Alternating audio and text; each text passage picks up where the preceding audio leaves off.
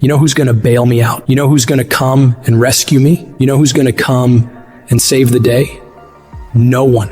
I don't have backup. Nobody's coming. Nobody's coming to tell me to turn the TV off.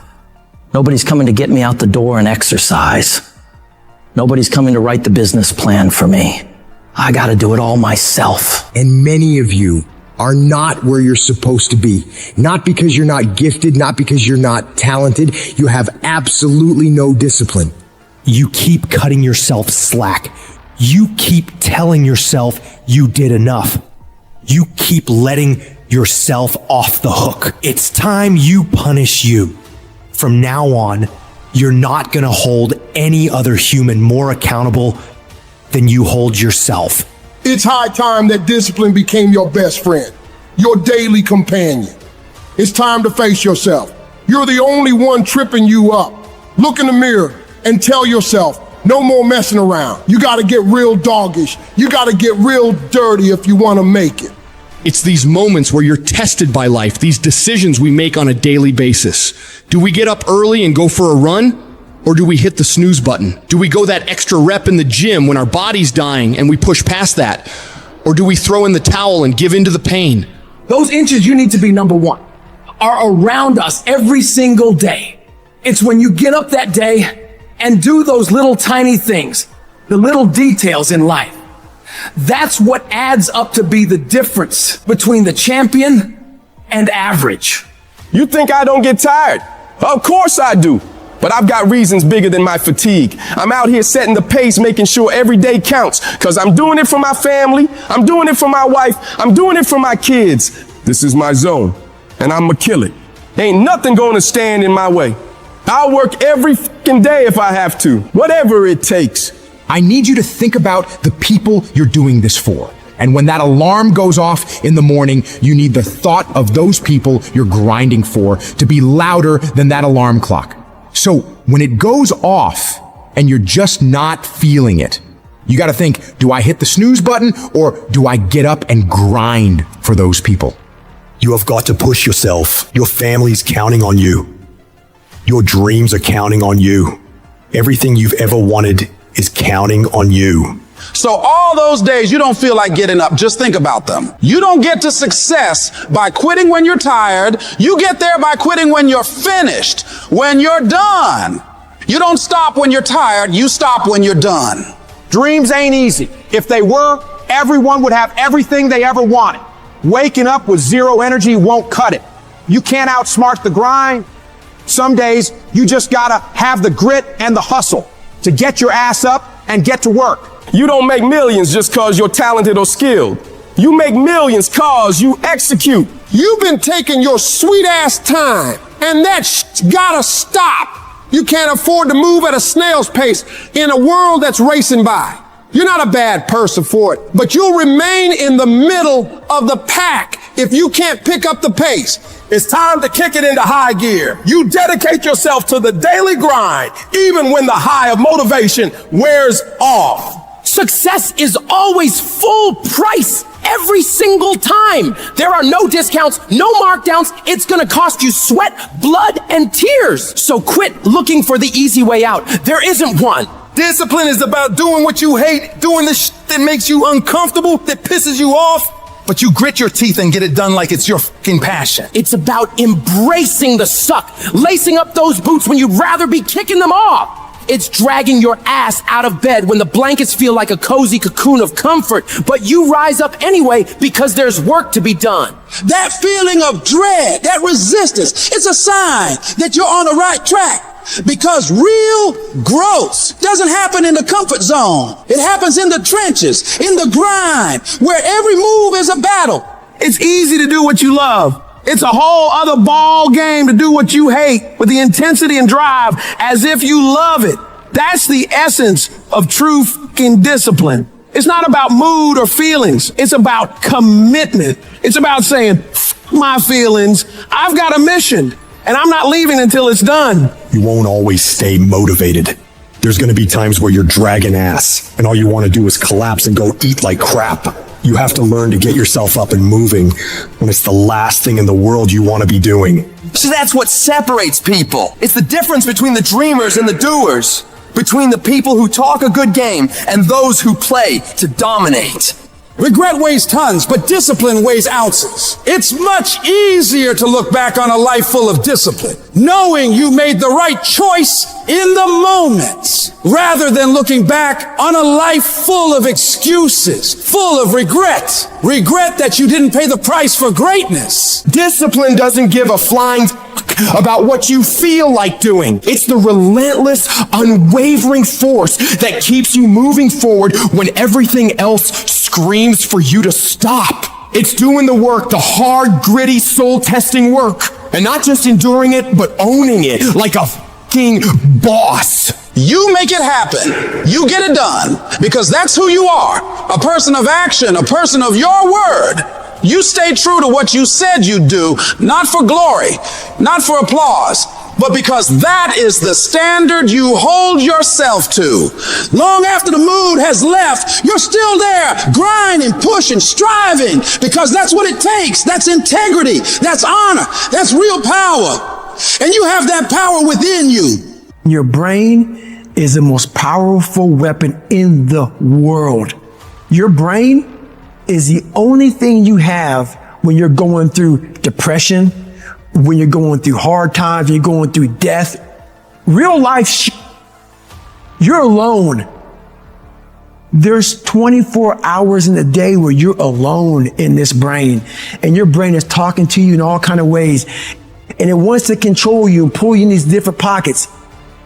If you can't control your own brain and your brain controls you, you got to tell your brain where you want to go and how you want to go and how you want to get there. You got to control it. If not, it's over. Where are the warriors that say, I'm going to make a decision and I'm keeping it? And regardless of how you feel about it, it doesn't matter if the world is crumbling or down around you. It doesn't matter what's happening. Just do the thing every single day, whether you feel like it or not. Oh, I don't feel so good today. Get your lazy, sick ass up out of bed. Your only commitment is to the activity, not to the grand scheme, not to the big picture, not to the implications of what it is that you're doing. It's to do the thing. Habits are the building blocks of our lives. It's what you can do every single day that matters more than anything. Devote yourself to something bigger. Be decisive about what you're going to do. Say, I'm going to do it, and that's it. And then be disciplined about getting it done every single day, whether you feel like it or not.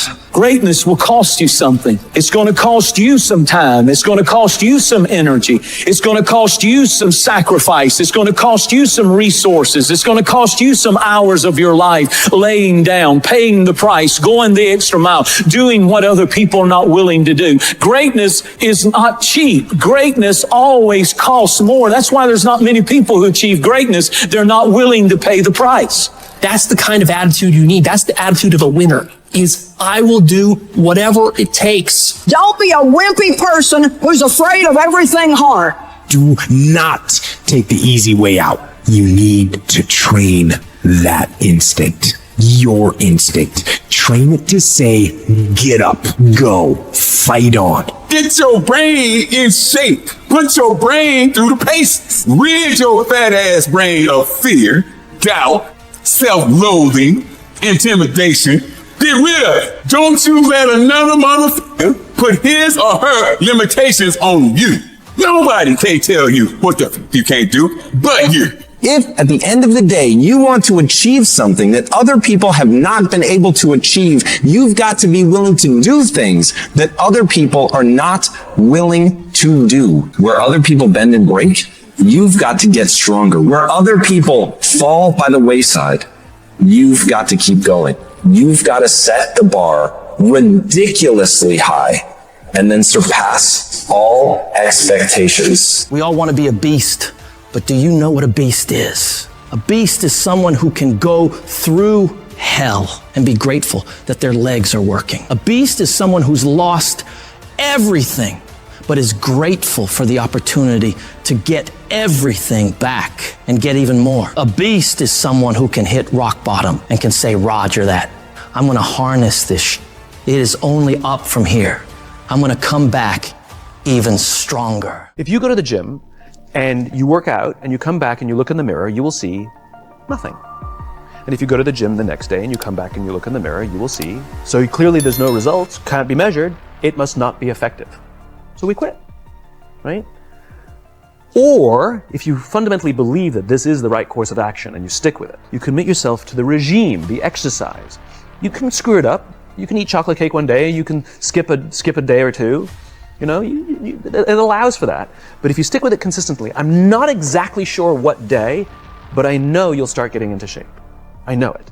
It's not about intensity, it's about consistency, right? You go to the dentist twice a year, your teeth will fall out. You have to brush your teeth every day for 2 minutes. What does brushing your teeth twice a day for 2 minutes do?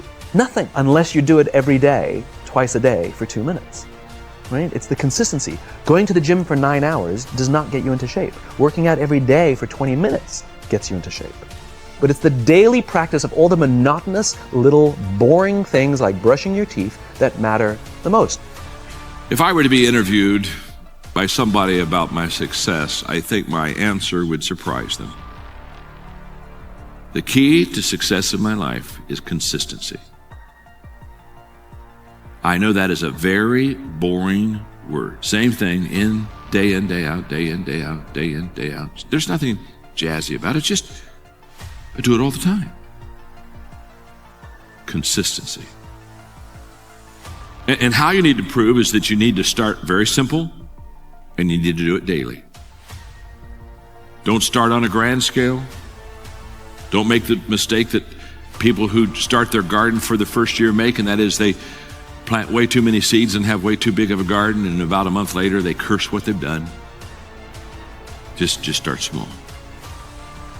The law of consistency says motivation gets you going, discipline keeps you growing. Growth in life requires consistency. It's underrated. It's not celebrated. A lifestyle of consistency may not get Instagram popularity, but you best believe that consistency has an immense amount of power.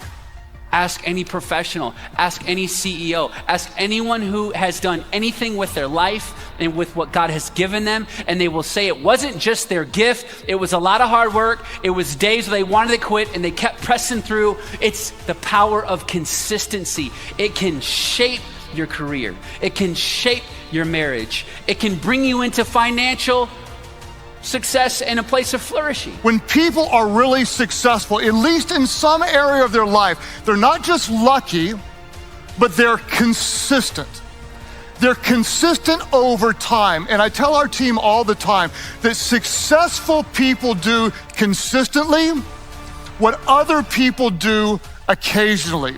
Let me say that again. In some area of life, there's consistency, there's persistence, there's patience, because successful people tend to do consistently what other people do occasionally. I just want to say humbly that the life that you want, whatever it is, in your finances, in your friendships, in your ministry, with your children, with business, whatever it is, it's never the result of a few lucky decisions, but is always a result of countless, consistent, seemingly small decisions done over time. I always tell myself, it's the small things that no one sees that lead to the big results everyone wants. It's consistency and faithfulness in the small things over time.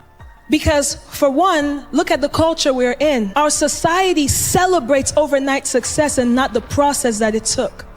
We don't celebrate the fact that it took someone 20 years to become an overnight success, but we celebrate the moment of, wow, where did they come from? Look at that. They went viral. And now we build our whole lives on going viral. That's not how it works. Consistency. There was consistent effort That you see, consistency, the fruit of consistency is not immediate. It's not the moment you become consistent. It's like, after 7 days or 7 months, you may not see results. It's not immediate. And oftentimes we are pulling strength from results. And it's normal, right? When you have results, you find yourself motivated. When you see the results of your hard work, you're like, oh God, this was awesome. Let's keep going. But when you're in the stage where no one sees the work you're doing, where it's almost like writing a script, we are excited about the movie when we watch it, but we don't understand what it took to actually put the script together. And so when we don't see results, we sometimes find ourselves losing courage. We find ourselves in this place of being discouraged. We've been plagued by this idea of overnight success. It's not real, family. It takes hard work, it takes effort, it takes consistency. We have to get to the place that we are lovers of process and not moments. Because moments come and moments go. You have to be a lover of process and not just waiting for a moment. And that is why the scripture tells us in Galatians, it says, in due season you would reap if you do not lose heart, because the end of faith is manifestation. And so get consistent, family. It is the place of your power. It is the thing that will lead you to what you actually desire, but you need to you need to have accountability in your life. The problem, and you know this, at some level, you feel it, that when you do the small right things or don't do the small wrong things, a lot of times you don't see very fast results. You're trying, but you don't see a lot of immediate life change. So if you're like me or a lot of people, you tend to get frustrated, you get discouraged, and you often feel like quitting. Don't give up. And here is probably the most important thing we'll say all day, the big principle: if you don't like what you're reaping, change what you're sowing. If you don't like the harvest, change the seed. If you don't like what you're reaping, change what you're sowing. It's not what we do occasionally that makes the difference. It's what we do consistently. If you don't like what you're reaping, change what you're sowing. But you will reap a harvest if you do not give up. I see so many people that quit, and I don't look down on them, but they allow discouragement to rule them instead of letting God rule them. Much blessing comes to people who simply refuse to quit. Oh, those people see blessing that other people don't see. And this is what God is saying to us. He wants us to be consistent. He wants us to experience the benefits of consistency, the benefits of diligence. Let's get the godly routines in our lives, and then let's stick with them. There's a little thing that I like to say, just keep on keeping on. When you feel like you can't take one more step, just go ahead and take one more step, and then one more step after that. And I can promise you that no matter what kind of a problem you have, if you will make that decision, I am never going to give up. Many people, they face a day or a bad season or a setback, or they're not seeing things that they hope to see when they hope to see them, and so they give up. And you began to be you didn't remain steadfast, remain consistent. But there's not a lot of things that grow on the hilltop, but there is a lot of things that grow in the valleys. And in your life, you might be in a valley tonight, and I just want to encourage you to be consistent with your faith. Be a person that chooses in these moments to step back, pull back, and see the big picture.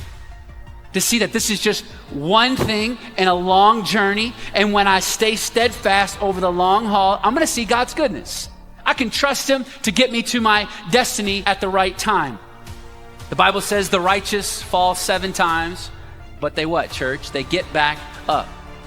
Reaching your destiny is gonna require you consistently getting back up.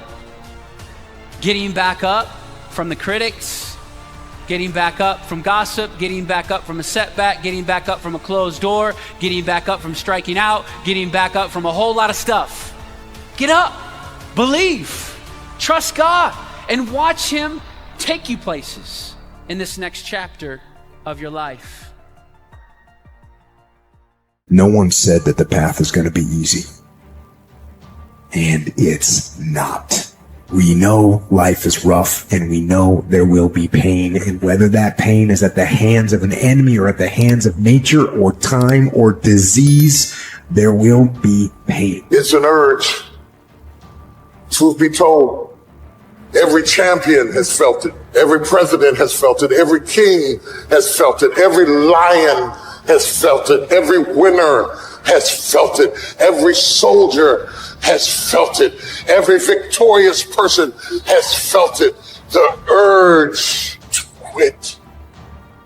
Often when people are embittered and resentful and feel like they're victims, it's because really awful things have happened to them. Now, not always, but often. And so then the question is, well, if you're in a situation and something really awful is happened to you or has happened to you, then, well, why shouldn't you feel like a victim? And is there a better alternative? Thousands have come before you and they did just fine. So quit your complaining. And it's not because you have nothing to complain about. That's not the case. It's that that's not the right approach. The fact is, and this is such an optimistic fact, as well as a judgment in some sense, the fact is that if someone else can do it, so can you.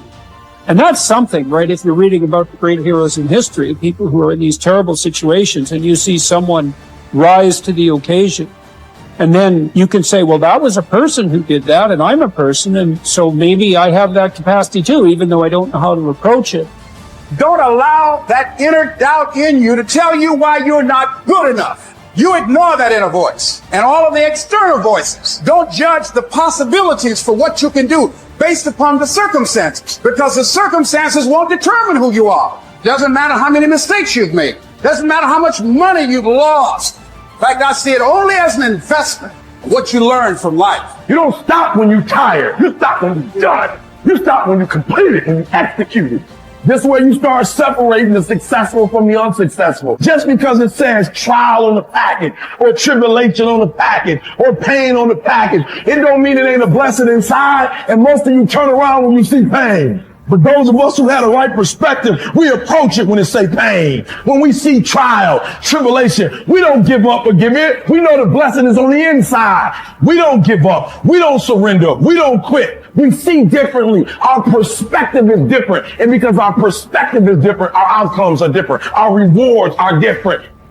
If you haven't learned something from periods of suffering, if you haven't wrung the juices of your own pain and drank them for your own nourishment, you have wasted your experience and missed the chance to expand capacity for being stronger the next time that these seasons arrive at your door. My mental outcomes were a consequence of my habits, and my habits were a consequence of my choices. It is true that character is to some extent innate. Our genetic makeup imbues in us certain proclivities. But it is as true that character is mostly a consequence of choices. We all make them, and we should make them deliberately with the knowledge that these choices are part of our responsibility toward a purpose other than our own selfish aim. That responsibility is to your family, friends, community, and country. You have purpose in this life. God has you here for a reason. You may not know it, but He does. Your job is to find it. No one else can. You need to understand that your purpose may be great in the eyes of the world, or it may be commonplace and seemingly small. Your purpose might be your family, your children. Your purpose might be tutoring a child and changing their life. Your purpose might be the business you started. Your purpose might be cleaning up your block. Your purpose might be in the help you give others. Your purpose might be in the example you set.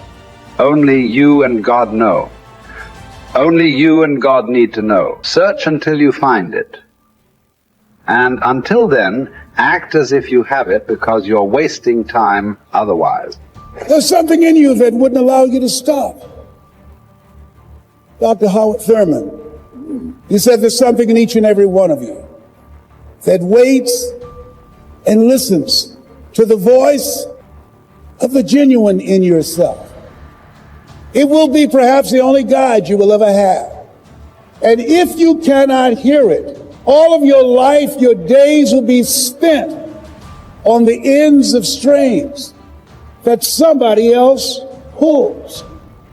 And I say to you, the reason you showed up, even though you couldn't afford to be here, the reason you drove hundreds of miles, flew around the world, there's something in you, in your heart of hearts, that said, I'm not going to let anybody pull my strings. That said, I'm going to control my own personal economy. That said, I've got a dream I want to achieve. I want my children to have a choice of the kind of education that they want. That said, I am the captain of my ship. That said, I'm going to control my destiny. And whatever it takes, I'm willing to do the work. 1961, President John F. Kennedy had a decision to make. The decision was whether or not to call a news conference and tell the world the United States was going to go to the moon. And I submit to you that the decision to do that is very risky. And what governed his thinking is what governed your thinking when you decided, I'm going to do this. See, the technology did not exist. The answer of what will it take did not exist. No one had ever done it before. But he made a decision. He looked at Werner von Braun, the most brilliant scientist of that day. And he said, Werner, what will it take for us to go to the moon? And he spoke 5 words. And those 5 words, I think, is what governs most entrepreneurs. Those 5 words, I think, is what give people like you the courage to pursue their dreams. Those 5 words is what I think people who are pioneers, people who are breaking new ground, make decisions on. He said, what will it take for us to go to the moon? And the response was, the will to do it. As you look at yourself, as you look at your business, what will it take for you to increase your business? The will to do it.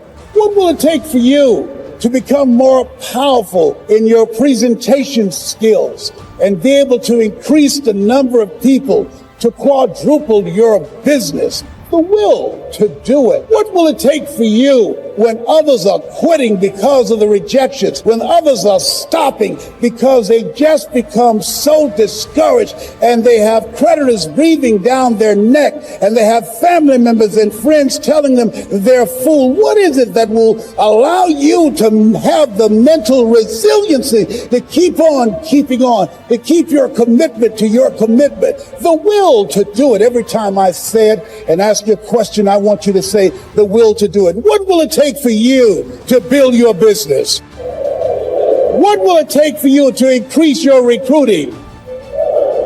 What will it take for you to bring out the greatness in you and to make your mark? What will it take for you to become a high achiever and to bring out the billionaire in you? Shake someone's hand on your right and left and say, I've got the will. I've got the will. You're going to have sometimes low moments when you won't want to get out of bed. You just want to stay there. At times you won't want to come out the house. It's hard living. Life is hard. It's hard handling just the tragedies of life. It's hard. When you're working on something and you put everything you have in it, and it doesn't work out, you lose your money and other people's money. It's hard. You will go through things, and while you're going through them, you can't understand why it's happening to you. See, the point is, you don't know how much future you've got. What's gone is gone. There's absolutely nothing you can do about it. Some of you have had divorces. Some of you have probably had bankruptcies. Some of you have had terrible things happen in the past, but what's gone is gone. It's in the past. And to spend your time focusing on the past is to spend the only thing that you've got, and that's what's right here, right now, because the sand never stops running. This is all we've got. And to spend your time now thinking of what happened there is making absolute certain that the future is going to be the same as the past. I don't suppose many of us spend a lot of time thinking about that. A lot of us spend a lot of time making that error. Now you can either accept that or you can get to work. That's all it is. You just begin. You do the math. You solve one problem and you solve the next one. Whatever drama you may be dealing with, this is not the end of you.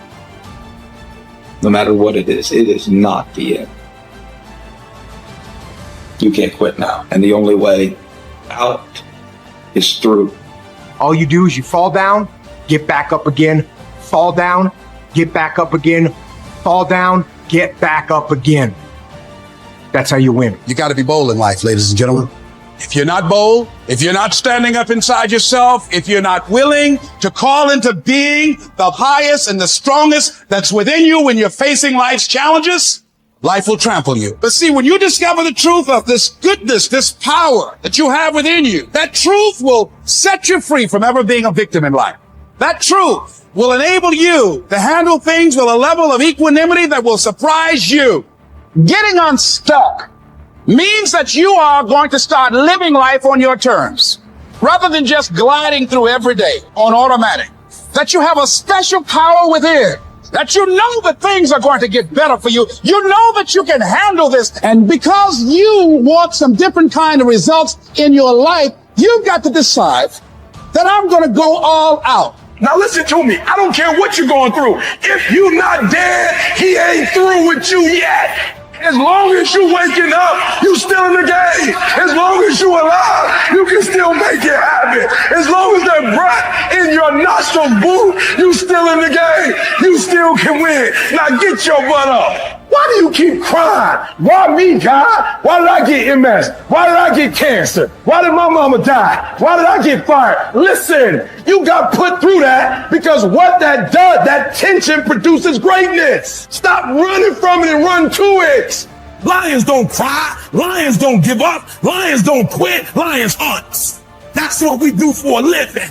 We turn tragedy into triumphs. You'll never obtain any substantial measure of material wealth if you insist upon living your life as if you are looking back through your rearview mirror on your automobile.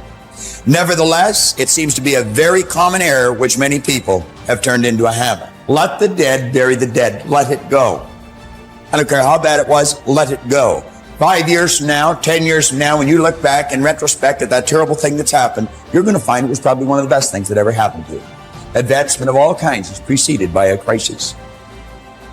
The greater the crisis, the greater the opportunity for advancement.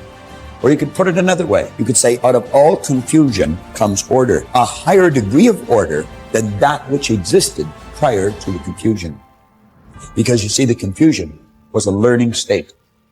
Remember, I was pointing out that business is fun. It really is. I see business as a game. It's a game we're playing, and we play to win. And when we're winning, we're having fun. And when we're losing, we're learning. Let's treat both of the experiences exactly the same. They're learning experiences. Now we say, remember the old adage which says, let the dead bury the dead. Stop looking back on your life and worrying about the things which have already occurred and which you can no longer alter. That's like trying to change the time you got out of bed this morning. You're never going to be able to do it. That stands for eternity. You cannot go back and change it, since you cannot let it go. Pursuing that kind of mental activity will never lead to anything worthwhile, any worthwhile accomplishment in your life. You should understand, moreover, that all accomplishments in your life, you should understand, moreover, that all of the great achievers of the past have been visionary figures. They did with their life what, like Scott was saying, he does with his music. He heard it in here. They see their life in here. They're building visions of a great future. We've got a vision of a great company. We've already got a great company. We want a better one. We serve a lot of people. We want to serve more. And as we do, we receive greater rewards. Because when we receive greater rewards, we become more comfortable, more creative, and we can provide more service. It's a beautiful cycle that we're in. Looking into the past is a self-doom fulfilling cycle. You just keep getting it worse, worse, worse.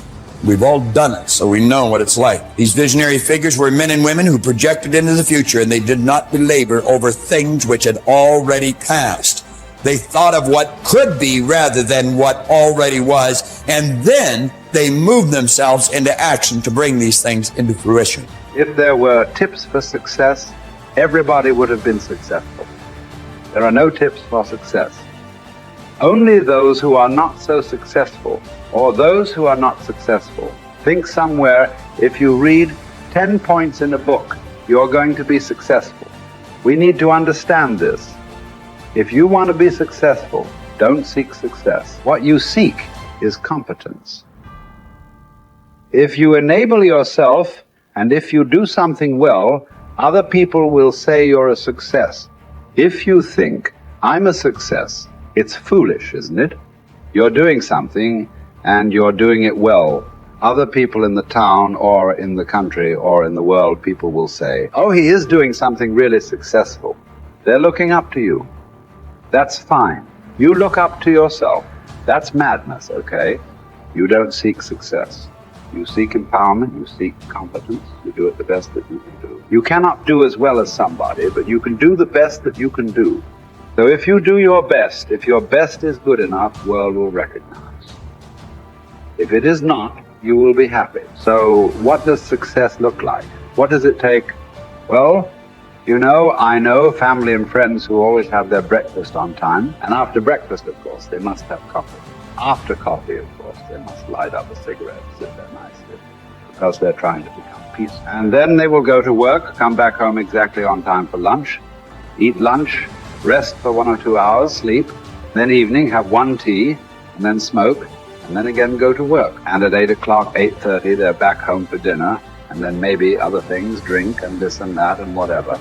But those who have been very successful, either in music, sport, art, business, spiritual process, doesn't matter what, those people never know when they ate, when they slept, when they got afternoon rest. So those who are committed to being successful with whatever they're doing, one important aspect of their life is they're not settling down wherever it's a bit comfortable, because comfort will happen when they lower you too in the grave. Very comfortable you are, you know. Right now it's about ensuring that there is profoundness of experience and there is impactfulness of activity. Because if they had given you a limitless amount of time, you could do all those things. Nothing wrong, I'm not against them. But they gave you such little time with such tremendous potential of being human. That's the problem. For every one of you, your life is precious, isn't it? It's a precious life. If something is precious, where do you want to invest this life? Because what you call as my life is just a certain amount of time and energy, isn't it? As you sit here, your life is ticking away, or no? What is ticking away is not time. What is ticking away is your life. So this energy that you call as my life, how are you going to invest it? Because if you're doing something truly worthwhile, it gets over before you know what happened. Only if you're doing something worthless, it feels like a long life. Have you noticed this? On a particular day when you're very happy, 24 hours, poof. It went off like that, like a moment. You are miserable, 24 hours feels like 10 years. Have you not noticed this? So, only miserable people will have a long life. Joyful people, life goes away like that as if it's a couple of days. It passes away like that if you are creating what you really care to create. So, one thing that every young person should do is, without the influence of the peers of your own age group, without the influence of your professors and your parents, without any kind of influence, somewhere you must stay by yourself at least for 2-3 days and look at it. What is it that I want to invest this precious life into? What is it that will be worthwhile today and worthwhile after 50 years for me to invest myself into? You invest your life into that, whatever it is, however small, big, it doesn't matter. If you see that this is something truly worthwhile and you invest your life in that, this will be a life of fulfillment. Tell me one thing, in your life that is great that came as a result of being comfortable? Most of us aren't defeated in one decisive battle. We are defeated one tiny, seemingly insignificant surrender at a time that chips away at who we should really be. It isn't that you wake up one day, decide, that's it, I'm going to be weak. No. It is a slow, incremental process. It chips away at our will. It chips away at our discipline. Move out of your comfort zone. It's the courage to move into your zone of discomfort where you feel awkward and clumsy and sometimes alone. The comfort zone is one of the greatest enemies of human potential and of your potential. The people that are really successful, they're not looking for comfort. They're looking for excitement. They're looking for potential. Give up this old idea, I just want to be comfortable. Quit lying to yourself. You know you seek more than comfort. So understand that when you're trying to avoid the pain, when you're trying to avoid the struggle, when you're trying to avoid the hard things in life, you are actively choosing to be average. Start putting some pressure on. Put some pressure on yourself. Get out here and get about it. Once you figure out that you're in a race amongst billions of people that live in this world, you're in a race by yourself. You have a purpose, and it's your purpose, not everybody else's purpose. It is your purpose and only your purpose, and it's your race. That means you are persistently bigger than your excuses. You are persistently bigger than feeling lazy. And you are persistently beating the feelings that typically stop you. Stop coming up with excuses. Don't give yourself permission to continue to live a small life.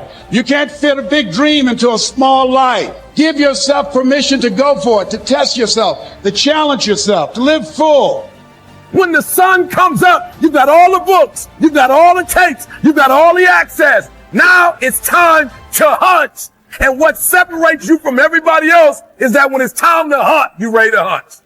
What I've come to appreciate when you're working on changing your life, changing some bad habit, getting out of addictive situations or relationships, or working to build a dream or making a difference in our society, it's hard.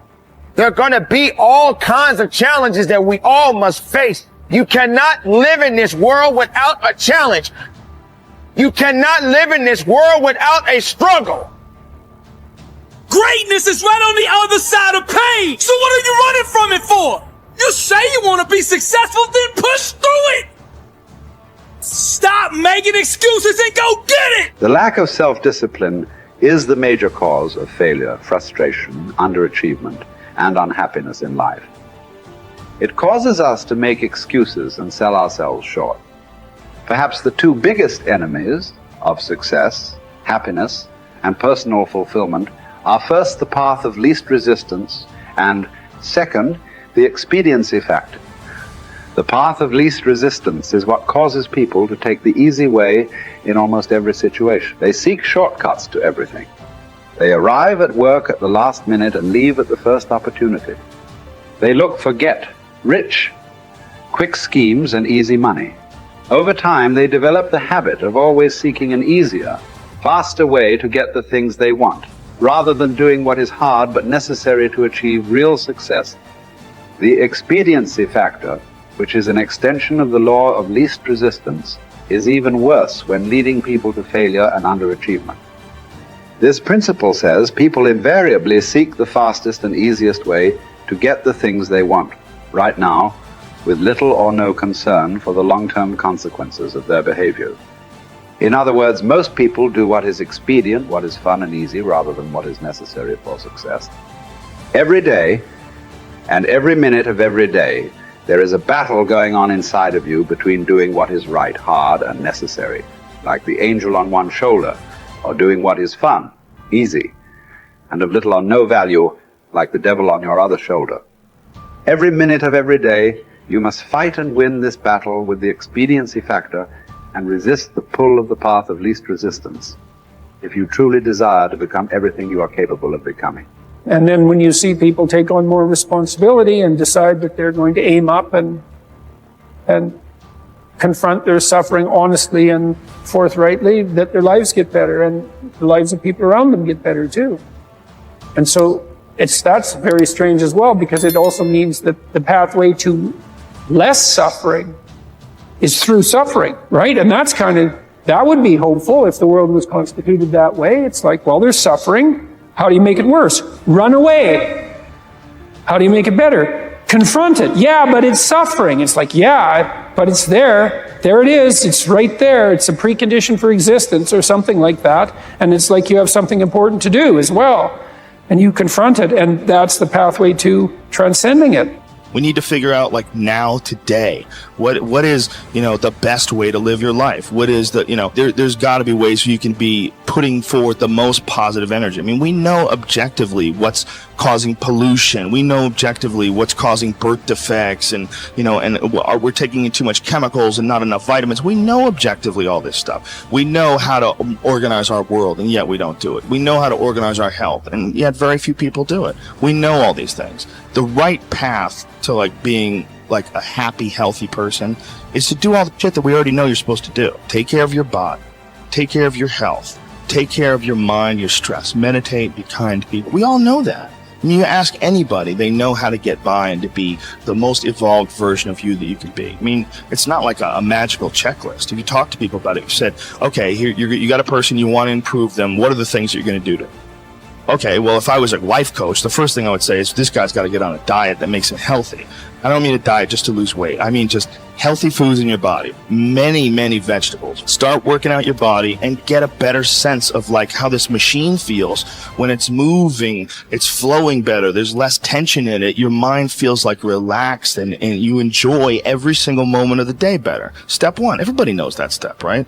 What's step 2? Be cool to people. Be nice to as many people as you can. Smile at as many people as you can. Have them smile back at you. Tip well when you go to restaurants. Just do the most you can. Be as nice as you can and just still manage to not have people walk all over you. Just get through this life as nice as you can. The average human is capable of unbelievable improvement. That's the thing that's my superpower. I don't think I'm special.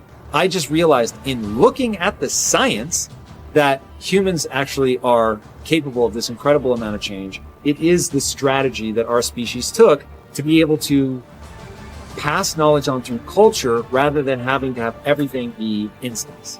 And in having that layer where we can drink in the culture and read books and learn from other people. And, even now we're all learning from things that people thought thousands of years ago and wrote down. It's insane. It travels through to you, and all of that wisdom stored in culture, so that as your parents are teaching you things, they're actually encapsulating a ton of the wisdom that is endured, whether it's endured from religion or books or whatever. You're bathed in a culture that is giving you all of this incredible information. And so recognizing how powerful and potent that is incredibly meaningful. But you have to understand that you have to allow yourself to believe that you can learn from that culture in the same way that everybody else can. And that's what you're designed to do. Now, for me, that completely gave me the confidence, and I put confidence in air quotes because it's not like I believe something specific about myself. I just believed that the human animal is capable of this extraordinary change. And so now I just needed to point myself in that direction. Now, this is the key. Once I realized that I could get better at anything, it dawned on me that how I spend my time is a spiritual consideration. And I didn't want to die with potential that I failed to turn into skill set. That, to me, that speaks to me. How much of my potential can I actually turn into skill set and get good at this stuff and push and grow and improve? That to me is just this incredibly intoxicating. So, for me, the discipline, the confidence, all of that comes from recognizing the human animal. Nothing special about me. The human animal is capable of extraordinary change. We're going to have to put time in the regime doing it, but I'm capable of getting this changed. Therefore, I can do anything I set my mind to. Therefore, it really matters what I choose to spend my time on. Therefore, I want to put structure and discipline in my life so that I can move forward on things that excite me, that matter to me, because I really can have this big, crazy dream that I'm thinking of. So my discipline is really born of my desire to have that thing, coupled with my belief that I can actually get there. Desire and belief.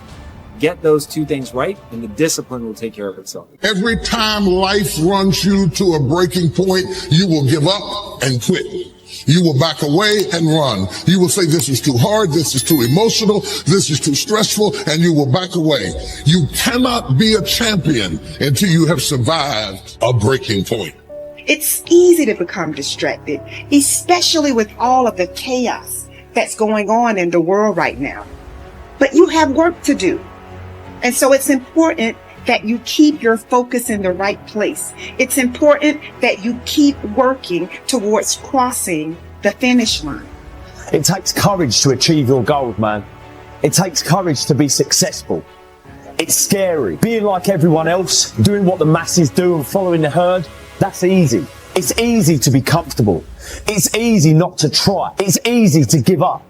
It's easy to stand on a sideline and watch while other people with courage go out and get all this for themselves that you want for yourself. Courageous people are those who have a dream and set a goal. They make a plan and they take the first step with no assurances and no guarantees that their efforts will result in success. But adversity isn't something to fear. It's something to expect, something to prepare for, and something to overcome. The truly courageous person is not immune to fear, but it plays a different role in his or her life than it does for other people.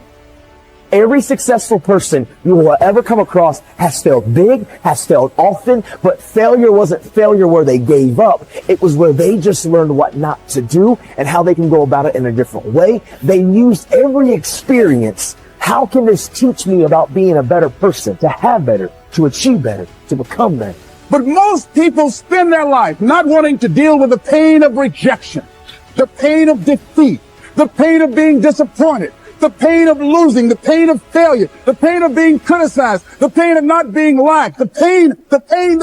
That's called life. Don't react against a bad situation. Merge with that situation instead.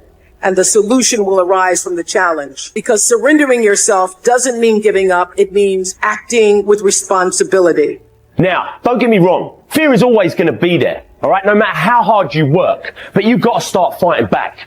You've got to start training your mind to beat fear down when it pipes up and tells you these lies. If you want it, then go and get it. Don't wait till everything is perfect, because it's never going to be perfect. Your greatness will never be perfect. Some of the greatest minds, the greatest thinkers, the greatest innovators were looked at as crazy. They weren't ready for their greatness. They just took a leap of faith. Jump and grow wings on your way down. We're built for struggle, us human beings. You're not after the bubbles of bliss that Dostoevsky described in Notes from Underground. We're built to contend with the world. We're built to contend with reality. You want a challenge, and the best way that you can take on a challenge, because a challenge fortifies you. So you don't want to be secure, you want to be strong. And you get strong by taking on optimal challenges. And so you lay out your destiny in the world, and you take the slings and arrows of fate, and you make yourself stronger while you're doing so. And you might fail, and fortune might do you in, but it's your best bet. And, people have extracted unbelievable successes out of catastrophic failures. And I'm not saying that in a naive way. I know perfectly well what happens to people. You're doing fine in life, and then you get cancer, and then 6 months later you're dead. And all the heroism in the world isn't going to save you at that point. But that's not the point. That's not the point. Life is bounded by mortality. But that doesn't mean that you don't get out there and contend, and you develop by contending, and you minimize the net amount of suffering in the world. And that's something, man. That's something to do. So occasionally, and this is true for everybody, if you live long enough, life will come for you at some point, right? Like something's going to happen. So occasionally life will stress you. But when life doesn't challenge you, I think it's important to challenge yourself, because otherwise you're just living in this optimal environment, air conditioning, and everything else is super easy. You can get all the information in the world at your fingertips. You never have to if you think about how crazy just eating is in the modern world. So previously, when we lived in tribes, you had to expend energy to get calories. At a minimum, you were foraging for berries, but otherwise you probably had to run something down and kill it, or part of a group hunt, or all kinds of other things. Now, you can get calories without expending any. All you have to do is just tap Uber Eats on your phone or something, and it'll show up at your door, and you can just sit on the couch, which is of course, like a recipe for poor health, but also just the game has completely changed now. We've transcended a lot of our evolutionary programming and natural situations. And so you need to be careful about designing that to serve you rather than to work against you, because it can very easily nudge you in the other direction. Dare to go forward. Winston Churchill once said, courage is rightly considered the foremost of the virtues because upon it all others depend. Courage is the chief distinguishing characteristic of the true leader. It is almost always visible in the leader's words and actions. It is absolutely indispensable for success, happiness, and the ability to motivate other people to be the best they can be. Follow through on your vision. In a way, it is easy to develop a big vision for yourself and for the person you want to be. It is easy to commit yourself to living with complete integrity, but it requires incredible courage to follow through on your vision and on your commitments. You see, as soon as you set a high goal or standard for yourself, you will run into all kinds of difficulties and setbacks. Refuse to compromise. You will be surrounded by temptations to compromise your values and your vision. You will feel an almost irresistible urge to get along by going along. Your desire to earn the respect and cooperation of others can easily lead to the abandonment of your principles. And here is where courage comes in. Stick to your principles. Courage combined with integrity is the foundation of character. The first form of courage is your ability to stick to your principles, to stand for what you believe in and to refuse to budge unless you feel right about the alternative. Courage is also the ability to step out in faith, to launch out into the unknown, and then to face the inevitable doubt and uncertainty that accompany every new venture. Avoid the comfort zone. Most people are seduced by the lure of the comfort zone. This can be likened to going out of a warm house on a cold, windy morning. The average person, when he feels the storm swirling outside his comfort zone, rushes back inside where it's nice and warm. But not the true leader. The true leader has the courage to step away from the familiar and comfortable and to face the unknown with no guarantees of success. It is this ability to boldly go where no man has gone before that distinguishes you as a leader from the average person. This is the example that you must set if you are to rise above the average. It is this example that inspires and motivates other people to rise above their previous levels of accomplishment as well. First of all, you have to remind yourself that it's okay to feel the way you feel when you're going through a difficult time. It's okay to feel weak. It's okay to want to cry. It's okay to feel overwhelmed. Just reminding yourself that it's okay. This is my number one way of how to find strength in difficult times, is reminding yourself the way you feel is okay. To honor that feeling, to accept that feeling, to actually be okay with that, what we see or what we perceive to be a weakness, or what we perceive to let us down, or what we perceive is a sign of, instability or insecurity. We can remind ourselves that when things are tough, it's okay to feel that way. There's nothing wrong with that. Any difficulty I go to, I look to moments in history where people have endured the same pain, if not more extreme, and analyze, absorb, and connect with how they got through it. I like to see what they were thinking. I like to see what they did. I like to see how they structured themselves. I like to look at how they organized. I like to look at who they were speaking to. I like to look at what was going through their mind at that time, because you've got to remember that any challenge we're facing today, we've faced it before as humanity, right? Beyond ethnicity, beyond color, race, creed, beyond background, beyond all walks of life, as human beings, we've been through challenges before, and we've got through them. You need the courage to risk failure. You need the courage to endure constant setbacks, disappointments, and temporary defeats. You need to learn to deal with failure by realizing that it is an indispensable prerequisite for success. You need the courage to treat failure as an opportunity to more intelligently begin again. You need to overcome the fear of failure by doing the things you fear over and over again. And then by resolving to bounce rather than break when things don't work out. You need the courage to turn toward danger continuously. Identify all the fear situations in your life that cause you stress or anxiety today. Decide what the worst possible outcome of each of these situations might be. Resolve to accept the worst, should it occur. And then take action to resolve each of those situations. Refuse to allow a fear situation to remain in your life, dominating your thinking and emotions and holding you back. You need the courage to be willing to make mistakes and learn from them. All peak performers continually make decisions, make mistakes, learn from them, self-correct, and carry on. I have always had the deep understanding for myself that if anything was going to move forward in my life, that I was going to have to be responsible for making that happen. I know that to be true now and can articulate it as you are responsible for your life. And if you're sitting around waiting on somebody to save you, to fix you, to even help you, you are wasting your time, because only you have the power to take responsibility to move your life forward. And the sooner you get that, the sooner your life gets into gear. This is what I know from doing 25 years and thousands of interviews on the Oprah Show. It does not matter where you come from. I have seen people come out of the desert, walk across the desert, being born in the most dire of circumstances. Doesn't matter what your mama did, whether she did or had a PhD or no D. What matters is now, this moment, and your willingness to forgive the past, take responsibility, and move forward. You need activation energy to start the change. That's the key to creating any kind of change.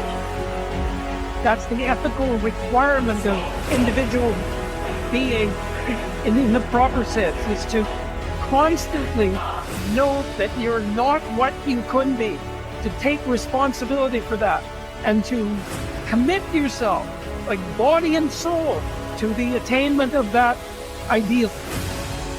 You think about the times when you're at peace with yourself with regards to how you're conducting yourself in the world. It's almost always conditions under which you adopt the responsibility. The most guilt I think that you can experience is the sure knowledge that you're not even taking care of yourself, so that you're leaving that responsibility to others. There is no capability difference between you and someone you consider to be an ultimate role model of success. The only difference is they've learned to use their mind and body with more power on a consistent basis. They've learned to manage their state. They've learned to use their body effectively. Whether they know it or not consciously doesn't matter. And they've learned to control their mental focus. Remember, whatever we concentrate our focus on consistently and strive to learn from it and make new distinctions about it, we will get great at it. I need you to evaluate yourself and ask yourself a question. How are you wired? When you hear the word no, does it when you have a trial or a tribulation, how are you wired? You hold on to it, you recycle it. Do you realize that every day you thought you wasn't gonna make it? Do you remember them days when you thought it was absolutely unbearable and you thought you wasn't gonna endure that one? Do you know that your survival rate for every last one of them bad days is 100%? You survived every hater, you survived all the evictions, you survived the firings, you survived all the trouble you ever been in. Your survival rate is 100%. One of the things you gotta understand, my friend, is that you're supposed to fail. You're supposed to fail because failure is the stepping stone to success. It's not just cliche. Failure is an experience that lends to wisdom that ultimately makes you a stronger version of yourself. Like, until I make my dreams become a reality, I'm not quitting. I don't care how much money I have to invest. I'm going to continue to do this until I become successful. All right? I've got a rule called the show up rule. All right? Somebody said you can pretend that you care, but you can't pretend that you're there. The only way you can be there is to show up. And what I'm asking you to do for me, you will never be a failure if you show up every single day. Every single day when I come, I show up and I let failure know. Failure's not an option. So what, it takes 12 years to get a port. Failure's not an option. Failure is not an option. You can't even let it sink into your brain. It's not even a second. You have to know that this thing is going to work. come hell or high water, whatever it is that I set out to do, it may not happen in 6 months, it may not happen in a year, it may not happen in 2 years, but at some point, my dream is going to become a reality. Concentrate every minute like a Roman, like a man, on doing what's in front of you with precise and genuine seriousness, tenderly, willingly, with justice. And on freeing yourself from all other distractions. Yes, you can, if you do everything as if it were the last thing you were doing in your life, and stop being aimless, stop letting your emotions override what your mind tells you, stop being hypocritical, self-centered, irritable. You see how few things you have to do to live a satisfying and reverent life. If you can manage this, that's all even the gods can ask of you. Do not disturb yourself by picturing your life as a whole. Do not assemble in your mind the many and varied troubles which have come to you in the past and will come again in the future, but ask yourself with regard to every present difficulty, what is there innerable and beyond? Endurance. You would be ashamed to confess it.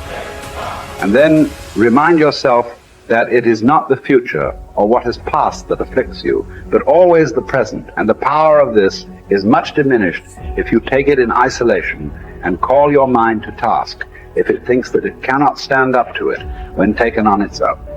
Think of your many years of procrastination, how the gods have repeatedly granted you further periods of grace, of which you have taken no advantage.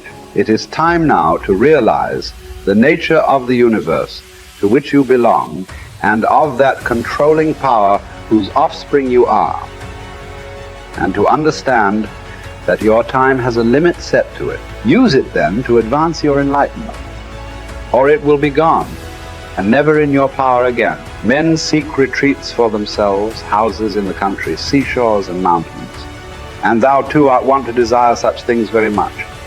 But this is altogether a mark of the most common sort of men, for it is in thy power whenever thou shalt choose to retire into thyself.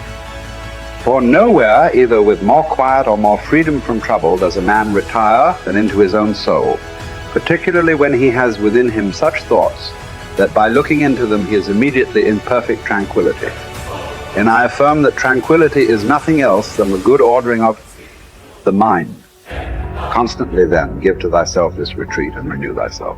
And let thy principles be brief and fundamental, which as soon as thou shalt recur to them will be sufficient to cleanse the soul completely, and to send thee back free from all discontent with the things to which thou returnest. For with what art thou discontented? With the badness of men? Recall to thy mind this conclusion, that rational animals exist for one another, and that to endure is a part of justice, and that men do wrong involuntarily. And consider how many already after mutual enmity, suspicion, hatred, and fighting have been stretched dead, reduced to ashes. And be quiet at last. But perhaps thou art dissatisfied with that which is assigned to thee out of the universe. Recall to thy recollection this alternative. Either there is providence or atoms, fortuitous concurrence of things, or remember the arguments by which it has been proved that the world is a kind of political community, and be quiet at last. But perhaps corporeal things will still fasten upon thee. Consider then further that the mind mingles not with the breath, whether moving gently or violently, when it has once drawn itself apart and discovered its own power. And think also of all that thou hast heard and assented to about pain and pleasure, and be quiet at last. But perhaps the desire of the thing called fame will torment thee. See how soon everything is forgotten, and look at the chaos of infinite time on each side of the present, and the emptiness of applause, and the changeableness and want of judgment in those who pretend to give praise, and the narrowness of the space within which it is circumscribed, and be quiet at last. For the whole earth is a point, and how small a nook in it is this thy dwelling, and how few are there in it, and what kind of people are they who will praise thee? Most people are waiting for their life to change so they can feel gratitude, to feel abundance, to feel whole. You know, that's the old model of cause and effect, you know. So if you're living with emptiness, you're living with lack, you're living with pain, most people have been conditioned that something out there has to take away this emptiness or feeling inside of them. But if you believe that you're creating your life and you're living by lack, well, lack isn't going to create abundance, right? So then it makes sense then that you don't really actually create wealth. You generate wealth. You generate abundance. So the moment you start teaching your body emotionally what that future is going to feel like before it's made manifest, well, your body, as the unconscious mind, believes it's living in that future in the present moment. Now, it's a scientific fact that it's the environment that signals the gene. The end product from an experience in the environment is an emotion. So when you begin to embrace an elevated emotion, you're beginning to signal the gene ahead of the environment. What's the importance of that? Well, genes make proteins,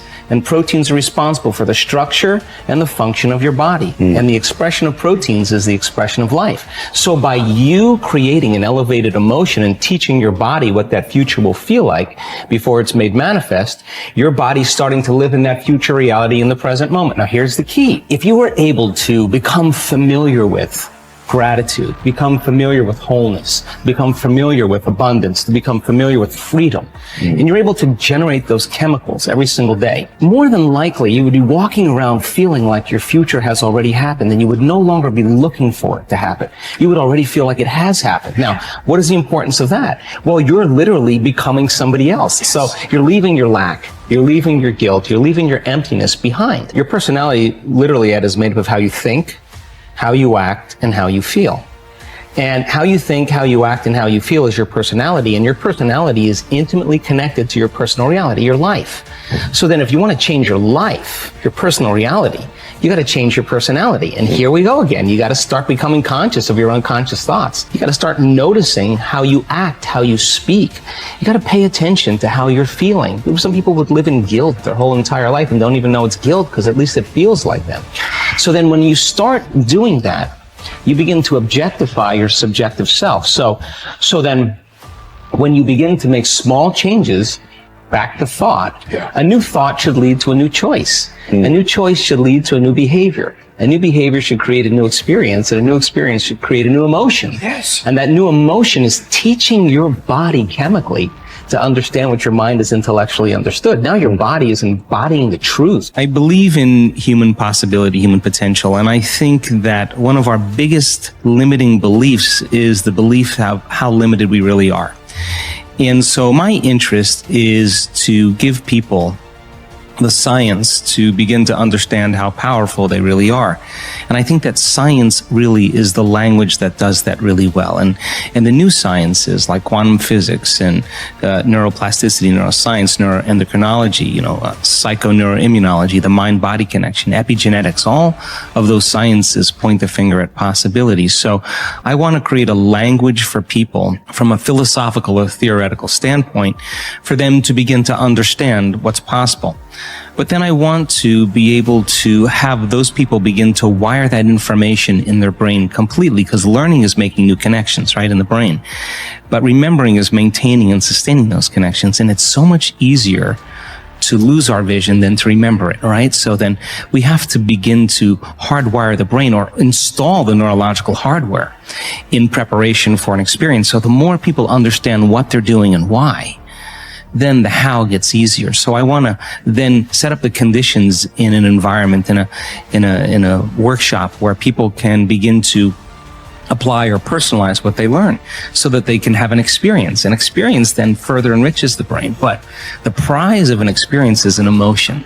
And once you start feeling unlimited, once you start feeling abundant, once you start feeling worthy, now you're teaching your body chemically to understand what your mind has intellectually understood. So knowledge is for the mind and experiences for the body, and people begin to embody the truth, that philosophy. Now, if they can repeat it over and over again, it'll become innate in them. It'll become natural, second nature. It'll become easy. They'll begin to master that philosophy. So I want people to begin to understand that thoughts are very powerful. Feelings drive our thoughts, and that they can begin to create a better life for themselves once they understand some of these principles. Your capability is constant, but how much of it you use depends upon the identity you have for yourself.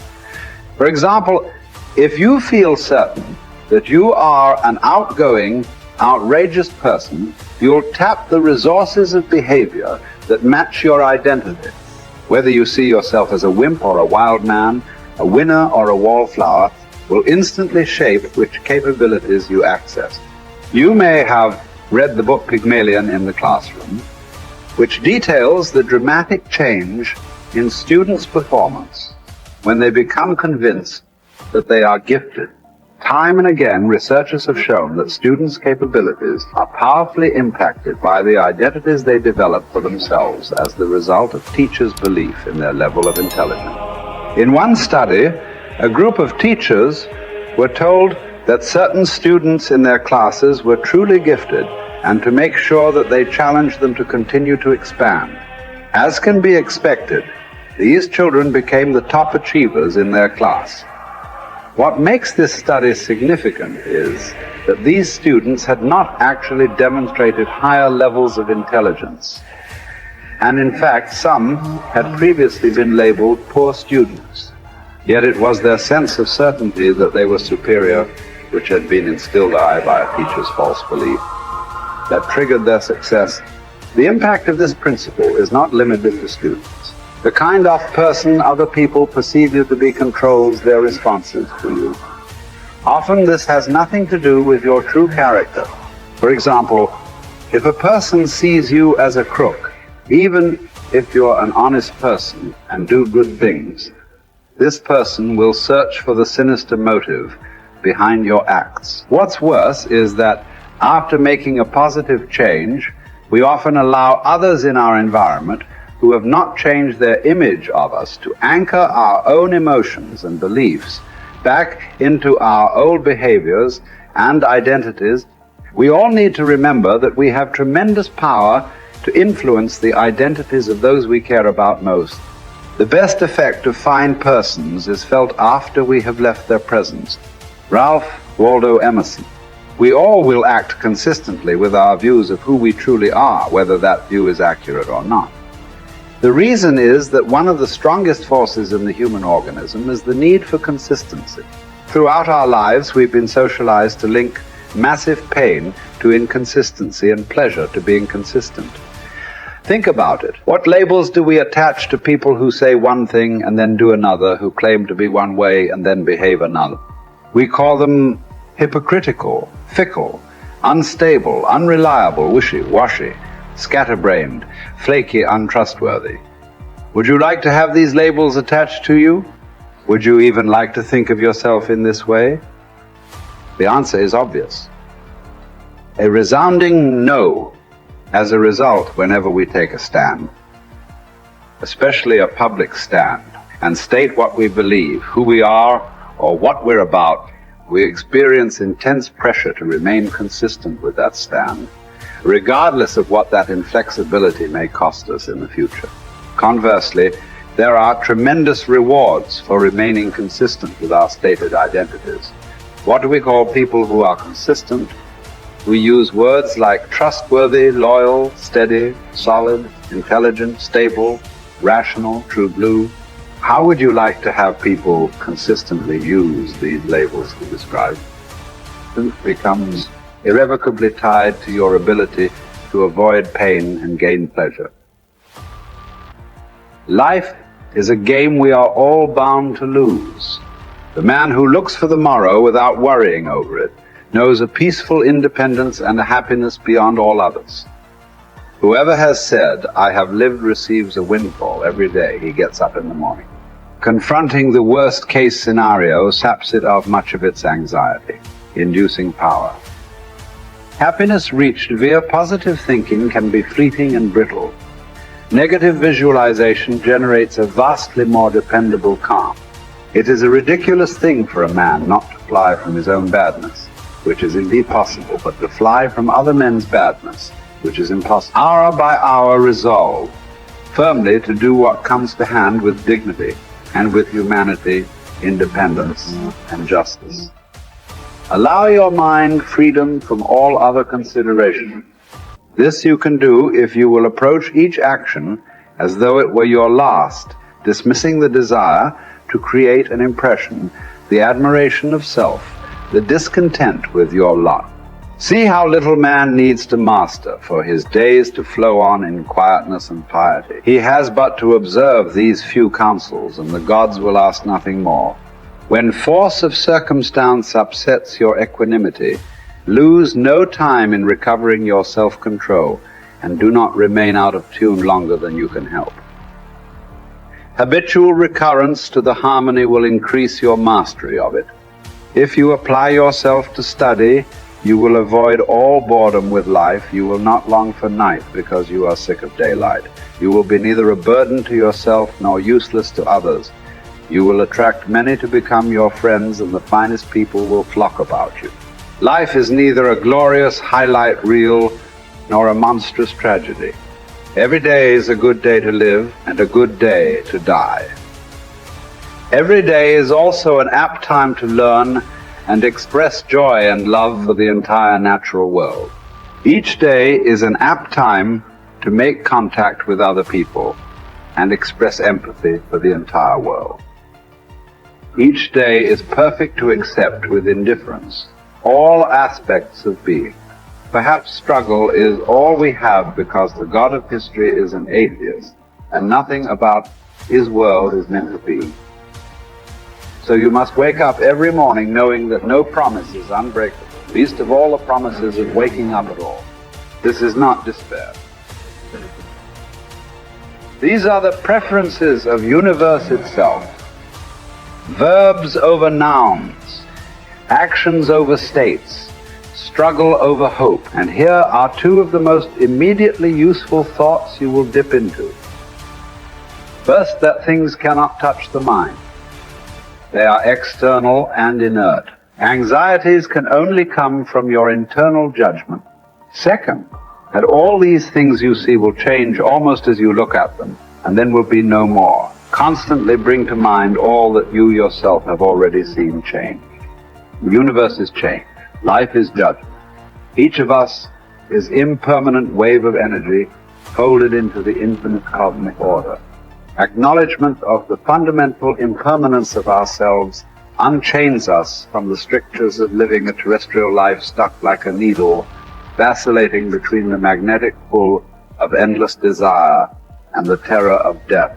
Once we achieve freedom from any craving and all desires, and we are relieved of all titanic fears, we release ourselves from living in perpetual distress. Once we rid ourselves from any impulse to exist, we discover our true place in the universal order. The composition of our life filament is exactly right when we accept the notion of living and dying with equal stoicism. You have the power to strip away many superfluous troubles located wholly in your judgment, and to possess a large room for yourself, embracing in thought the whole cosmos, to consider everlasting time, to think of the rapid change in the parts of each thing, of how short it is from birth until dissolution, and how the void before birth and that after dissolution are equal.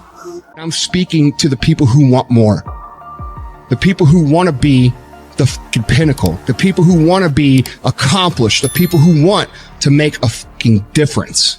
You guys are going to have to go all the fuck in. Make a 100% commitment to give the best effort you've ever given to outwork, out-improve, out-strategize, outlast like never before. One of the best quotes that I've ever read about it is that if you have real true freedom, you're never going to have equality of outcome. Because with real true freedom, you have the freedom to not engage. Well, look, if you look at a guy like Jeff Bezos, for instance, that Amazon guy is worth more money than anybody ever, right? That guy works all day. Yeah. I mean, he's a maniac. Oh, yeah. He's acquiring all these different companies, and everything he's doing is designed to succeed. Yeah. I mean, he's just Well, that's what fanatical Gates just about said, it. Yes. too, in a recent interview. And I know some guys that are, they're in approximately the same universe as those two, and they just work all the time. That's all all they do. the time. Yeah. And they don't just work. They work so efficiently and so effectively and make use of every second in ways you can't even imagine unless you're in that sort of position. So, and doing that doesn't mean that you will succeed, but not doing it certainly means that you will fail. Well, not doing it certainly means you will never achieve that level of success. Obsession is wanting something so bad that I go to bed with, I wake up to it, I make whatever sacrifice, I grind, I can't live without it. You gonna get anything, you will have to pay the price. There is a price tag to greatness. You will have to work for every single thing you get, and you gotta work every single day. You gotta wake up every day and work. We do not retreat. We do not give up. We do not surrender. And the reason why most of you are not successful is because every single time stuff not going your way, you give up, you quit, you let go, and people feel weakness. They feel it. You can feel when somebody's not committed, when they're not all in, when they're not dedicated. And there's another level you get to when you go all in. Look at your belief system every single day and stick with it. Don't rush the process. Trust the process. Don't rush the process. Trust the process. Don't rush the process. Trust the process. People who do stuff consistently and on time, they surpass people who talented and gifted. You should never be satisfied with what you got. You should double your business, triple it. If you accomplish something good with hard work, the labor passes quickly, but the good endures. If you do something shameful in pursuit of pleasure, the pleasure passes quickly, but the shame endures. So as you begin to look toward making this your decade, as you begin to look toward making your life different, as you begin to look at yourself, you've got to redefine yourself. Who are you right now? And who must you become in order to create what you want? What has to change about you? What is it that you're doing right now that would be a liability for you? As you begin to look toward the future and take inventory of yourself, what is it about you right now that you've got to leave this behind because this no longer fits? Looking at where you want to go and the kind of person that you must become, the kind of standards that you have for you. What is it that you must do differently? If you want to keep on getting what you're getting, keep on doing what you're doing. It makes sense unless you change your pattern, unless you change the way you're thinking, unless you change your behavior, you're going to continue to produce the results in your life. See, all of us are winners, but some of us are producing results that we don't want. And so all you have to do is look at your game plan, look at your strategy. How is it that you have been being? What is it that you've been doing to produce this? So you're the director, you're the producer, you're writing the script, you're the star of your life. And as you begin to look at your life, you can decide whether or not it's a smash or whether or not it's a flop. That's in your hands. Look at your life, look at where you want to go. Don't worry about your circumstances. Don't worry about your age. I have a friend who's up in age, over 70, and she wanted to build a multi-million-dollar complex. Her name is Dr. Johnny Coleman. Lenders and bankers say, you can't do that, you're too old. She ignored them. That building now stands, ladies and gentlemen, a multi-million-dollar structure. But there are a lot of people who would have listened to that. There are a lot of people that would not have even gotten to that point. They would have talked themselves out of even going down to the bank to ask for it because they've already said no to themselves. See, it's time now. If you want to make this your decade, you've got to start saying yes to your life. You've got to start saying yes to your dreams, yes to your unfolding future, yes to your potential, as opposed to saying no. See, 87% of our self-talk is negative. So you've got to make a conscious, deliberate, determined effort to say yes to your dreams. Why not? Why not me? Don't spend time like most people going through life complaining. Don't try and get on talk shows and tell everybody how life has done you wrong. Here's what's happening in the audience. 80% don't care. And 50% glad it's you.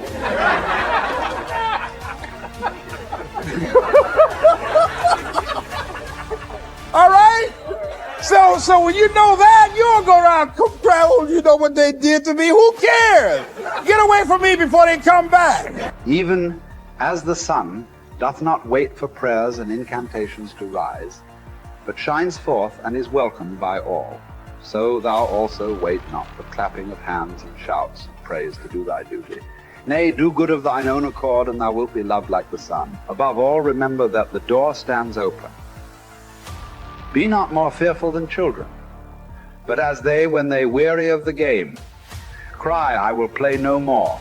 Even so, when thou art in the light case, cry, I will play no more, and depart. But if thou stayest, make no lamentation. If you choose, you are free.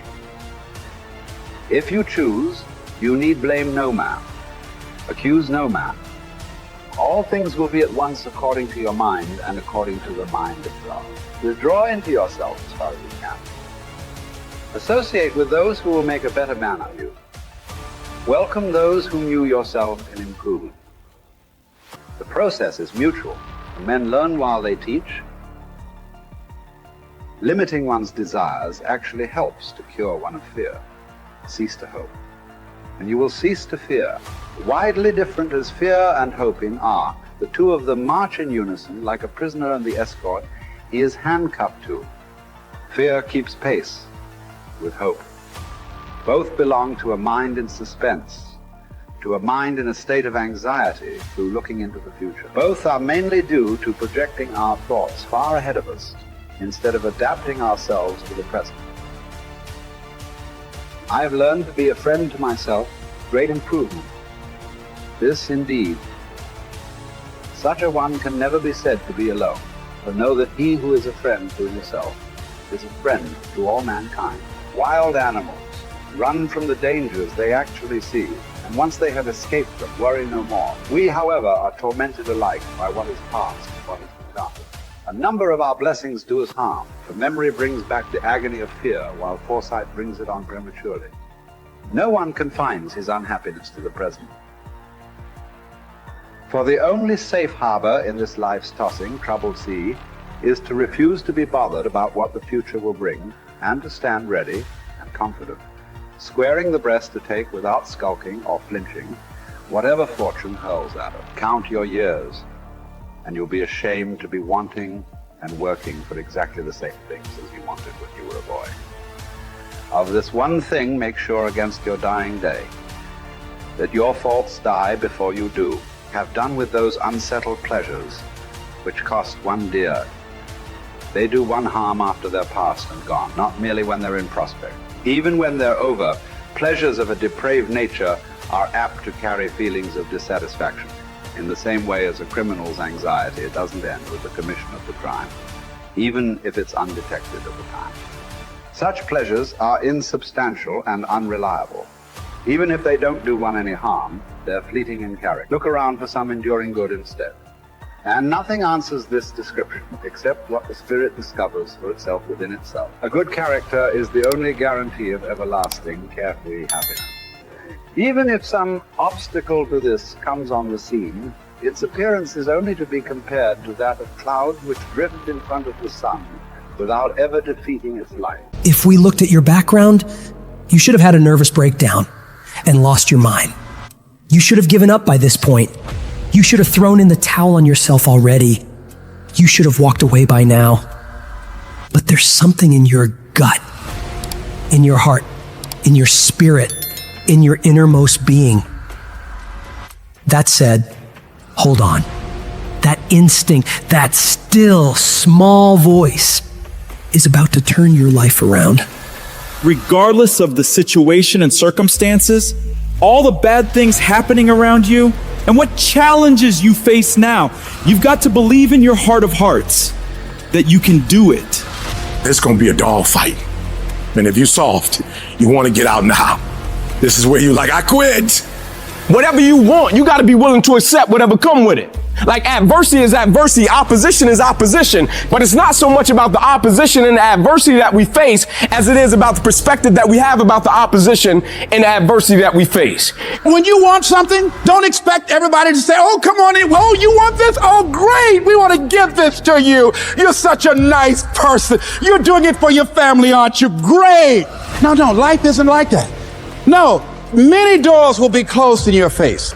Many loans that you will want. And they'll say, no, you don't have enough collateral. You don't have enough credit. And most people will give up. But you've got to decide that I'm going to be fearless and I'm going to go all out. I'm going to be relentless. I don't care how many no's I encounter. I refuse to be denied. I challenge you to fight, to work, to not stop here, to believe so heavily in your aspirations that you too will not fear the word no, but instead you will choose to welcome it. And when you want it as bad as you want to breathe says, I'm willing to make any sacrifice. I'm willing to go through any pain. I'm willing to go through any suffering. I'm willing to go through whatever it takes. So when I get in there, I guarantee you at the end of it, I won't be the one that surrendered. So as we look at the future, we can decide that from this day forward, as I look at all the dimensions of my life, looking at myself mentally, emotionally, and spiritually, I'm going to do all I can do to develop me, to bring my talent out here, to make a contribution to life. But is it easy? No. Is it worth it? Yeah. Yes, your life is worth it. Our biggest challenge is to look at our own lives and ask the question, How am I holding myself back? Am I being as creative as I need to be? Am I using every resource I have? Am I turning up every rock to find what I'm looking for? Am I being unstoppable? Am I being relentless? The only thing that holds you back is the thing between your two ears, your own mind. If you can increase your self-belief and see yourself doing better, you will. And the process is not supposed to be comfortable. So if it hurts, welcome to the big leagues. If you feel like you're under heat, praise God. If you feel like you're being pressured, praise God. But when God looks like he's pulling you back, eventually he's going to let you go. And the farther he pulls you back,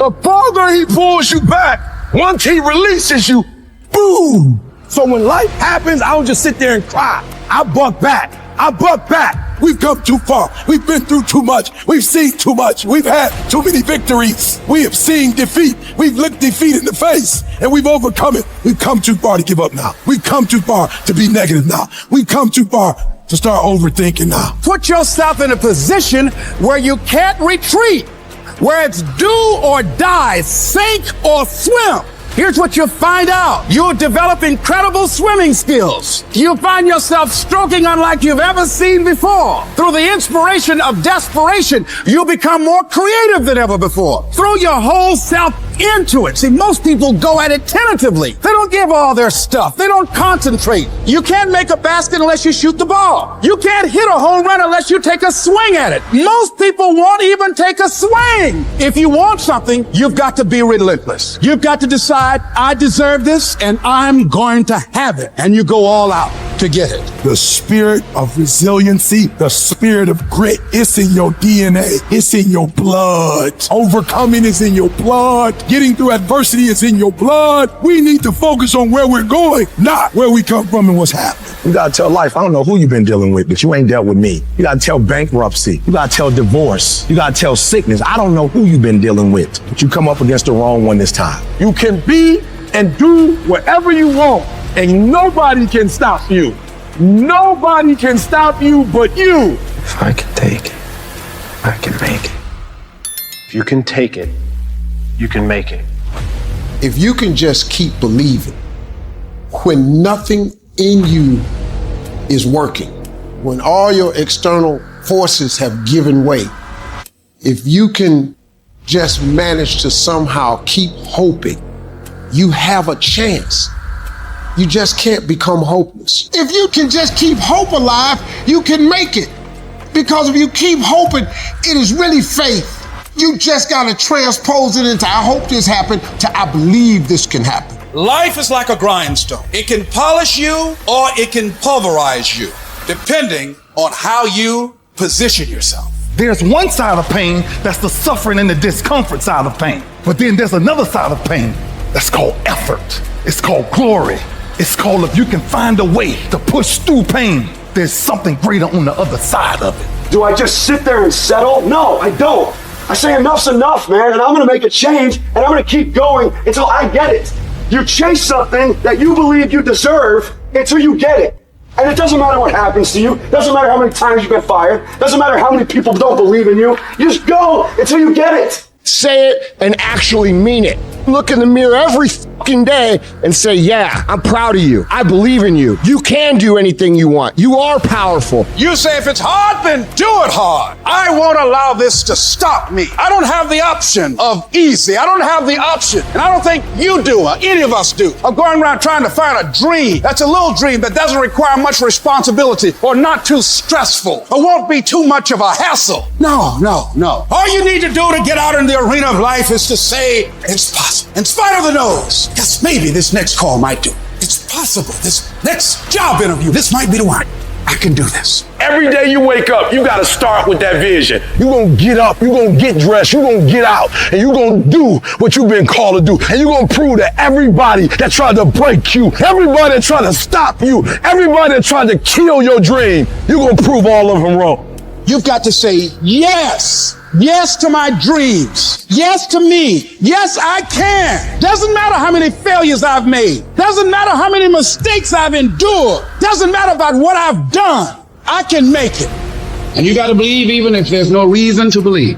When everything appeared to be going wrong, you're working on your dreams, and somebody that you love and trust decide to walk out on you, you still got to believe. When you see those things that you've been working on crumble in your face, you still got to believe. When friends who should be a source of strength and encouragement, relatives who should be there to inspire you and motivate you and tell you you can't do it, you still got to believe. With no money in your pocket and many times more month left at the end of the month than after your money, you don't know how you're going to make it. You know your paycheck's gone before you get. You still got to believe. I don't care what it takes. I don't care how many speeches I have to give, how many seminars I have to give. I know I ain't got the money. I know I don't have the education, but I ain't gonna let that stop me. I'm gonna do it. And no matter what you're going through, as long as you still have breath in your body, as long as you're still alive, you're still in the game. Because anytime you wake up and you don't have a white chalk outline around your body, it's a great day.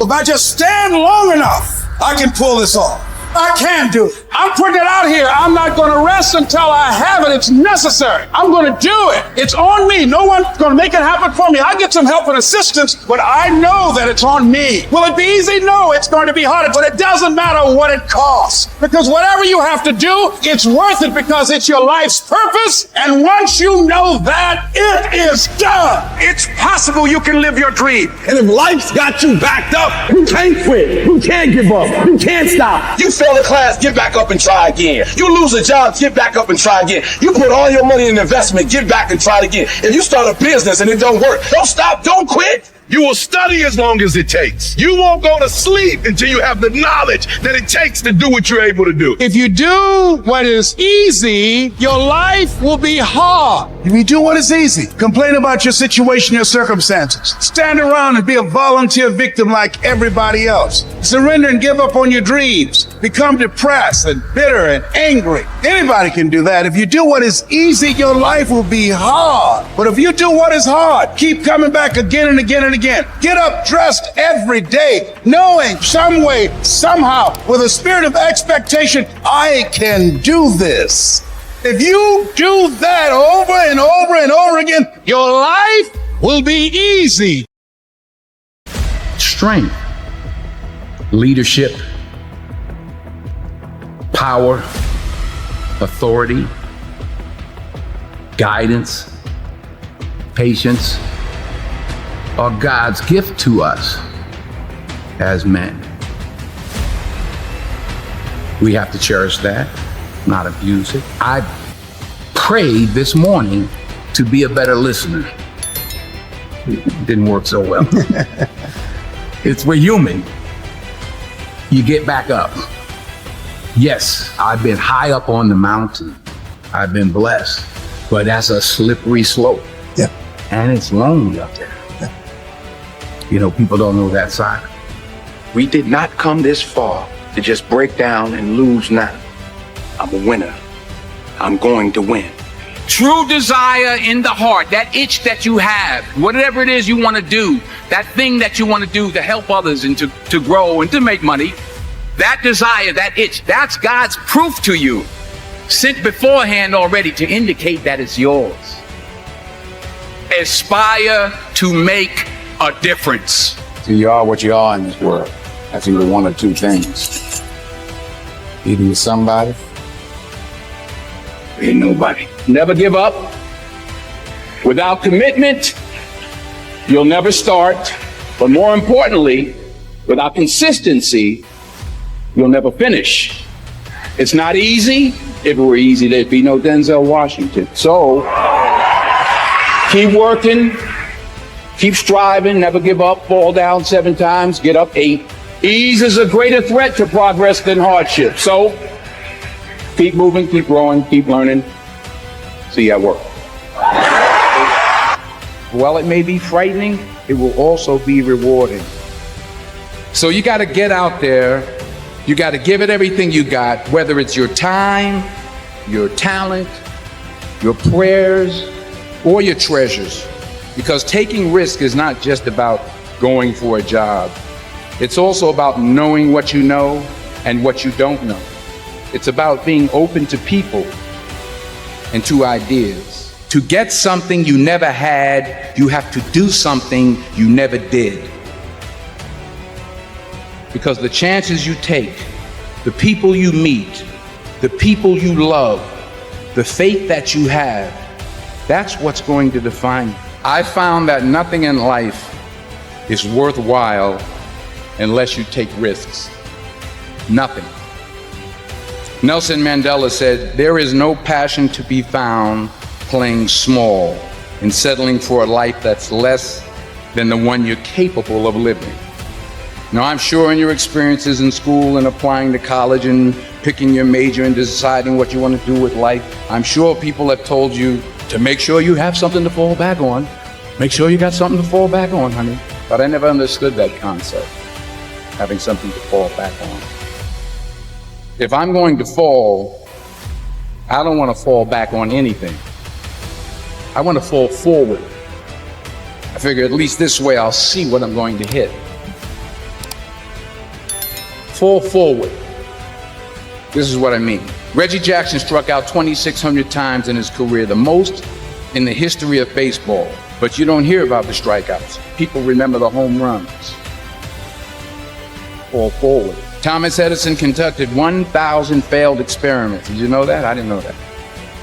Because the 1,001st was the light bulb. Fall forward. Fail big. Today is the beginning of the rest of your life, and it can be very frightening. It's a new world out there. It's a mean world out there, and you only live once. So do what you feel passionate about. Take chances professionally. Don't be afraid to go outside the box. Don't be afraid to think outside the box. Don't be afraid to fail big, to dream big. But remember, dreams without goals are just dreams, and they ultimately fuel disappointment. So have dreams, but have goals. Life goals, yearly goals, monthly goals, daily goals. I try to give myself a goal every day. Sometimes it's just to not curse somebody out. Simple goals, but have goals. And understand that to achieve these goals, you must apply discipline and consistency. In order to achieve your goals, you must apply discipline, which you have already done, and consistency every day, not just on Tuesday and miss a few days. You have to work at it. Hard work works. You'll never see a U-Haul behind a hearse. I don't care how much money you make, you can't take it with you. The Egyptians tried it. They got robbed. That's all they got. You can't take it with you. And it's not how much you have. It's what you do with what you have. We all have different talents. Some of you will be doctors, some lawyers, some scientists, some educators, some nurses, some preachers. The most selfish thing you can do in this world is help someone else. Why is it selfish? Because the gratification, the goodness that comes to you, the good feeling that I get from helping others, nothing's better than that. Well, one or two things, but nothing's better than that. Not jewelry, not big house I have, not the cars, but it's the joy. That's where the joy is, in helping others. That's where the success is. And anything you want good, you can have. So claim it. Work hard to get it. When you get it, reach back. Pull someone else up. Each one, teach one. Remember, just because you're doing a lot more doesn't mean you're getting a lot more done. Remember that. Just because you're doing a lot more doesn't mean you're getting a lot more done. Don't confuse movement with progress. My mother told me, she said, yeah, because you can run in place all the time and never get anywhere. So continue to strive, continue to have goals, continue to progress. Is this going to be the year you stop making excuses? I can't, I'm too old, I'm too young, I'm too fat, I'm too thin. I can't, right? I can't. I hear this all the time, all the reasons that you can't do something. Don't tell me you can't. Don't give me excuses. What's the reason you've given yourself why you can't be successful and you can't be better? There are people out here that could be more successful. but you have thought your way into a depression. You have thought your way into gravitating and moving into the direction of anything and anybody that's negative. Everything about your life that you decided that you wanted for yourself is so negative, but yet you're expecting to produce positive results. And it doesn't stop if you don't make it stop. So recognize the excuses are not valid. They aren't. They're trumped up. They're conjured up. They're fabricated. They're lies. Then how do you stop the lies? You stop the lies with the truth. And the truth is, you have time. You have the skill. You have the knowledge and the support and the willpower and the discipline to get it done. A lot of you are trying to find inspiration and motivation with a depressed mindset. You're depressed because you're not doing with yourself.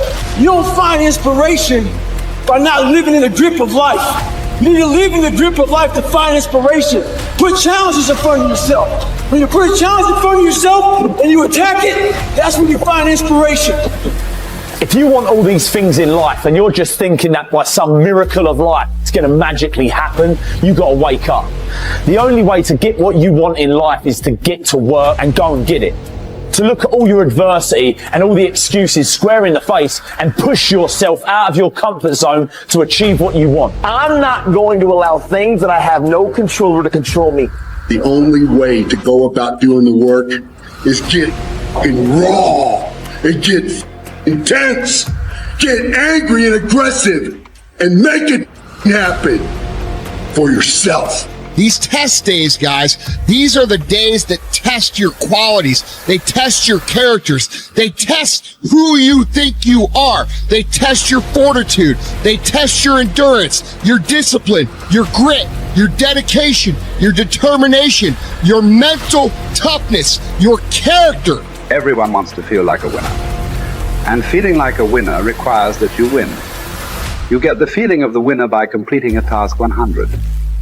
When you do this repeatedly, eventually you develop the habit of completing the tasks that you begin. When this habit of task completion locks in, your life will begin to improve in ways that you cannot today imagine. In psychology, the reverse is always true. The incomplete action is a major source of stress and anxiety. In fact, much of the unhappiness that people experience is because they have not been able to discipline themselves to follow through and complete an important task or responsibility. If you have ever had a major assignment that you have been putting off, you know what I am referring to. The longer you wait to get started on an assignment, and the closer the deadline approaches, the greater stress you experience. It can start to keep you up at night and affect your personality. But when you finally launch into the task and push it through to completion, you feel a great sense of relief and well-being. It is almost as if nature rewards you for everything that you do that is positive and life-enhancing. At the same time, nature penalizes you with stress and dissatisfaction when you fail to do the things that move you toward the goals and results that are important to you. Pick something, right? Pick something, a nameable goal, and then try to implement it. And what'll happen is you'll learn a lot by trying to implement it. And one of the things you might learn is what a slightly better goal might be. You know, because if you try something diligently and you succeed or you fail, you're going to learn from the effort expended in the detailed implementation of the goal. Is going to inform you. It'll also transform you physiologically. It does that at a very basic level, neurophysiological level. You will be slightly different as a consequence of the attempt. And what that'll mean is that the next goal you pick will be a little more suited to you. And so it's this kind of pathway, right? It's like maybe the goal you should be attaining is here, but you don't know that because you're clueless. And so you aim there. Well, it's better than there. And it's not nothing. It's not cessation of movement. And, you know, if you're supposed to go there and you go here, but you walk diligently towards it, you're a little closer once you get to here than you were here.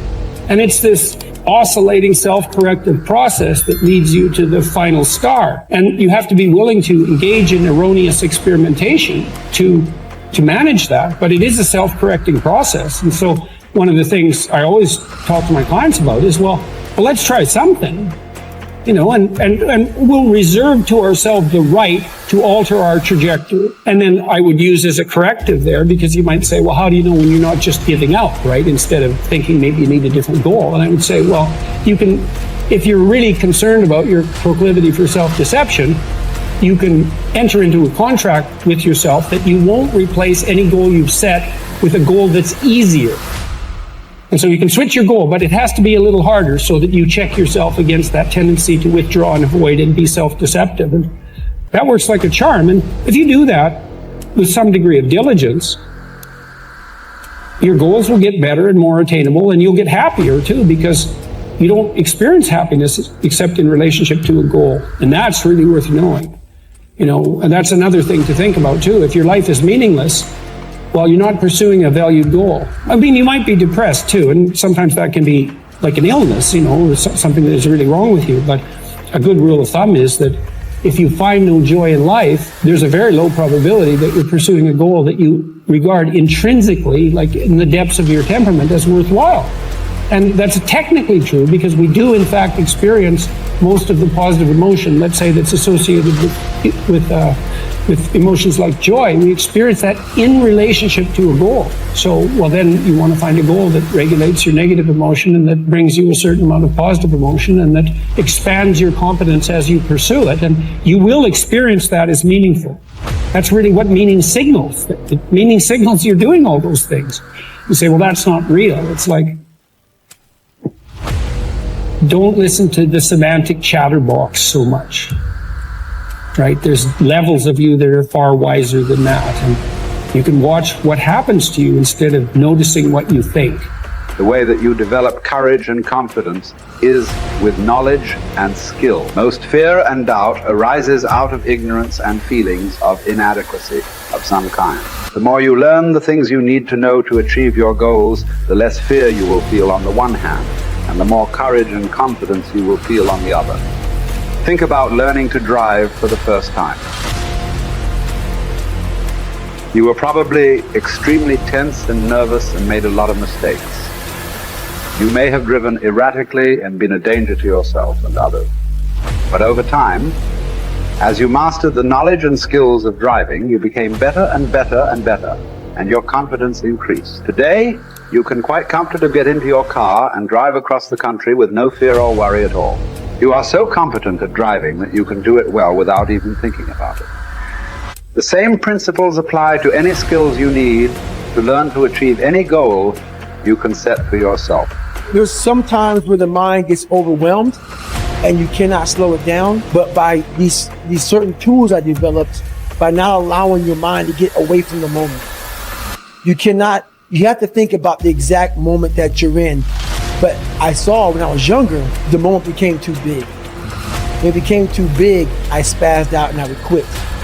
But now I don't think about even like an hour from now, I'll be eating. I don't even go there. Because then your mind, no, we must embrace this, because now you have to be a leader in this moment. It's not about you just getting through it. I had 5 guys, and 6 including me, in my boat crew. Now I was the boat crew leader. So now another trick is this. If you don't think about yourself, there's no pain. Which can also lead to pain later on in your life. But in these moments when you're struggling, if you are a true leader and you're worried about your men or women beside you, your mind doesn't care how cold you are anymore. Your mind's only worried about taking care of the men and women beside you. So I started realizing, man, if I take care of these cats to my left and my right in the worst moments, my mind is no longer thinking about, you're miserable, David Goggins, get the hell out of here. You think about, how was John? How was Andy? How was Sam? How was Pete? Hey, how you guys doing? You're not thinking about me. So there's so many things you can do to get outside your own head to then allow your body to just be like, hey, we're just a machine. But you have to let your mind be able to process all these different tactics to do that. Take a different vantage point in life. When you are in the hell, you can't see the beauty of being in it when you're in it. Get on top of that mountaintop in your mind. Get on top of that mountaintop and look down on what you're doing. You can see a whole different world. That world is beautiful, but you gotta get a different vantage point in the suck. Don't be in it. Spiritually, get out of it. Get that soul. Look down on what you're doing. Be amazed by the process of where you're at now. Every single day that we wake up, We have been gifted the opportunity of choice. You can choose to be happy or you can choose to be sad. I don't care what your situation is. You should never allow your situation to define who you are as a person. The outside is the physical manifestation of what goes on inside the brain. Things do not just happen. No one just rear-ends your car. You don't just become broke. Broke is a mindset. Things don't just happen. Your pocketbook is not just below balance or on zero. You're not just overweight, just by chance you're just overweight. Things don't just happen. Your words can trip you. What you say can cause you to stumble. It can keep you from your potential. You're not snared by what you think. Negative thoughts come to us all. When you speak them out, you give them life. That's when they become a reality. When you say, I'll never get back in shape, it becomes more difficult. You just made it harder. When you say, I never get any good breaks, that stops the favor that was ordained for you. If you say, I'm not that talented, I don't have a good personality, that is setting the limits for your life. That is calling in mediocrity. So the recognition that negative thinking and unhappy states actually do nothing to change anything. If anything, they make it worse. So if there's enough awareness and you can suddenly look at that, and then you can ask yourself from the deeper perspective of awareness, do I want to continue to think these thoughts? Is that helpful or good? Do I really want that? Ask yourself, what is my limiting step? What is the one factor that determines the speed at which I achieve my goal, or whether I achieve it at all? Once you've answered this question, you can move on to making a plan for how to accomplish your goals by eliminating this limiting factor. Your ability to identify your limiting step is one of the best demonstrations of your intelligence, and your capacity to eliminate this limiting step is one of the best demonstrations of your overall competence in achieving anything you want. It's our thoughts that are manifesting this world. Now you could say that's a spiritual thing, and now I say not only is it spiritual, now it is fundamental basic science of the universe. And it says then the thoughts are creative. Well, if the thoughts are creative, then who is having the thought? And you start to realize I'm having the thought. Well, then the truth is simple, as Richard Con Henry said, you are creating this world with your mental activity and your spirituality combined. And then all of a sudden it says, well, then if I'm creating the world, then my original belief that when things didn't go right, I was a victim. The universe wasn't supporting me. You know, it's like, oh, I try so hard and the universe is not giving me things. It turns 180 degrees around. And it basically says this, we are creating this world. And then I say, your mind is creating this world. Although you cannot change conditions or circumstance, you don't have to let them control you. We can't control what's going on outside, but we can control what's going on inside. You know, and unfortunately, I don't think many of us have been raised to really understand that. And it's a lack of understanding that's causing all our problems. We are the only creature on the planet that's totally disoriented in our environment. All the little squirrels, the birds, all the animals are completely at home in their environment. They blend in. You and I are totally disoriented in our environment. We've been given the mental faculties to create our own environment. However, we go right through school and we've never learned that. We have higher faculties and the average person has no knowledge of how to operate with them, how to develop them. We have perception, the will, reason, imagination, memory, and intuition. Now, those mental faculties, they're not just words, they're actually mental faculties that we can use to take control over our world and to create the environment that we want. But unfortunately, we grow up, we don't know that. We've been raised to live through by what we see, hear, smell, taste, and touch, our physical senses. And we've been raised to be controlled by what's going on outside. As little kids, will you listen to what I'm telling you? Will you look at this? You know, and so it's all outside. We get our report card, and that tells us what kind of student we are. But it really tells us where our mind was at for a few minutes 3 weeks ago. Got nothing to do with who we are. So I think we're raised in ignorance, actually. There's a very small percentage of the population that have a reasonably clear understanding of who they are and what they're capable of doing. But the ones that do are in the minority. People think that the purpose of memory is to remember the past. And that's not the purpose of memory. The purpose of memory is to extract out from the past lessons to structure the future. And that's the purpose of personal memory. And so you're done with a memory when you've extracted out the information that you can use to guide yourself properly in the future. So if you have a traumatic memory, for example, that's really obsessing you, if you analyze that memory to the point where you figured out how you put yourself at risk and you can determine how you might avoid that in the future, then the emotion associated with that goes away. So memory has a very pragmatic function. And cultural memory is the same thing, is that we need to extract out stories from our past that structure our future. And we need that because, well, first of all, if you don't have a purpose, let's say, it isn't that your life becomes neutral in a meaningless sense.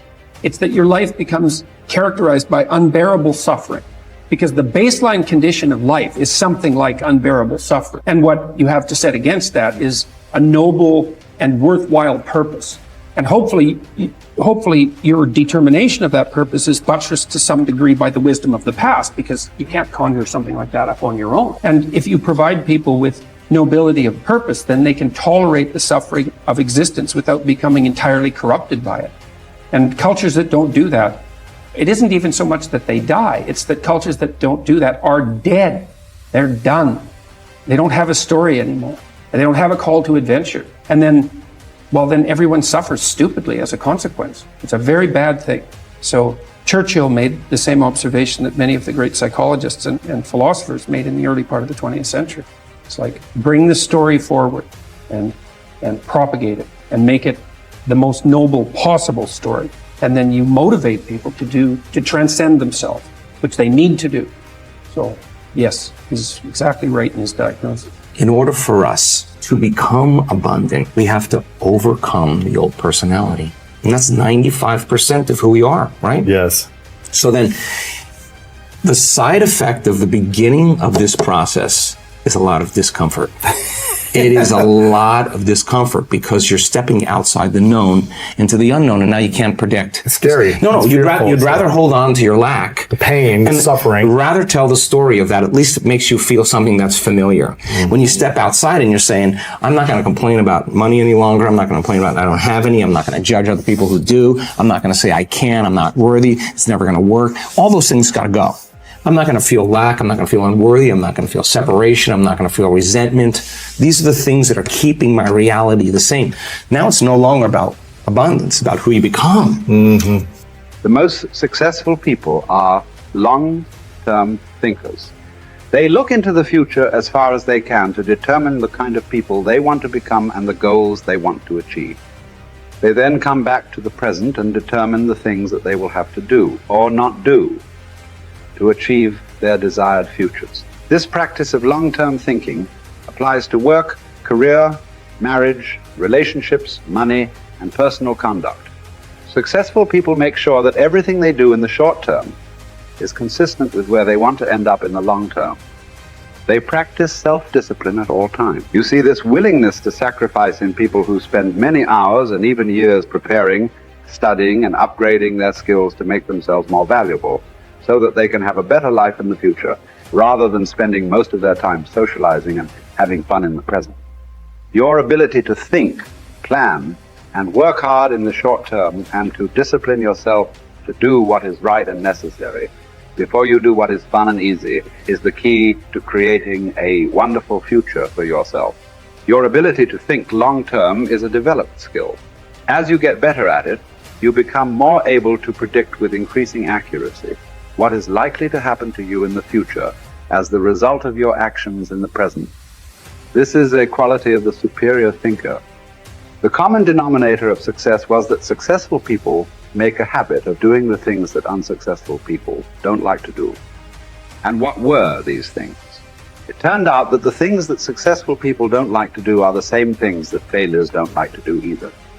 But successful people do them anyway because they know that this is the price they have to pay if they want to enjoy greater success and rewards in the future. Successful people are more concerned with pleasing results, whereas failures were more concerned about pleasing methods. Successful, happy people were more concerned with the positive long-term consequences of their behaviors, whereas unsuccessful people were more concerned with personal enjoyment and immediate gratification. The top people were those who were more concerned with activities that were goal-achieving, whereas average people were more concerned with activities that were tension-relieving. Things don't happen overnight. You have to make the emotional and the personal investment to make your dreams come true. What would amazing look like for you? What would amazing look like if you were amazing? If you know what amazing looks like, then why haven't you gotten there yet? I want you to say, the reason I'm not as amazing yet because I hit the snooze button. That's why I'm not amazing right now. The reason why I'm not amazing right now is because I couldn't get up early enough because I told myself I'm not an early person. The people in the world become weaker people. It's by capping your brain. It's by putting this kind of garbage in it about not attacking what you're not good at. There is no shortcut. There is no hack. There's no sweatless solution. You're gonna have to work. There is always weakness to work on. Always. A lot of them. Why would we allow ourselves to make easy excuses? Why would you allow that? It's not what happened that determines the major part of your future. Not what happens. What happens to us all. But the key is what you do about it. It's not what happens, what you do about it. Stop being a lazy, bum-ass person that's full of excuses, sitting around on the pity potty, coming up with every excuse in the world as to why you ain't winning. You are the reason you're not winning. Unaware and understanding that this thing that we are dealing with right now in our lives is only temporary. It's temporary and it will not last forever. You must realize that you must grow enough tenacity within yourself to press on. Are you going to put in the work or not? Are you going to find a way to reach your goals or not? The minute you start thinking, I don't want to do this, the minute that feeling creeps in, that's the time you're having a test. The minute you feel the ache of, I'd rather do something else, I'd rather do anything else than this, that's the test. The minute you train yourself to say, this is my opportunity, is the minute you go from loser to fucking winner. And this is a skill. This is something you practice. You are amazing and you have limitless potential. So start tapping into it by not sitting on the fence. Get up, get out, and get it done, baby. Let your work get your opportunity. Let your work get your praise. Let your work open up doors. Let your work get people paying attention. Let your work get the whole world to notice. Stop thinking. Stop procrastinating. And you got to work. So you got to make sure that you constantly are rewriting your book. You have to constantly rewrite your book every day of your life. You know, and these aren't just words I say. This is how I have to live. Like, these are conversations I have with myself. And I say it everywhere I go. The most important conversation when you have with yourself. Yes. You live with it every single day. But most of our conversations are not the right ones. They're not the ones that are going to push us to the place we need to go. They're the ones that are going to keep us sitting in that toxic environment that you've helped create and everybody else helped create, and you just live in it. You live in that muck, and that conversation just plays in your head. That becomes you. So my first conversation when I was absolutely nobody, and that's one thing you have to say. We live in a world now that's so kind. We find the kind way around everything. Like, if you don't look good, I have to find a kind way of saying, I don't like your shirt. Right. That's not the approach. The approach you have to take, at least I took. You take whatever approach you want. The conversation had to be a real, honest conversation. In the accountability mirror, guess what? I was fat. Don't find a kind word to say that, you know what? I've gained some weight. No, you're fat. When I couldn't read, not like, hey, you know, you've been learning this again. No, I cannot read. For fourth grade reading level, I'm struggling And sometimes I call myself stupid. Not in a way to put myself down. So don't take it like, my God, those are so hurtful. Yeah, they're hurtful. It's honest. The conversation has to become an honest conversation of where you're at mentally. Where am I at mentally? I look like I feel like I am falling behind in school. I'm lazy. My house is a mess. You have to look at what it is and call it what it is. Don't find words to make yourself feel better, because so we hang around people that make us feel better, that tell us what we want to hear, not what we need to hear. And so we stay away from those people. And we stay away from those people, like our internal dialogue becomes that kind, it's okay. It's not okay. So that's where it starts. It starts with that accountability of, it's not okay anymore. This can no longer be okay. And calling yourself out for exactly what you are and exactly how you need to fix it. That's where it starts. Take full responsibility for your life.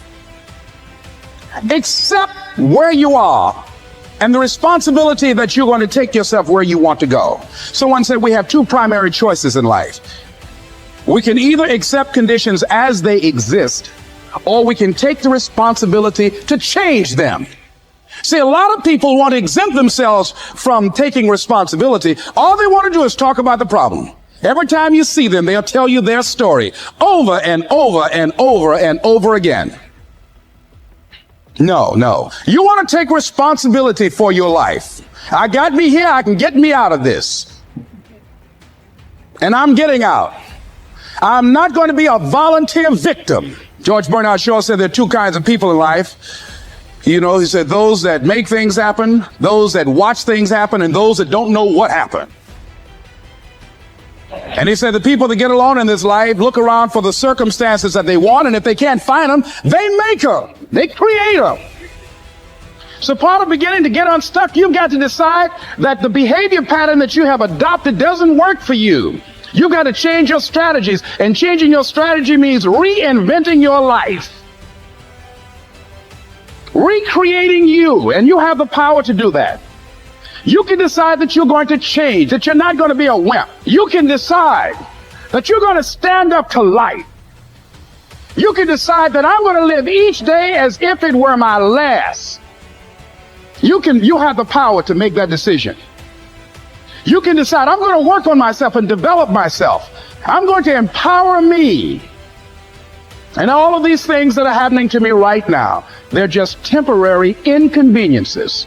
They're not stronger than I am. I'm in charge here. Your self-confidence is closely connected to your self-esteem and to how much you like yourself. Dr. Nathaniel Brandon calls self-esteem your reputation with yourself. It is how you feel about yourself and your abilities in relation to any situation that determines how much you like yourself and consider yourself to be a valuable and worthwhile person. The more you like yourself, the better you do. The flip side of self-esteem is what psychologists call self-efficacy. Self-efficacy is a measure of how effective and competent you feel you are to perform a particular task or to achieve your goals. This is called performance-based self-esteem. What this means is that if your self-confidence and your belief in yourself are determined by your self-esteem, or how much you like yourself is determined by how capable you feel you are in any given set of circumstances.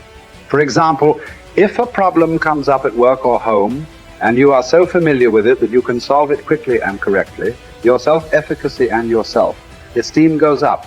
You feel more capable and confident and more willing to take on other challenges and difficulties. You feel more positive and optimistic. You feel like an excellent person. If, on the other hand, a problem or difficulty came up and you were unable to do anything to solve it, and you felt frustrated or ineffective, your self-esteem would suffer and your self-confidence would go down. You would feel negative about yourself and your abilities. You might even become angry or depressed. You would feel powerless rather than powerful. That's why they say in playing poker, the winners laugh and tell jokes while the losers say, shut up and deal. The law of cause and effect applies to everything you are today and to everything that you become. If the effect that you desire is high and unshakable, levels of self-confidence, then it is necessary that you engage in the same behaviors practiced by others who enjoy high and unshakable levels of self-confidence. And you will soon experience high levels of self-confidence yourself. Studies conducted on thousands of men and women who have moved from ordinary to extraordinary performance and who have moved from feelings of inadequacy to feeling great about themselves show that there is a direct cause-effect relationship between competence and mastery on the one hand and self-confidence on the other. To attain this wonderful, healthy feeling of optimal performance, you need clear goals, challenging standards, regular feedback, total concentration, step-by-step, step success, and a feeling that you are expanding your capabilities to a new, higher level. When you have created a situation in which you experience all of these, you sense that you are working at the outer edge of your own personal envelope. You feel that you are getting progressively better and better at something you are ideally suited to do. And that while you are still working within the range of your capabilities, you are stretching yourself at every moment. When you are caught up in this kind of experience, you often lose track of time. You become unaware of hunger, thirst, or fatigue. You feel calm and clear-headed and euphoric. Tests show when you are in this state of flow, your brain releases endorphins, nature's happy drug, which causes you to feel happy and energized. Often, while you are in this state, the rest of the world seems to slow down. But I think one of the reasons why these people have this deep-seated anger and resentment is there's a bunch of people out there that have these lives that are deeply unsatisfying. Because I think there are so many people that are working all day long doing something that is deeply unsatisfying and almost painful. Yeah, soul killing. Soul killing. Yeah. They're stuck in traffic all day, and then they're stuck in a cubicle after that. They relish the time to take a shit in the bathroom and look at their phone. I mean, they literally do that. That's a highlight of someone's day. They get in traffic on the way home. They get home after that, they're watching television, and they're... You ever notice that some people seem to want to hang on to stuff that is bothering them? They're forever talking about it. They don't want to let it go. They've had a failure at something and it's grown. They can't get over it. They just can't get over it. Or somebody said something nasty to them. They don't want to let it go. You know what we should do? We should ask ourselves, everything that happens, is this serving me? Is this serving me? And if it's not serving you, get rid of it. You don't want anything in your life that's not serving you, that's not causing you to grow, that's not adding to the quality of your life. I don't care what it is. You will find some people, they just hold on to bad stuff. They hold on to problems. They don't want to seem to let it go. And that adds more problems. Whatever you focus on grows. The only thing that can grow is the thing you give energy to. Why would you hold on to anything that's not serving you? How bad does it have to get? I mean, to what denominator, to what lowest level do you have to reach before people really make up their mind to change? My message is, why wait? I mean, when you're feeling so altered emotionally, you feel so bad, that's the moment you could actually see yourself for the first time, because you're not answering your cell phone, you're not responding to all your texts, you're not watching TV, you're not going out to dinners, you're not calling people back. Something's altered in you, and you're starting to become self-aware, right? I dare you to analyze yourself first, your company first, your character, your behavior, your work ethic. I dare you to analyze it and see if there's any change you can make. See, you cannot manage time, but you can manage activity. You can manage your activities. Make certain that what you're doing really makes a difference. Make certain that you're spending your time on activities that are productive, that are taking you in the direction of your goal. If you think about the person that you want to become, what's that person do every day that you don't do right now? And when you start to do the thing that the person you want to become is doing, you leverage something called behavioral activation therapy. And that is a whole body of research that says when you act like the person you want to become, it's the most powerful way to change a habit. It's even better therapy than talk therapy, because the action proves to your brain that you're becoming that person. You're seeing the change through the action, and so then the brain catches up and starts to relate to you like a person that's confident, or a person who adores their appearance, or a person that celebrates themselves exactly as they are. Before you start the day, ask yourself, how do I want to think today? How do I want to feel? How do I want to behave? I mean, what would greatness look like? What would love look like today? What could I do that would be really cool for me at the end of the day? Say, wow, I had a good day today. What would make me feel that way? And if you can't find an answer to that, start reading. Who reads anymore? Read a book. I read so many books a week. I know, I'm that way too. So read something about, you want to be wealthy? Read a book about someone who became wealthy and get real and realize they may have failed 50 times before they actually pulled it off. Or what were their characteristics? What were their traits? What made them? So it wasn't about their wealth, it was about who they became. That's the key, right? So fill your brain with a little knowledge, and then just start asking yourself, what's the greatest expression of myself that I can be today? And rehearse it. Rehearse how you're going to be. And then if it leads to a different choice, that's the unknown. Mm-hmm. And just know that it's not going to be predictable. It's going to be a little uncomfortable.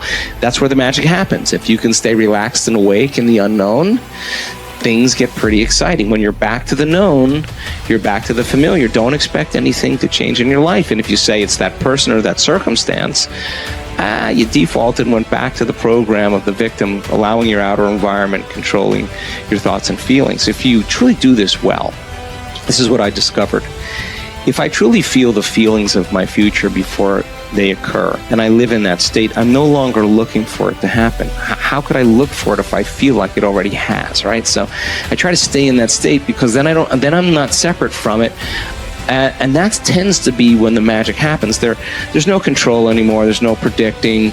There's no perfectionism. There's none of. All there is just kind of an experiment. Like, I'm experimenting to see if I changed my thoughts and feelings, if my life will change. And that should be the experiment everybody has. And do it with curiosity, and do it with just seeing if the experiment works. If it doesn't, change something else about yourself until it starts to work. Deciding who are we going to be. You know, we shouldn't hope to end up one day a magnificent, strong, beautiful, capable, kind, loving person. We should start living like that today, hopefully, so that we become that. That who we become is not an accident, but hopefully a purposeful intent. That our days and how we approach our days are literally driven by the intention of who we're going to bring. That we bring our character into each of the circumstances of our lives, and by doing that, maybe we can't always direct every circumstance of our life. We can't control everything, but we can certainly control our responses to them. We can certainly dictate who we're going to be in those circumstances, and that helps us achieve our ultimate destiny that we desire, not one that just lands on us. I think the other thing that really comes to people's into their power is when they really discover that, each of our days is something that we can also design. Not just design who you're going to be. How are you going to design your day? What's this day going to be about? What's going to get your attention? What's going to get your focus? And what should not be getting your focus is just your inbox, or just what I call browser blackout, clicking around on all these blue links or images, or swiping here and swiping there, and then losing 4 or 5 hours of your day. Because what ends up happening for so many people is they lose 2 or 3 hours to distraction each day, maybe 4 hours of distraction of television a day. And over the course of their lives, now a decade is gone of opportunity. A decade of missed opportunities to connect with your family, to achieve your dreams, to work a little harder, to contribute that thing you always contribute, to learn that skill that you wanted to learn. Like, we have to decide on our days. We have to design them. We have to wake up and decide what this day is going to be about, what's going to get done, what's going to deserve our focus, who will we reach out to, instead of just responding to everybody else's needs. Look back over your life and ask yourself, what activities, behaviors, or decisions have been most responsible for my success in life to date? You will probably find that less than 5% of the things that you have said or done have accounted for most of the success you have enjoyed. You may find that it was your unique ability to solve a particular kind of problem, or to take advantage of a particular type of opportunity. You may find that your special talent was an interpersonal skill that enabled you to influence and persuade other people at a particular time and place. You may find, on analysis, that it was an ability to take charge and accept responsibility for accomplishing a particular goal. Whatever has been responsible for your successes in life to date may be a good indication what you should be doing in the future. Analyze your work based on the measure that I call return on energy. Leaders in every field deliberately apply their talents and energies where they can achieve their greatest return on the amount of energy, mental, emotional, and physical, that they invest in any endeavor. They refuse to take on jobs or work in areas where they cannot perform at exceptional levels. They treat themselves as valuable resources, and they spend their energies very carefully. One of the questions that you might continually ask yourself is this the best possible use of my time and energy? Is what you are doing right now the most valuable thing that you could be doing, given your particular combination of talents and abilities? Often answering this question will help you to see that there is a vast difference between what you are currently doing and what you should be doing if you want to be fulfilling more of your potential. Once you have chosen your ideal job or occupation for this stage of your career, your biggest responsibility is to make the decision to become very good and then to become excellent at what you do. In a lengthy study on successful Americans, the Gallup organization discovered that expertise, or being recognized by your peers as one of the very best in your field, was one of the essential ingredients for success in American life. We said before that self-confidence comes from positive knowing rather than positive thinking. It is only when you know that you are outstanding in your chosen field that you really feel terrific about yourself, and that you enjoy high levels of self-confidence. Men and women who are good at what they do and who know that they are good at what they do are very different from those who are only average. They walk and talk and dress and behave differently. They have an attitude of assurance and certainty about themselves that causes them to stand out in any group. They have a deep down sense of self-worth and self-confidence that is evident to everyone around them. The quality of a person's life is in direct proportion to their commitment to excellence, no matter what their chosen field.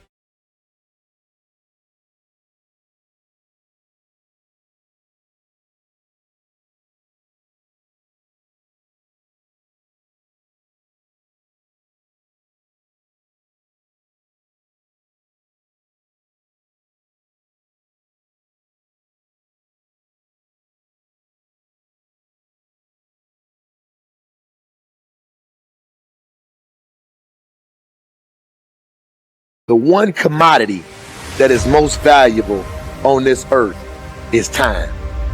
Time to love, time to live.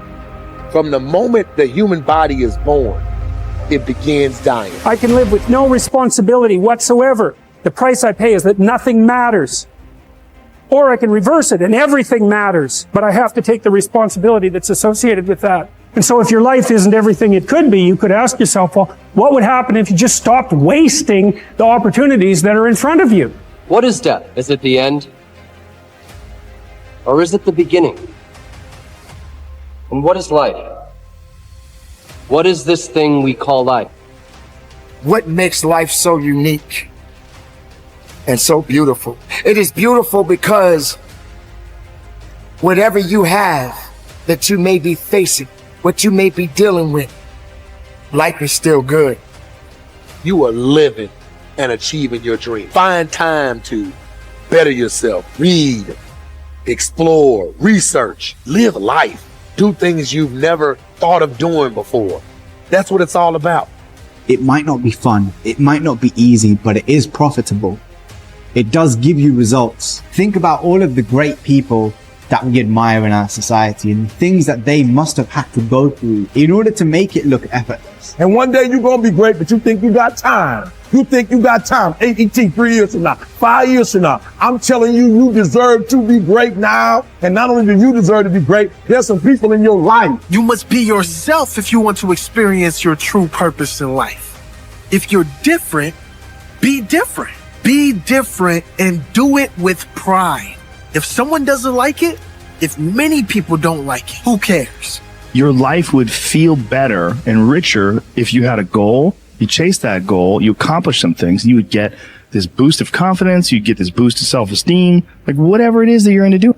Learn from what you've just done, move forward. Learn from what you've just done, move forward. Repeat, repeat, repeat, all the way forward until one day you're going to get to the end of that tunnel and you're going to see the light. You need to take massive action. And if that doesn't work, try something else. If that doesn't work, try something else. Keep going with massive action and you will find the way, because it will give you momentum. The time is now. The time is now to express and for people to believe in themselves. The time is now for it to be okay to be great. Listen to me. If you work for it, if you're willing to put in that sweat, that blood, and those tears, baby, I'm telling you, you can have what you want, be what you want, do what you want. Are you hearing me? And start now. Start believing, start dreaming, and create the life and the person that you really want to see. I think it's good to remember that if we just go along with the crowd, we won't wind up with much more than the wish that we could do it all over again, and as far as we know, you can't. If we want to amount to anything as individuals, we need individual goals, individual thinking, individual actions, and we must never conform to the big group. We must love them, we must help them, we must serve them, because our whole success will depend on our ability to do these things. But never lose our own individuality and our identity by permitting ourselves to become submerged in what has historically proved itself to be little more than a suffocating sea of indirection and purposelessness. If we want to emulate someone, fine, but let's be choosy in whose steps we follow. It's the only life we've got. And remember to think. Imagination is everything, and we can become what we can imagine. If you find yourself getting depressed and down at the mouth, as we all get once in a while, you might want to remember this quotation by Dean Briggs. He said, "Do your work, not just your work and no more, but a little more for the lavishing's sake, that little more which is worth all the rest. And if you suffer as you must, and if you doubt as you must, do your work. Put your heart into it, and the sky will clear. And then out of your very doubt and suffering will be born the supreme joy of life." Believe it or not, in an age when we've come to nearly deify leisure time, we've almost lost sight of the fact that virtually all our satisfactions, rewards will come not from our leisure, but from our work. And don't forget the strangest secret. We become what we think about. But if you want to begin to move into your own personal greatness, if you want to begin to really enjoy a happy, successful, healthy life, you've got to be willing to go against the tide. You've got to be willing to harness your will and say, in spite of this, I'm in control here. I'm not going to let this get me down. I'm not going to let this destroy me. I'm coming back. And I'll be stronger and better because of it. You have got to make a declaration that this is what you stand for. You're standing up for your dreams. You're standing up for peace of mind. You're standing up for health. You want it, and you're going to go all out to have it. It's not going to be easy. When you want to change, it's not easy. If it were in fact easy, everybody would do it. But if you're serious, you'll go all out. So yes, I'm going to turn this situation around. I'm not going to sit back and moan and cry over what happened and what went wrong and who did what. I'm going to do something about this situation. The way to transform yourself is through your work. Now, I know this runs counter to our prevailing cultural prejudices. Work is too ugly, too boring, too vain. Self-transformation, we think, comes through a spiritual journey, therapy, a guru who tells us what to do, intense group experiences and social experiences, drugs. But most of these are ways of running away from ourselves and relieving our chronic boredom. They're not connected to process, and so any changes that occur don't last. Instead, through our work, we can actually connect to who we are instead of running away. And by entering that slow, organic process, we can actually change ourselves from the inside out in a way that's very real and very lasting. This process involves a journey of self-discovery that can be seen as quite spiritual, if you like. And in the end of this process, we contribute something unique and meaningful to our culture through our work, which is hardly ugly, boring, or vain. This intense focus on one goal is not easy, but it is all important. Orison Swett Marden wrote, "The giants of the race have been men and women of concentration who have struck sledgehammer blows in one place until they have accomplished their purpose. The successful men and women of today are those of one mastering idea, one unwavering aim, men and women of single and intense purpose. Marden also said that every great man has become great. Every successful man has succeeded in proportion as he has confined his powers to one particular channel. Single-minded concentration in the direction of your dreams will intensify your desires and increase your emotional drive toward your goal. This intensity of concentration will activate the law of attraction and begin to attract people and opportunities into your life to help you to achieve your goal. The more you think about your goal, the more it will come to dominate and direct your life. The more you think about it, the more rapidly you will move toward it, and it will move toward you. Great men and women are those who absolutely believe that they are put on this earth to do something wonderful with their lives. They have a vision of something greater or better than their current circumstances. Personal greatness means having a sense of destiny and a conviction that your thoughts and your imagination are the only real limits to your possibilities. William James said, compared to what we ought to be, we are only half awake. We are making use of only a small part of our physical and mental resources. Stating the thing broadly, the human individual thus lives far within his limits. He possesses powers of various sorts which he habitually fails to use. The founder of Success magazine, Orison Swett Marden, once said, there are powers inside of you, which, if you could discover and use, would make of you everything you ever dreamed or imagined you could become. In a 5-year study of leaders reported on in his book, Leaders, Warren Bennis discovered that each of them consciously avoided the comfort zone by continuously setting higher goals. They never allowed themselves to become complacent. They lived their lives fully extended, always striving to be and do more. To develop unshakable self-confidence, you need to see yourself and think of yourself as a leader, and to do what leaders do. You need to stretch yourself toward the outermost boundaries of your potential.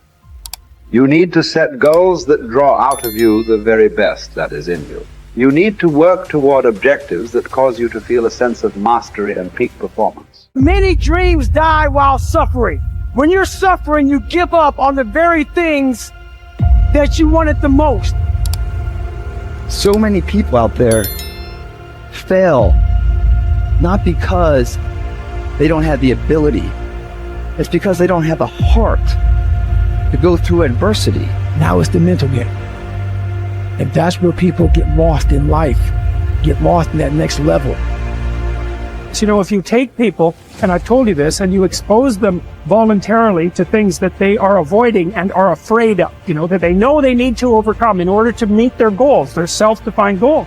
If you can teach people to stand up in the face of the things they're afraid of, they get stronger. And you don't know what the upper limits to that are, because you might ask yourself, like, if for 10 years, if you didn't avoid doing what you knew you needed to do, by your own definitions, right, within the value structure that you've created, to the degree that you've done that, what would you be like? Well, you know, there are remarkable people who come into the world from time to time, and there are people who do find out over decades-long periods what they could be like if they were who they were, if they spoke their being forward, and they'd get stronger and stronger and stronger, and we don't know the limits to that. We do not know the limits to that. And so you could say, well, in part, perhaps the reason that you're suffering unbearably can be left at your feet, because you're not everything you could be, and you know it. Now, whatever goal you have, you're going to have some opposition. You're going to have some difficulties. You're going to have some challenges. You're going to have your inner conversation telling you can't do it, and you're going to have people picking at you. You got to talk to yourself when you begin to think negative. I don't think I can do that, Les. You can. Why don't you just test yourself? Why don't you stretch, Les? Come on, man. When you start seeing yourself thinking something negative, stop it right quick. Stop yourself. Catch yourself. When you find yourself getting negative with people that you have allowed to push your buttons, when you find yourself becoming negative about what's happening to you, you've got to affirm to yourself in the process, hey, no. I can make. There's some way this can happen for me. As you start believing that you are worthy of good things supposed to happen to you, you develop a sense of entitlement. Good things supposed to happen to me. Working on yourself, watching that inner dialogue, it will determine the quality of your life. You chase something that you believe you deserve until you get it. And it doesn't matter what happens to you. It doesn't matter how many times you get fired. It doesn't matter how many people don't believe in you. Just go until you get it.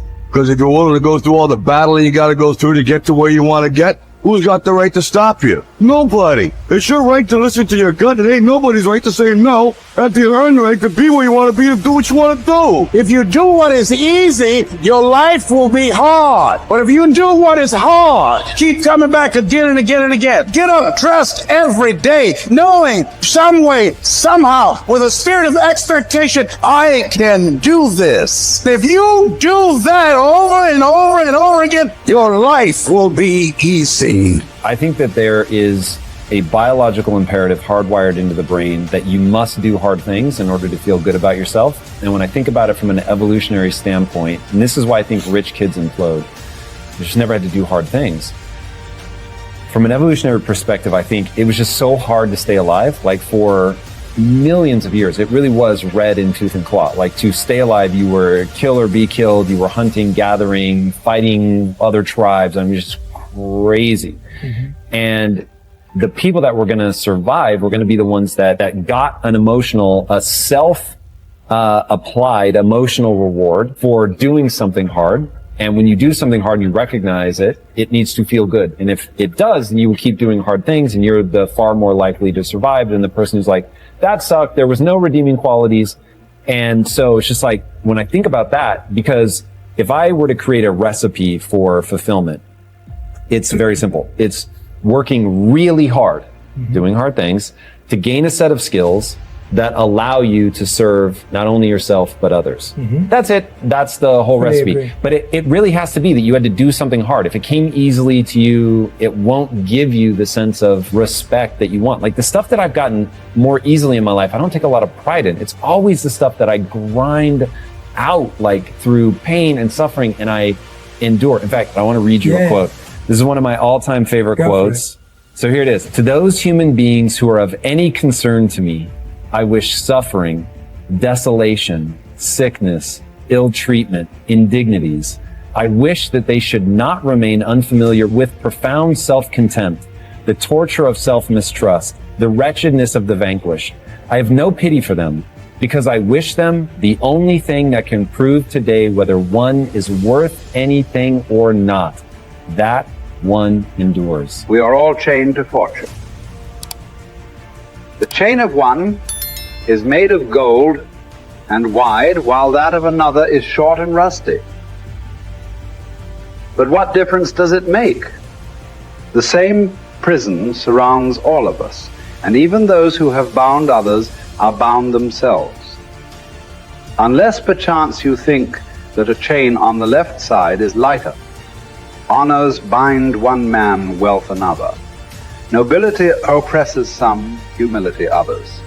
Some are held in subjection by an external power, while others obey the tyrant within. Banishments keep some in one place, the priesthood others. All life is slavery. Therefore, each one must accustom himself to his own condition and complain about it as little as possible, and lay hold of whatever good is to be found near him. Nothing is so bitter that a calm mind cannot find comfort in it.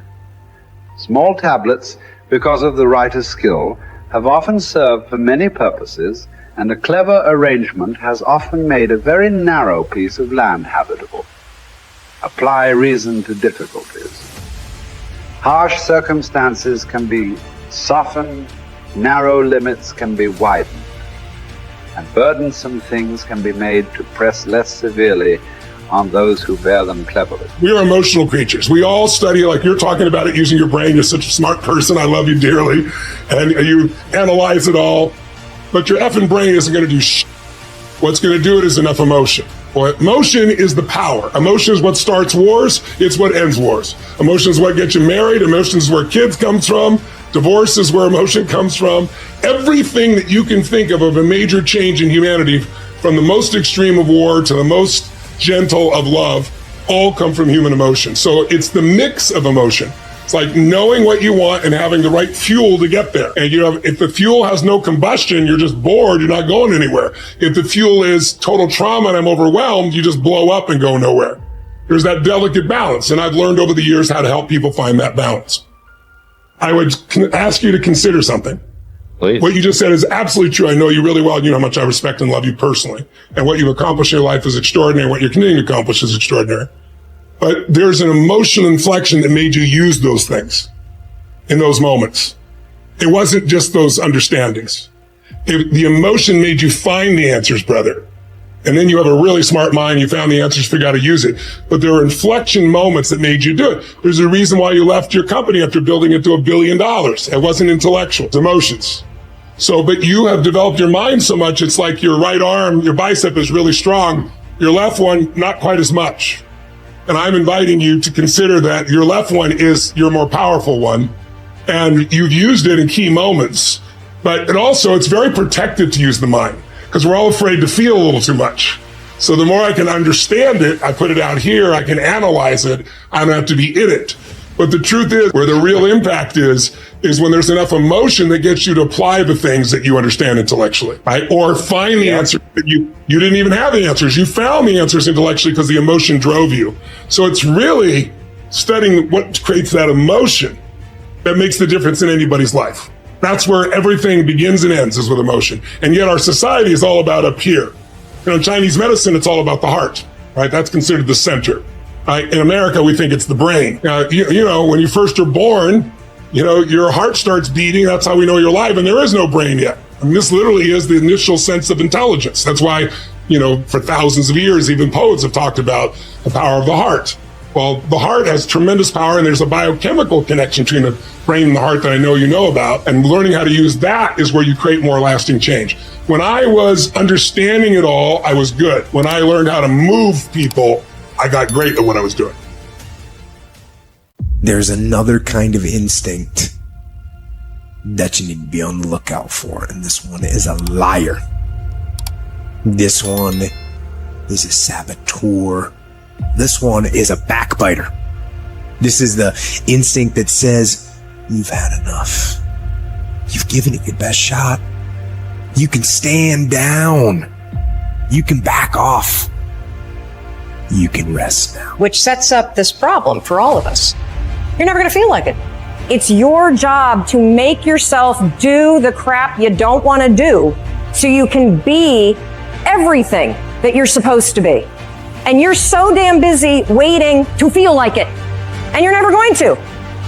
And that's the problem. There are those of you, you're still immature. When your excitement is up, your effort is up. But when your excitement goes down, your effort goes down. For some of you, you're too seasonal.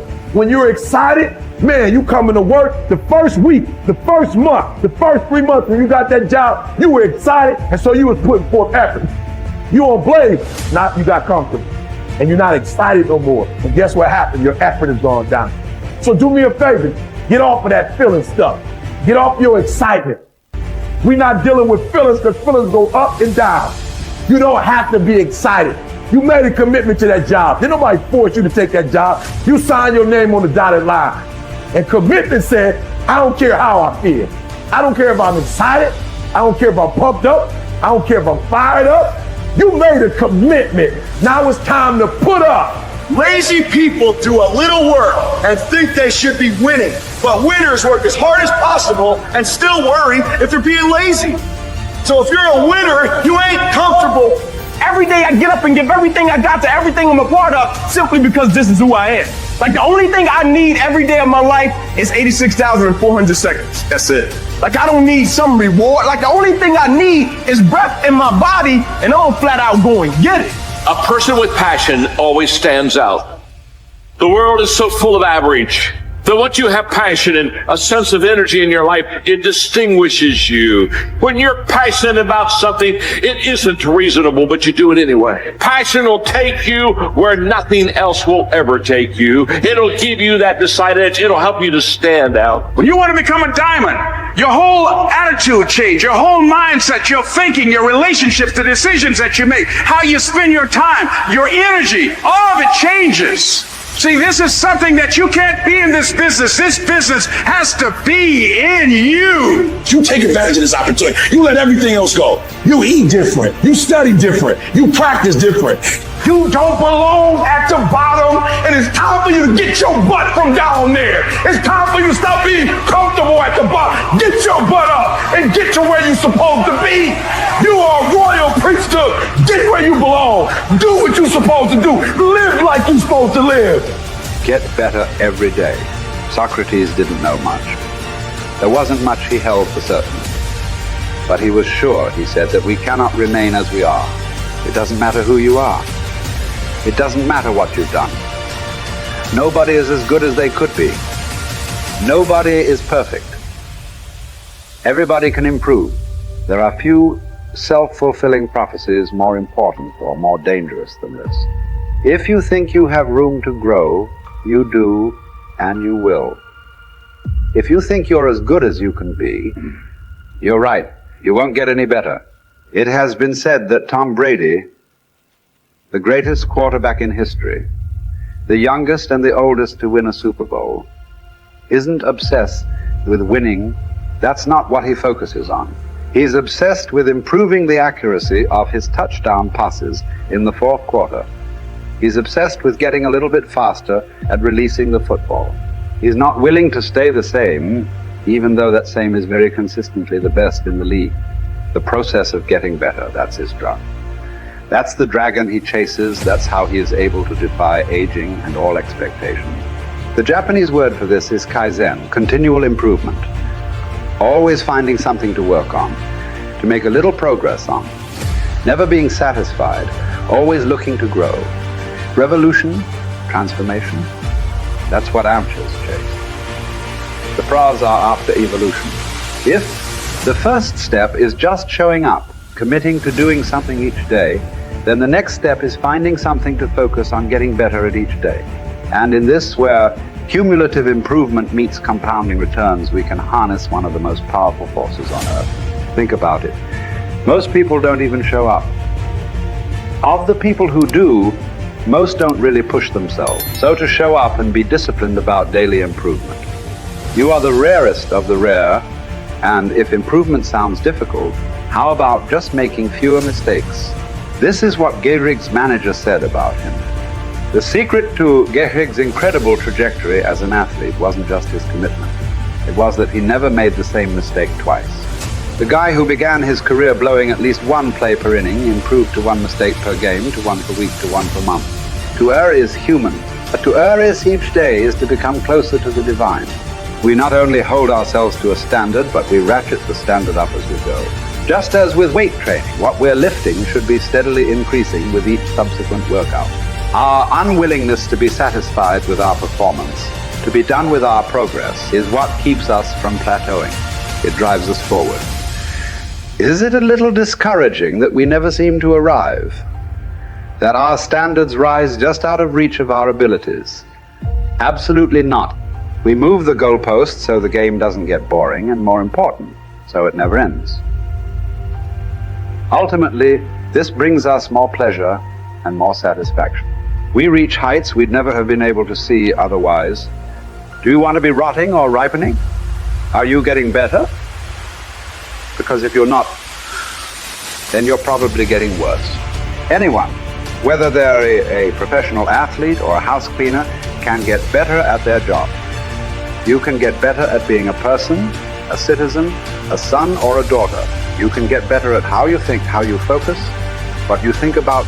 Just as one person delights in improving his farm and another his horse, Epictetus would say, riffing as it happens on Socrates. So I delight in attending to my improvement day by day. He said this as a man who clawed his way out of slavery. He said this from exile. He said this as one of the wisest men in the ancient world. And still, he was focused on how he could get better every day. In every way, one can imagine that for Epictetus, this discipline would have been extremely helpful in those dark times, because it gave him something to focus on, something only he controlled, not his master, not society, not his station in life. But this discipline is also helpful in the good times too, preventing one from getting too cocky or complacent. It doesn't matter what the scoreboard says, or the bank balance, or the sales figures, or the headlines. You know whether you're getting better or worse, whether you're making progress day to day. And if you are, wonderful. If you know there is room for improvement, also wonderful. Either way, your marching orders are the same. Come what may, success or failure, fame or misfortune. A focus on progress lets us look ourselves in the mirror with pride and ignore all the commotion in the background. It's the journey of a lifetime. In fact, that's the way to think about all of this. How much progress could you make if you made just a little each day over the course of an entire life? What might this journey look like? Where might it lead if each bit of progress you made presented both the opportunity and the obligation to make a little more progress, and you seized those opportunities, you lived up to those obligations each and every time? Will you choose to take this journey? Will you continue on, even when you've reached further than you ever thought you could go? Or will you stop there? Are you going to keep practicing? Or have you decided that this is good enough? That you're good enough? Will you remain as you are? Or become what you're capable of? Because once you stop getting better, there's only one direction to go. Do the best you can. The Emperor says in Marguerite Yourcenar's beautiful novel Memoirs of Hadrian, do it over again. Then still improve, even if ever so slightly, those retouches. It's a beautiful irony. You're never content with your progress, and yet you're always content. Because you're making progress. What does it mean to live an infinite life? Clearly, our lives are finite. We're born, we die, we come, we go. But life is infinite. The game of life will continue with us or without us. Which means every single one of us has a choice. We don't get to choose the nature of the game. Life is infinite. We don't even get to choose if we want to play in the game or not. Once you're born, you're in it. We get one choice. Do you want to play with a finite mindset, or do you want to play with an infinite mindset? To play with a finite mindset means waking up every day and say, I'm going to be the best, I'm going to be better than everybody else, I'm going to accumulate more power, more responsibility, more money, whatever it is, whatever your metric is, I'm going to get more than anybody else. Me. And when you die, you take none of it with you. Or we can choose to live our lives with an infinite mindset, which means I'm going to leave this world, this school, in better shape than I found it. It means I'm going to devote my life to see that those around me rise. And we know that we're living with an infinite mindset because our obsession is seeing that we have an impact on the lives of the people around us. We've all had teachers, and some of you are those teachers, where 20 or 30 years from now, I can go to one of your students and say, you're a remarkable human being, you've accomplished so much in your life. How did you become the person you are today? And they will tell me your name. We all remember the teacher who believed in us. We all remember the teacher who had our backs. We all remember the teacher who saw something in us that nobody else saw. We've forgotten all the others, but we remember those couple. And that's what it means to live with an infinite mindset. It means we divert ourselves to that mindset for everyone in our lives. That other teachers will say that about us. Other principals will say that about us. Other students will say that about us. Our friends will say that about us. I am who I am today because of you, and I will commit to live the same life that you taught me how to live. And you will literally live on beyond your own lifestyle, your own lifetime. That when you're gone, others will carry your work for you. This is what it means to live an infinite life, and it is just a choice.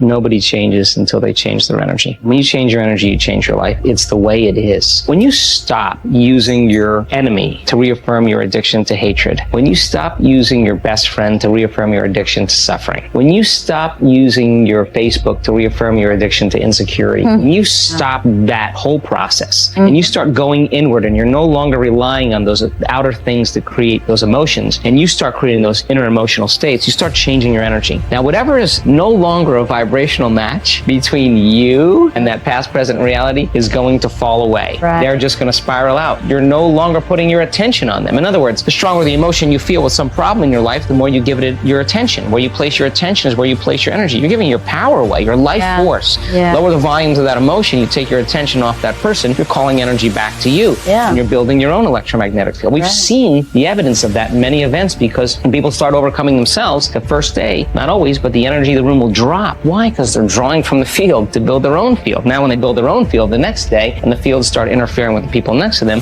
whoop, the energy in the room just keeps going up. So now there's no longer a vibrational match between you and your coworker. Be prepared, because that old known thing is going to fall away because you're no longer emotionally and energetically connected to it. So then when you get in that state, it's not a time to try to put it back together, because at the same time these things are unraveling and they're moving towards chaos, and chaos is just unpredictable order. Right. It's novelty, the newness of an experience that you can't predict is chaos. If you apply the formula, and all potentials in the quantum field exist as electromagnetic potentials. They are possibilities. When they begin to synchronize coherently, your brain and heart, you got a strong Wi-Fi signal, because now you're putting out a very laser coherent signal. Right. When there's a synchronization between your energy and that potential that exists in the future, but it really exists in the present moment, because that's where they exist in the quantum. Now, where is the wealthiest place in the world? It's not China, it's not Dubai, it's the graveyard. Because in the graveyard, you will find inventions never invented, businesses never erected, songs never sung, books never written, ideas never nurtured, people never realized. But you wanna know something else? You're not in the graveyard yet. We get one life, and every passing moment, we will never get back again. The problem is, you think you have time. Stop wasting your life. How many hours a day you waste, or how many hours a week you waste. And the classic answer is something like 4 to 6 hours a day. You know, inefficient studying, watching things on YouTube that not only do you not want to watch, that you don't even care about, that make you feel horrible about watching after you're done. That's probably 4 hours right there. You know, you think, well, that's 25 hours a week. It's 100 hours a month. That's 2.5 full work weeks. It's half a year of work weeks per year. And if your time is worth $20 an hour, which is a radical underestimate, it's probably more like 50 if you think about it in terms of deferred wages. If you're wasting 20 hours a week, you're wasting $50,000 a year. And you are doing that right now. And it's because you're young, wasting $50,000 a year is a way bigger catastrophe than it would be for me to waste it, because I'm not going to last nearly as long. And so if your life isn't everything it could be, you could ask yourself, well, what would happen if you just stopped wasting the opportunities that are in front of you? You got to be very intentional and deliberate. The stuff that you're dreaming about, the stuff that you want to happen, it's not going to happen by osmosis. Like, you got to get up and you got to go after it. And what the devil wants you to do, what the enemy wants you to do, is get distracted and focus on stuff you shouldn't be focusing on. He wants you to stay in bed. What he would love to do is for you to waste these next 2 or 3 weeks. People spend time waiting for when the time is going to be right. They're waiting for the pieces to fall into place. They're waiting for the planets to align. They're waiting for everything to be all set. It's not going to happen. You want to know when the time is right? The time is right now. All you have to do to kill procrastination is just start. More active and commendable still is the person who is waiting for the daylight and intercepts the first rays of the sun. Shame on him who lies in bed dozing when the sun is high in the sky, whose waking hours commence in the middle of the day. You have to dedicate every breath, every ounce of energy, and every thought and effort that you possibly have in your heart to becoming what it is you want to be. Because nothing great comes from a position of comfort. Everything worthwhile, everything that is great comes from being in a position of uncomfortable. Nothing worthwhile is easy to get. Everything is going to make you uncomfortable. Getting used to it. And if you can get used to being uncomfortable, your limits are non-existent. Everything strives to become all it can possibly be. And that striving to become is what discipline is all about. Disciplining ourselves to fulfill our natural potential to become all that we can be. And finally, discipline attracts opportunity. Opportunity is always looking for ambition and skill in action. Discipline taps the unlimited power of commitment. The human will in action, driven by inspiration, enticed by desire, tempered by reason, guided by intelligence, can bring you to that high and lofty place called the good life. Discipline, those unique steps of intelligent thought and activity that put a lid on temper and a faucet on courtesy, that develop positive and control negative, that encourage success and deter failure, that design lifestyle and control frustration, that enhance health and curb sickness, that promote happiness and manage sadness. Discipline, the start and the continuing process that brings all good things. And remember, anyone can start the process. It's not if I could, I would. It's if I would, I could. If I will, I can. So start the new process. You can begin a new habit no matter how small it is. Small isn't important. Whether or not you start and whether or not you continue are all that is important. And don't be deluded by an affirmation. Only affirm what you are truly prepared to do. Many of us delude ourselves with our words into believing that we're making changes and making progress, when in fact our daily activity is taking us in the exact opposite direction of our affirmation. Why would you walk in the opposite direction of your dreams? The man dreams of wealth and walks daily towards certain financial disaster. The man wishes for happiness and thinks the thoughts and commits the acts that take him to certain despair. So to have a prosperous life, start a prosperity plan. To become wealthy, start a wealth plan. Remember, you don't have to be wealthy to have a wealth plan. A person with no means can have a rich plan. If you are ill, start a health plan. If you don't have energy, start an energy plan. If you don't feel good, start a feel-good plan. If you're not smart, start a smart plan. If you can't, start a can plan. If you haven't, start a have plan. Anyone can. Even a bad person can start hearing good messages and reading good books. Recognize that the start of the better life, the happy life, the wealthy life is today. This is exciting. Both the process and the result can begin today. Start the new journey today. If you think of a new idea, today is the day to begin the discipline of putting that idea into action. Set this day up as a long, busy, exciting start for your new life. Get your first book for your new library today. Begin your new practice of setting goals today. Start clearing out a drawer of your new orderly desk today. Start eating an apple a day on your new health plan today. Put some money in your new investment for fortune account today. Start reading with intensity for your new wealth of mind plan today. Write a postponed letter today.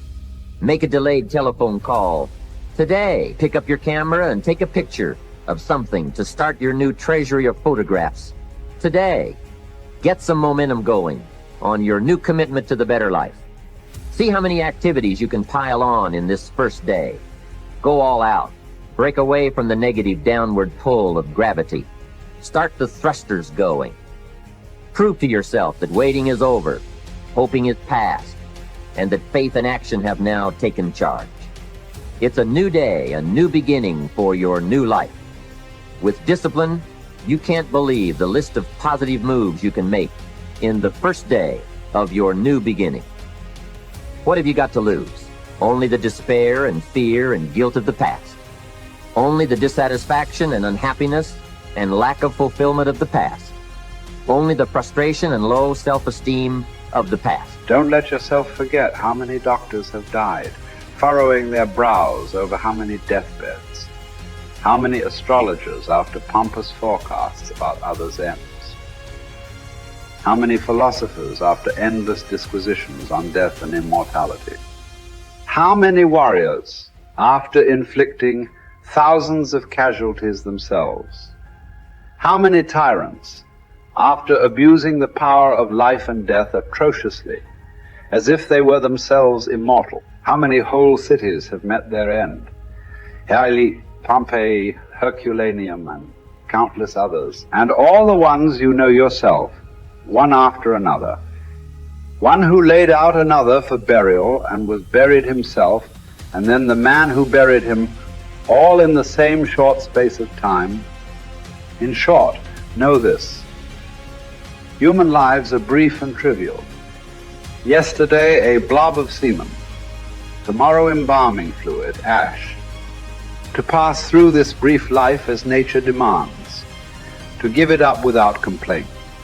Like an olive that ripens and falls. Praising its mother, thanking the tree it grew on. If you do the task before you always adhering to strict reason with zeal and energy and yet with humanity, disregarding all lesser ends and keeping the divinity within you pure and upright, as though you were even now faced with its recall. If you hold steadily to this, staying for nothing and shrinking from nothing, only seeking in each passing action a conformity with nature and in each word and utterance a fearless truthfulness, then the good life shall be yours. And from this course no man has the power to hold you back. Soon you'll be ashes or bones, a mere name at most. And even that is just a sound, an echo. The things we want in life are empty, stale and trivial. Dogs snarling at each other, quarreling children, laughing and then bursting into tears a moment later. Trust, shame, justice, truth, gone from the earth and only found in heaven. Why are you still here? Sensory objects are shifting and unstable. Our senses dim and easily deceived. The soul itself a decoction of the blood. Fame in a world like this is worthless, and so wait for it patiently, annihilation or metamorphosis. And until that time comes, what? Honor and revere the gods. Treat human beings as they deserve. Be tolerant with others and strict with yourself. Remember, nothing belongs to you but your flesh and blood, and nothing else is under your control. See, the problem with you is you rarely exercise your self-discipline muscle. You just go with the flow. No backbone whatsoever. And that's perfectly fine until you start whining and complaining about your lack of success. That at some point along the way, we get confused and we misunderstand who we are. We start building this false sense of self around all the stories and all the labels and all the things. And we start living our life that way. And we get confused about how life works, how we interact with life. And we start living much smaller than we really are. See, if you go through life holding back, and most of us do, most of us, if we ask ourselves, have we done all we can do? Most of us will have to answer, no, we haven't. We've been holding back. We have ideas that we don't act on, things we want to do, we're afraid to take chances. You refuse to raise your standards. You refuse to push yourself. You refuse to give a little bit more, give a little bit extra. All that you have to do in order to start to pursue your dreams is take small actions every day that align your life in that direction. You have to be willing to be hungry enough to understand that if this is something that you are truly going after, then work has to be applied. You can't make excuses. You can't ask for a pass. And you got to understand that you got to pay a toll to cross the bridge. Whatever your answer is, you can do it right now, today, starting today, right? It's still possible. You can start doing that right now. It's empowering the present with the future. There is nothing stopping you from making it happen right now. You never ever have to feel that way if you start doing it right now, and you can do it right now. The thing about self-discipline is that it is necessary for everything you do in your life. You have to be self-disciplined. And once you understand that you can always make a different choice and get a different reaction, and that's the power in your life. That's the power that you have, is no matter what's going on, you can choose to think differently, believe differently, see differently. All of those things are a choice. You have a why, you can survive almost any how. Once you begin to discover who you are, then you really realize how you have been given authority and dominion over everything on the face of the earth, including all the dimensions of your life. But you can only do that through the struggle of life. Get better, grow and learn and develop and live. Live in defiance of the weakness and in rebellion against the decay. Fight them as they creep in with their offers of instant gratification and immediate rewards.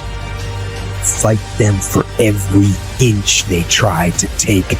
Do not surrender any ground ever. When you commit to something, you require yourself to bring all of your disparate components moving in a single direction, united in a single direction. So it's a unifying act. And then once having been unified, well, then you can bring that unity to bear on a variety of different tasks. But you have to bring it together first. So, and that makes sense developmentally. You see children start out as a disparate bundle of motivations and emotions sort of warring with one another.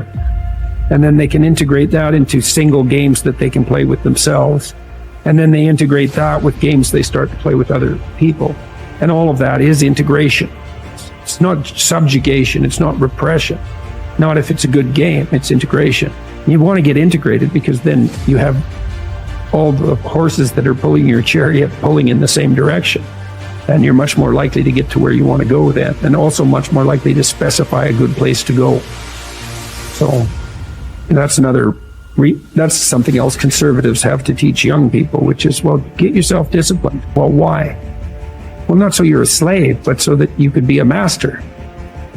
To use a terminology that you're not supposed to use anymore.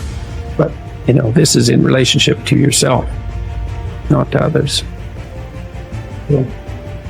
Yeah, and to begin with, you have to accept an external master because you just don't have the wisdom to do that for yourself, or the ability, or the opportunity often. Everybody knows this. They feel bad when they decide they're going to get themselves in good shape and go to the gym, and lasts like 3 days. Attempts, yeah. And then no one's happy about the fact that they quit, and they berate themselves for it. And we know that we need to go through a disciplinary process, and we need to subjugate ourselves to a disciplinary process. That's part of the problem with the constant harping about the oppressive patriarchy. But you need a disciplinary process. So, well, that's just oppression and slavery. It's like, no, it's not. No more than a game is. Not a good game. A good game isn't oppression and slavery. A lot of people, like I was talking about taking the path of least resistance. I believe in life you must earn the right to be called a man.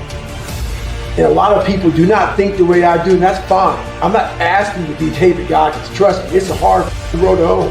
It's not fun. It's not fun all the time. But the thing about it is, you have to look, I looked at my hardships as challenges. Once I got over the pity party, because I went through that phase. Of course. I'm a normal human being. But I realized that got me exactly where I was at, even worse. As I looked at those challenges the way most people do, woe is me. Why the fuck can't I get a break? Why? I wished I was better. I wish my parents were better. I wish I had a better education. I wish this, I wish that. They have all these wish sandwiches. I started realizing, how can I figure out how it can work for me? So the one thing we don't do is when we're in that dark place is a great learning environment. If you can sit back in a dark place and find quiet to just think, there's so much power in your failures, in your suffering. Because why? You're still alive. You're still here. So you gotta look at that shit. My God, man, this is power, man. Like, now I gotta flip it. How many men will be able to do what I'm about to do, what I'm about to try to do? Like, literally, what gave me strength was when I was at the worst of my worst. How many men would even fucking say they want to try to be a Navy SEAL? I'm at the worst spot of my life. Like, I can't even walk down the street, let alone run down the street. And I'm gonna now call a recruiter up and try to be a SEAL. There's a lot of power in that, but people don't see it there. They see, man, that's stupid. I had this voice in the back of my head that kept on running. I was afraid of water. I was afraid of dealing with things that made me feel unaccepted. I didn't accept myself. So I kept on going towards things that I felt good. Let me go this way, because something kept on saying, fuck you. You have it, man. You got it, man, but you're gonna have to fail a lot. But you have it. And like I said, that voice kept on haunting me, but that voice kept on saying, if you face it, you realize it's not that bad. Persistence is self-discipline in action. Your ability to persist in the face of all setbacks and temporary failures is essential to success in life.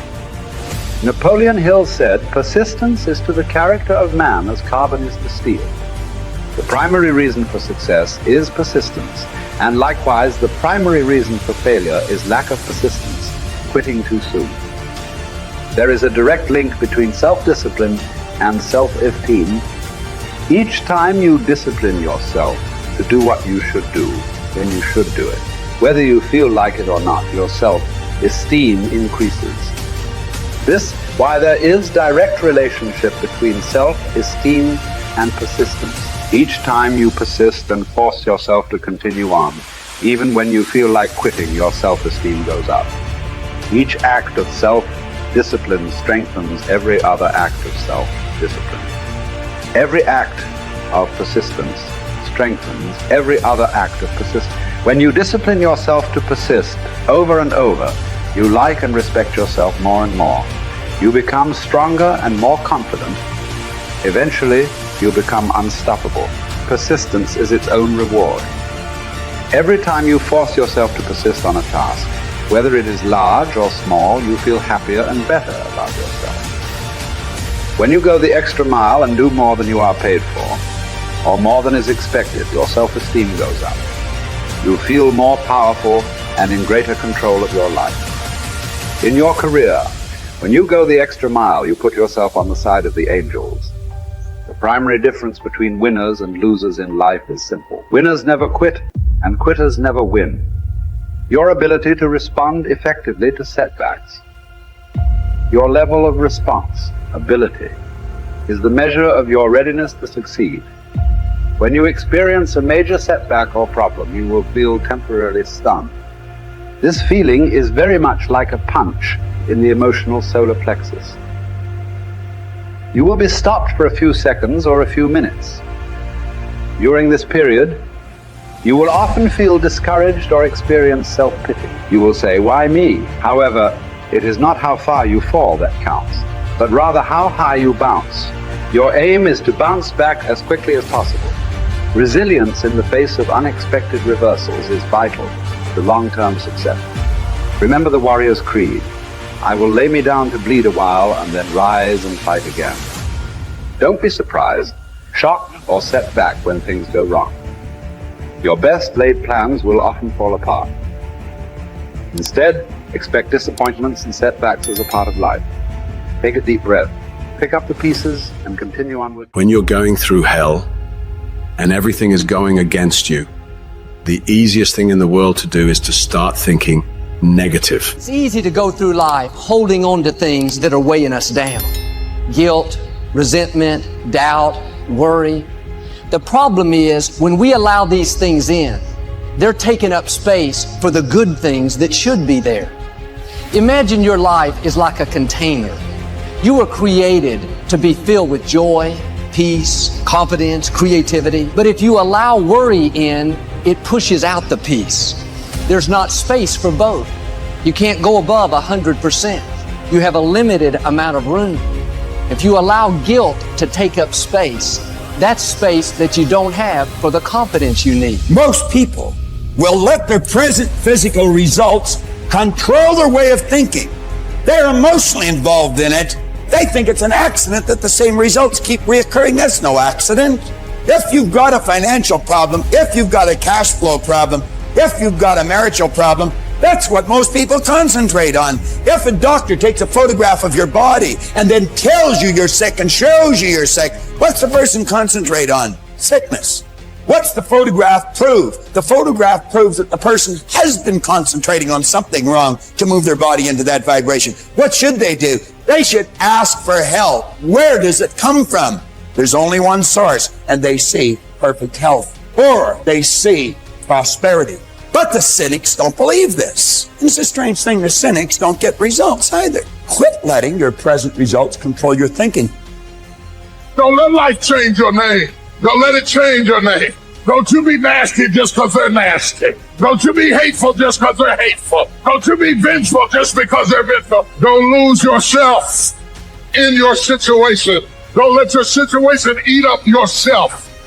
You've got to get grounded. You've got to train your mind to serve you. Meditation is one of the ways in which you can do that. Reading is one of the ways that you can do that. Listening to music is one of the ways that you can do that. Exercise is one of the ways in which you can do that. Things that you can do to still your mind, to clear your thoughts so you can think. Change the way you see yourself and begin to tend to the personal details. If you trust yourself, if you believe and don't doubt in everything in you, You can do it. You can do it. When you say a situation, a person is hopeless, you're slamming the door in the face of God. There's no guarantee that because somebody is now down on their luck, they can never come back. Who can guarantee that you can't make, that you can't have your dream? All we need to do is we look at our dreams. As we get ready to hit the floor, I'm blessed and highly favored. Don't let circumstances turn you around. Don't let hard times turn you around. Whatever you're experiencing, you know that this too shall pass. That you have the ability to make it happen. Why? You got a sense of entitlement.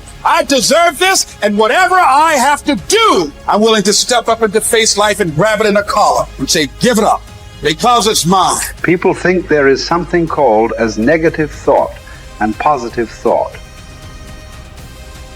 They want to remove the negative thoughts and have only positive thoughts. For such people, I would ask them to just experiment for 10, 15 seconds. Let them forcefully remove one thought from their mind. For example, next 10 seconds, just don't think of a monkey. Try not to think of a monkey for next 10 seconds. You will see, you will be full of monkeys. So what I am saying is, this is the nature of your mind, because in this mind, all the 3 pedals are throttle. There is no brake, there is no clutch. Whatever you touch, it will only go faster.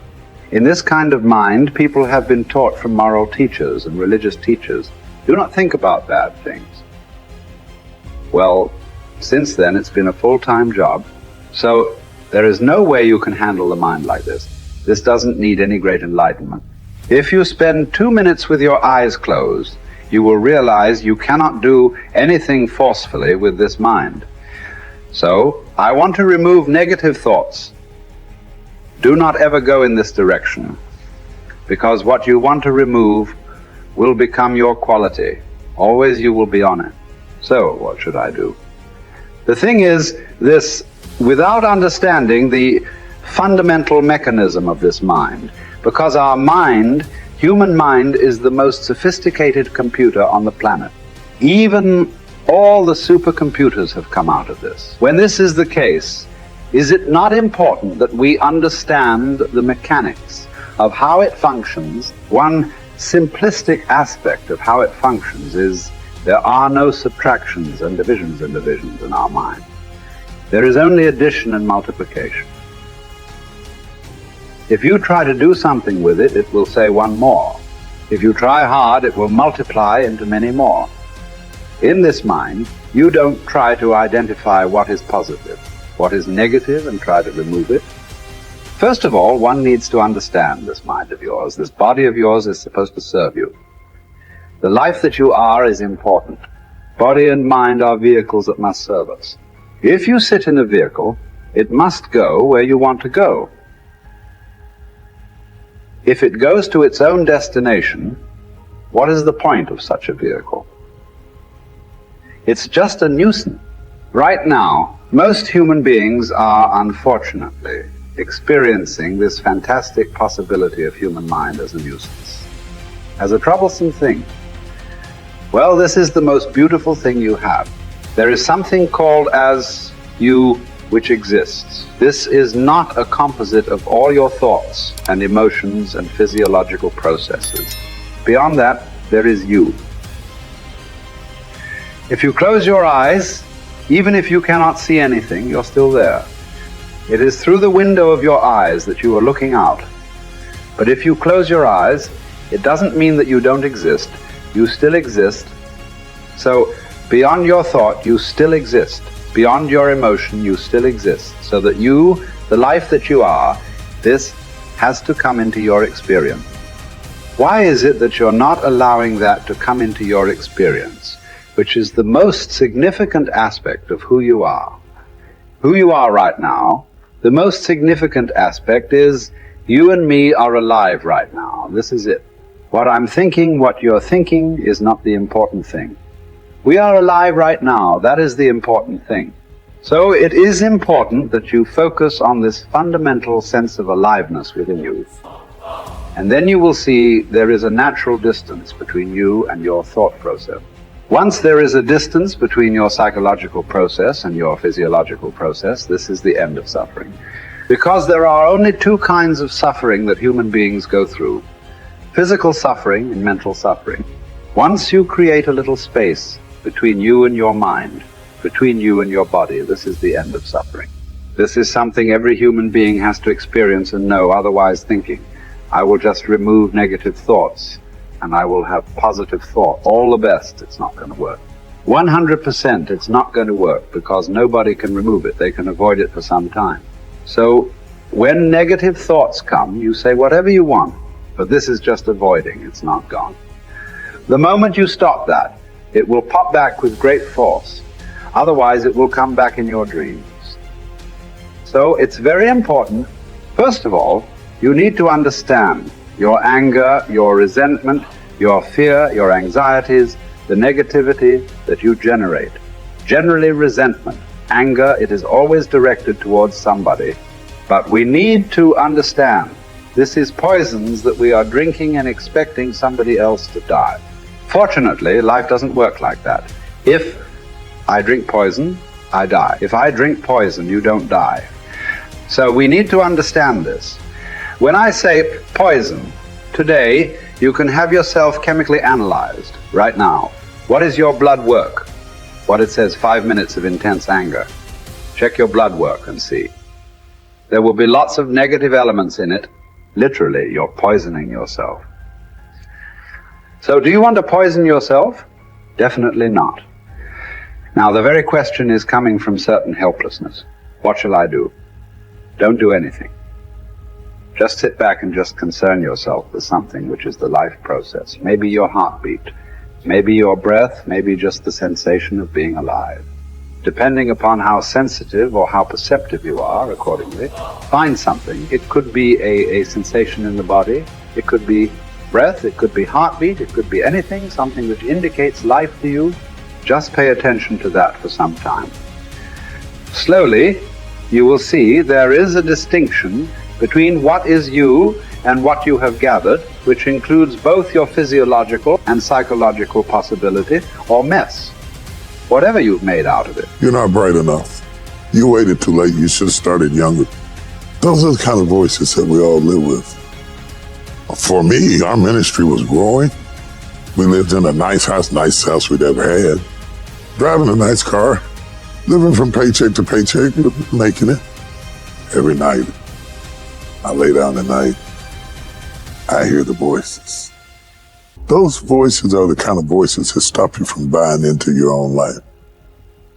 Stop you from enjoying the good times and believing that they will last.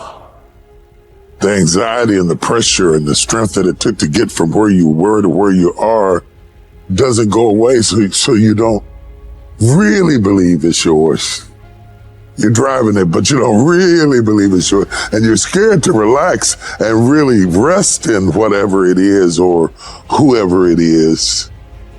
And the enemy always has some sort of tool or memory or situation that he uses to terrify you, even though the good times are here and the dream is there, the blessing is there, and the goodness is there.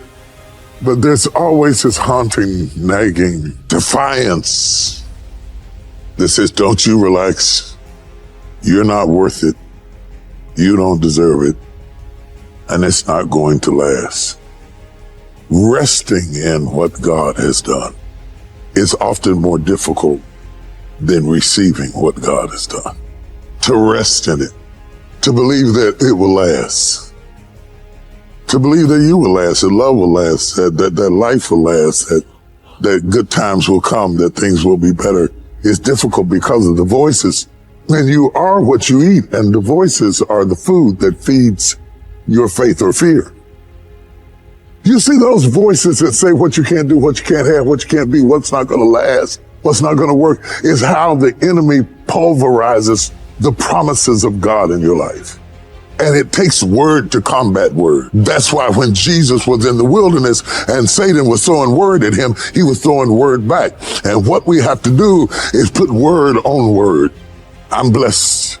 I'm blessed in the city. I'm blessed in the field. I'm blessed in my uprising. I'm blessed in my downsetting. I'll be blessed into my old age. I'll be blessed when I'm an old man. My grandchildren will be blessed. My body is blessed. My mind is blessed. My head is blessed. I got this. I can handle it. I can do it. Bring it on. Here it is. That kind of talk, saying that to yourself, drives back the other voices of negativity that we all have creep up behind us and tell us that we're not capable and we're not competent and we're not gifted enough and we're not good enough or we waited too late or God is punishing us. Every so often you'll go through a period in your life. You will see yourself as a failure because you don't see yourself operating in the way that you dreamed that you would. The pressure in your life right now has a purpose. It's not crushing you. It's pushing what's on the inside of you out. It shows you who you are. It's how you find out what's on the inside of you. I want to remind y'all of the power of the mind. You can think your way into stress. You can think your way into misery, frustration. But if you change your mind, it'll change your life. You just have to decide in your mind what you want it to be. You just have to wake up. You just have to break that negative spirit. You have to break through. There is nothing more practical than developing a vision. It's not some pie in the sky exercise. It's without a vision, you're chaotic and fragmented and hopeless and disappointed, and someone can stop you just by putting up a single obstacle. You're a house divided amongst itself. You have no forward movement. You're not enthusiastic, and that's to be filled with the Spirit of God, by the way. And your life is a sequence of disappointments and frustrations and tragedies, and you're a leaf blowing in the wind. And that is not what you're called to be. That's not what you're called to be. You're called to be a visionary constructor of the paradisal vision. Really, that's who you are, terrible as that is to apprehend. We already will lose everything we have to lose. Right? We're all in this game, man. So there's, whether you want it to be this way or not, you are betting everything on your life. You don't know what you've got until all hell breaks loose. You don't know what you can take until the pressure is applied to your life. You don't know what you can endure until people stab you in the back and walk away from you. You don't know how much courage you have until you've been under fire and under struggle and under tribulation. Just as nature takes every obstacle, every impediment, and works around it, turns it to its purposes, incorporates it into itself, so too, a rational being can turn each setback into raw material and use it to achieve its goal. You can make anything very tough for yourself, or you can do anything playfully. There is nothing really tough or easy. It is the way people experience it that something becomes very tough or something becomes a joyful process. If you make light of yourself, life will never sit heavy upon your heart. It will be light. But you think too much of yourself, everything will become difficult. Sitting, standing, somebody looked at you like this, so much difficulty, isn't it? Somebody did not look at you, so much difficulty. This is because you have made yourself bigger than what you are. You have ideas about yourself, exaggerated ideas about yourself. If you become too serious about who you are, then everything becomes difficult. If you carry yourself lightly, then everything is with ease. There's two great words of antiquity everybody should learn. Here they are, one's positive and one's negative. Here's the positive word from antiquity, behold. That's the positive word. Behold the possibilities, behold the opportunity, behold the future and give it design. Behold and look at the chances you've got. Behold, spring has come. Behold, the day has arrived. And the sun is shining and the shadows are fleeing away. Behold, the next person you can meet might be your friend for life. Behold, the next person might be a colleague forever. Behold, that's the positive word, behold. Now, here's the negative word. Beware. Beware of what you become in pursuit of what you want. Beware All of our lives, we have to deal with behold and beware. When a kid goes to school, it's behold the opportunity and beware the dangers. Behold and beware. So beware of what you become, pursuing what you want. Some things I went for in the very beginning cost me too much. I got so obsessed with some things that I found out later the price was too big to pay. If I would have known better, I never would have paid. But sometimes we learn when? After. So don't become so obsessed with something that you lose your sense of reason or it costs you your friends. Don't be so obsessed with something that you compromise your virtues and your value. The story says Judas got the money. You say, well, that's a success story. No. It's true, 30 pieces of silver was a sizable sum of money, but it was not a success story. His name was Judas. Doesn't that ring a bell? It makes all the difference in the world. Judas got the money. Here's something interesting about the story of Judas. After he got the money, he was unhappy. Someone says, well, if you had a fortune in your hand, why would you be unhappy? And here's the key. He was not unhappy with the money. He was unhappy with himself. Here's a key phrase. The greatest source of unhappiness is self-unhappiness. It's not from outside the things that make us unhappy. Greatest devastating unhappiness is to be unhappy with yourself. Now, a mild form of unhappiness is construct. The desperate form of unhappiness is destruct.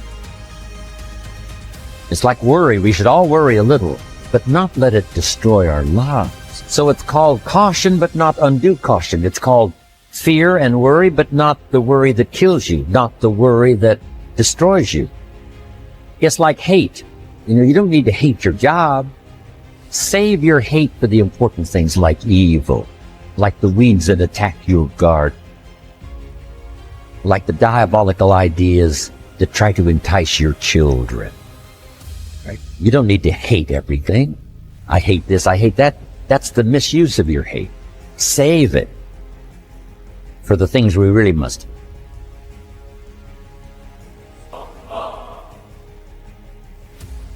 How long are you going to wait before you demand the best for yourself and in no instance bypass the discriminations of reason?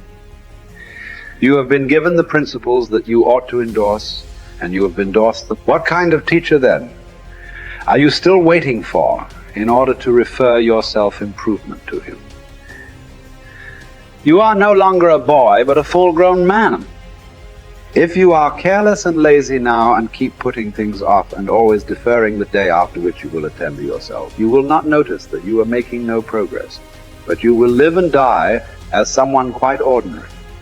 From now on, then, resolve to live as a grown-up who is making progress, and make whatever you think best a law that you never set aside. And whenever you encounter anything that is difficult or pleasurable or highly or lowly regarded, remember that the contest is now. You are at the Olympic Games. You cannot wait any longer, and that your progress is wrecked or preserved by a single day in a single event. Success is both a journey and a destination, isn't it? It is both the steady, measured progress toward a goal and the achievement of a goal. Success is an accomplishment, whether it be great or small, and it's an understanding of the potential and power of an entire human life. Success is an awareness of value, and it's the cultivation of value through discipline. It can be tangible or intangible. Success is a process of turning away from something in order to turn toward something else. From no exercise to exercise, from candy to fruit, from not investing to investing. Success is responding to an invitation to change, to grow, to develop, to become, to move up to a better place with a better vantage point. But most of all, success is making your life what you want it to be, considering all the possibilities, considering all the examples. What do you want for your life? That is the big question. Remember, success is not a set of standards from our culture. but rather a collection of personal values, clearly defined and ultimately achieved. Success is your better life for you, the design you give it, the dreams you accomplish. Making your life what you want it to be for you, that is success. You know, there are American heroes who don't like this idea. Neil Armstrong, Gene Cernan have both testified against commercial spaceflight and the way that you're developing it, and I wonder what you think of that. I was very sad to see that, because those guys are, those guys are heroes of mine, so it's really tough. I wish they would come and visit and see the hardware that we're doing here. And I think that would change their mind.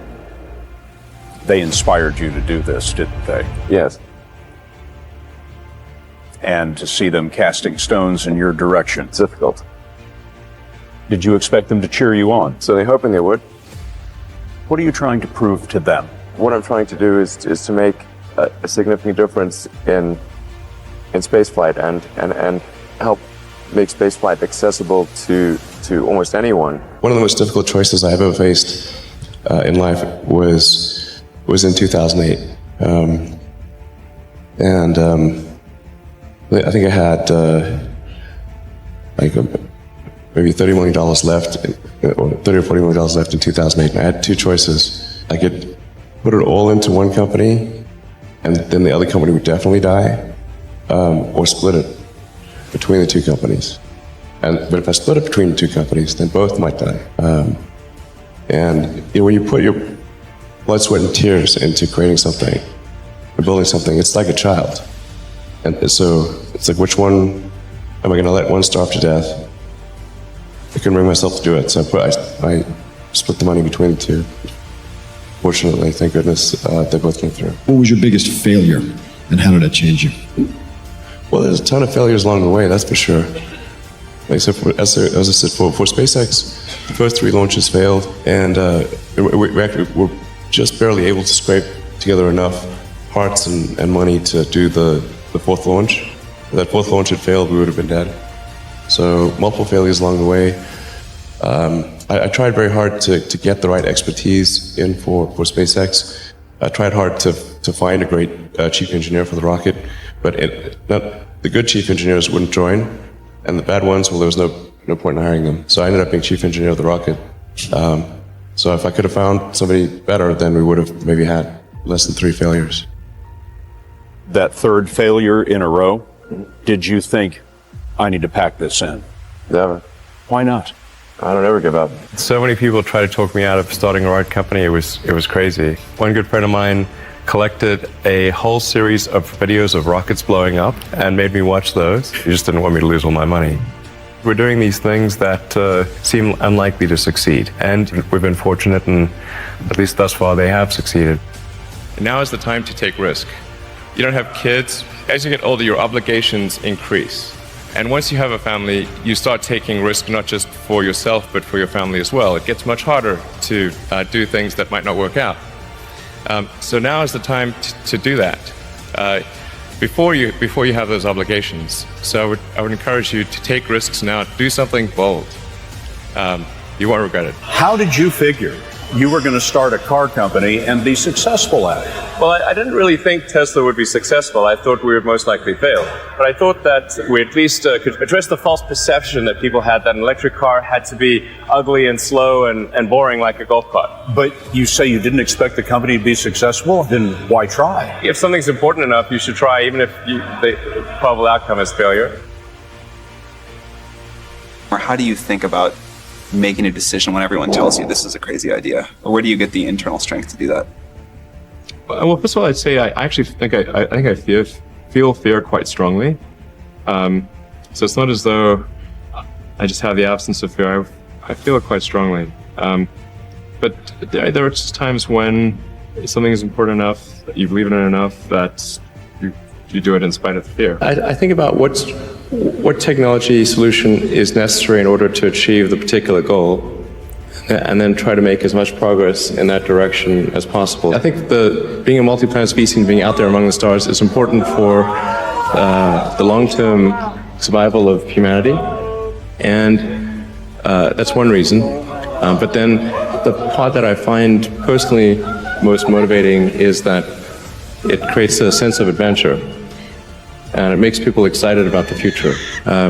If you consider two futures, one where we are forever confined to Earth until eventually something terrible happens, or another future where we are out there on many planets, maybe even going beyond the solar system, I think that second version is incredibly exciting and inspiring, and there need to be reasons to get up in the morning. You know, life can't just be about solving problems. Otherwise, what's the point? There's got to be things that people find inspiring and make life worth living. When my brother and I were starting our first company, instead of getting an apartment, we just rented a small office and we slept on the couch. And we showered at the YMCA, and we're so hot up we had one computer, so the website was up during the day, and I was coding at night. 7 days a week, all the time. And I sort of briefly had a girlfriend in that period, and in order to be with me, she had to sleep in the office. So work hard, like every waking hour. That's the thing I would say particularly if you're starting a company. Whatever area that you get into, given that even if you're the best, there's always a chance of failure. So I think it's important that you really like whatever you're doing. If you don't like it, life is too short. If you like what you're doing, you think about it even when you're not working. I mean, it's something that your mind is drawn to. And if you don't like it, you just really can't make it work, I think. The sun doesn't shine every day. The storms will come. There are times when the nights will be long and dark and you will be alone. There will be times when the darkness seems to consume everything. But don't let it consume you. That's anxiety. Stop. You're not where you think you are. Your map isn't producing the desired outcome. It's wrong. What should you do? You don't know. Stop. Because if you don't know where to go, there's no point going anywhere. And then what? Prepare. That's anxiety. Stop. Prepare. Well, people hate that because, well, for obvious reasons. Prepare. For what? Everything. Very, very demanding psychophysiologically. And that's also something that's really worth knowing. It's like anxiety isn't just a psychological state that's unpleasant. It's like you're revved up and you're burning resources like mad. And you're in a biochemical state such that's optimized for quick action, but that's toxic if you inhabit it for any length of time. So not knowing what to do, that is not good. And it isn't just that it makes you feel bad. It's you're running your machinery faster than you can replenish it. For some reason, there is this facade that life should be full of happiness and without its suffering, which actually makes us suffer even more. Because when we get sad or something bad happens, we do not only feel bad about the thing itself, but we also feel bad because our life is not the way it is supposed to be. Not realizing suffering and sadness is just a part of life, and they're inevitable. Unless you learn your lesson, it will keep hurting. Not only it will never stop, it will also keep increasing the amount, so you won't get used to it. And it doesn't matter how you get knocked down in life, because that's going to happen. All that matters is that you got to get up. You have to get up. Whatever experience you're having right now, it has not come to stay. It has come to pass. Sometimes you have to just back up and go within yourself and pray and meditate and recharge your batteries. Go away, clear your head, and then come back and look at it from a different vantage point. Don't operate while you are under the spell or the effect of what's going on. Don't allow your emotions to control you. We are emotional, but you want to begin to discipline your emotion. If you don't discipline and contain your emotions, they will use you. You don't have to force yourself or motivate yourself to think negatively, to be depressed, to beat yourself up over the head, to feel loaded with guilt. You don't have to make any effort to do that. Your mind is on automatic. It will do that by itself. But if you want to begin to move into your own personal greatness, you've got to be willing to go against the tide. You've got to be willing to harness your will and say, in spite of this, I'm in control here. I'm not going to let this get me down. I'm not going to let this destroy me. I'm coming back. The same situation can either be perceived as a lead ball chained to your feet or as wings growing out of your shoulder blades. How you interpret the challenge is crucial to your success of overcoming it. Ultimately, it's never the challenges that matter, but how you perceive them.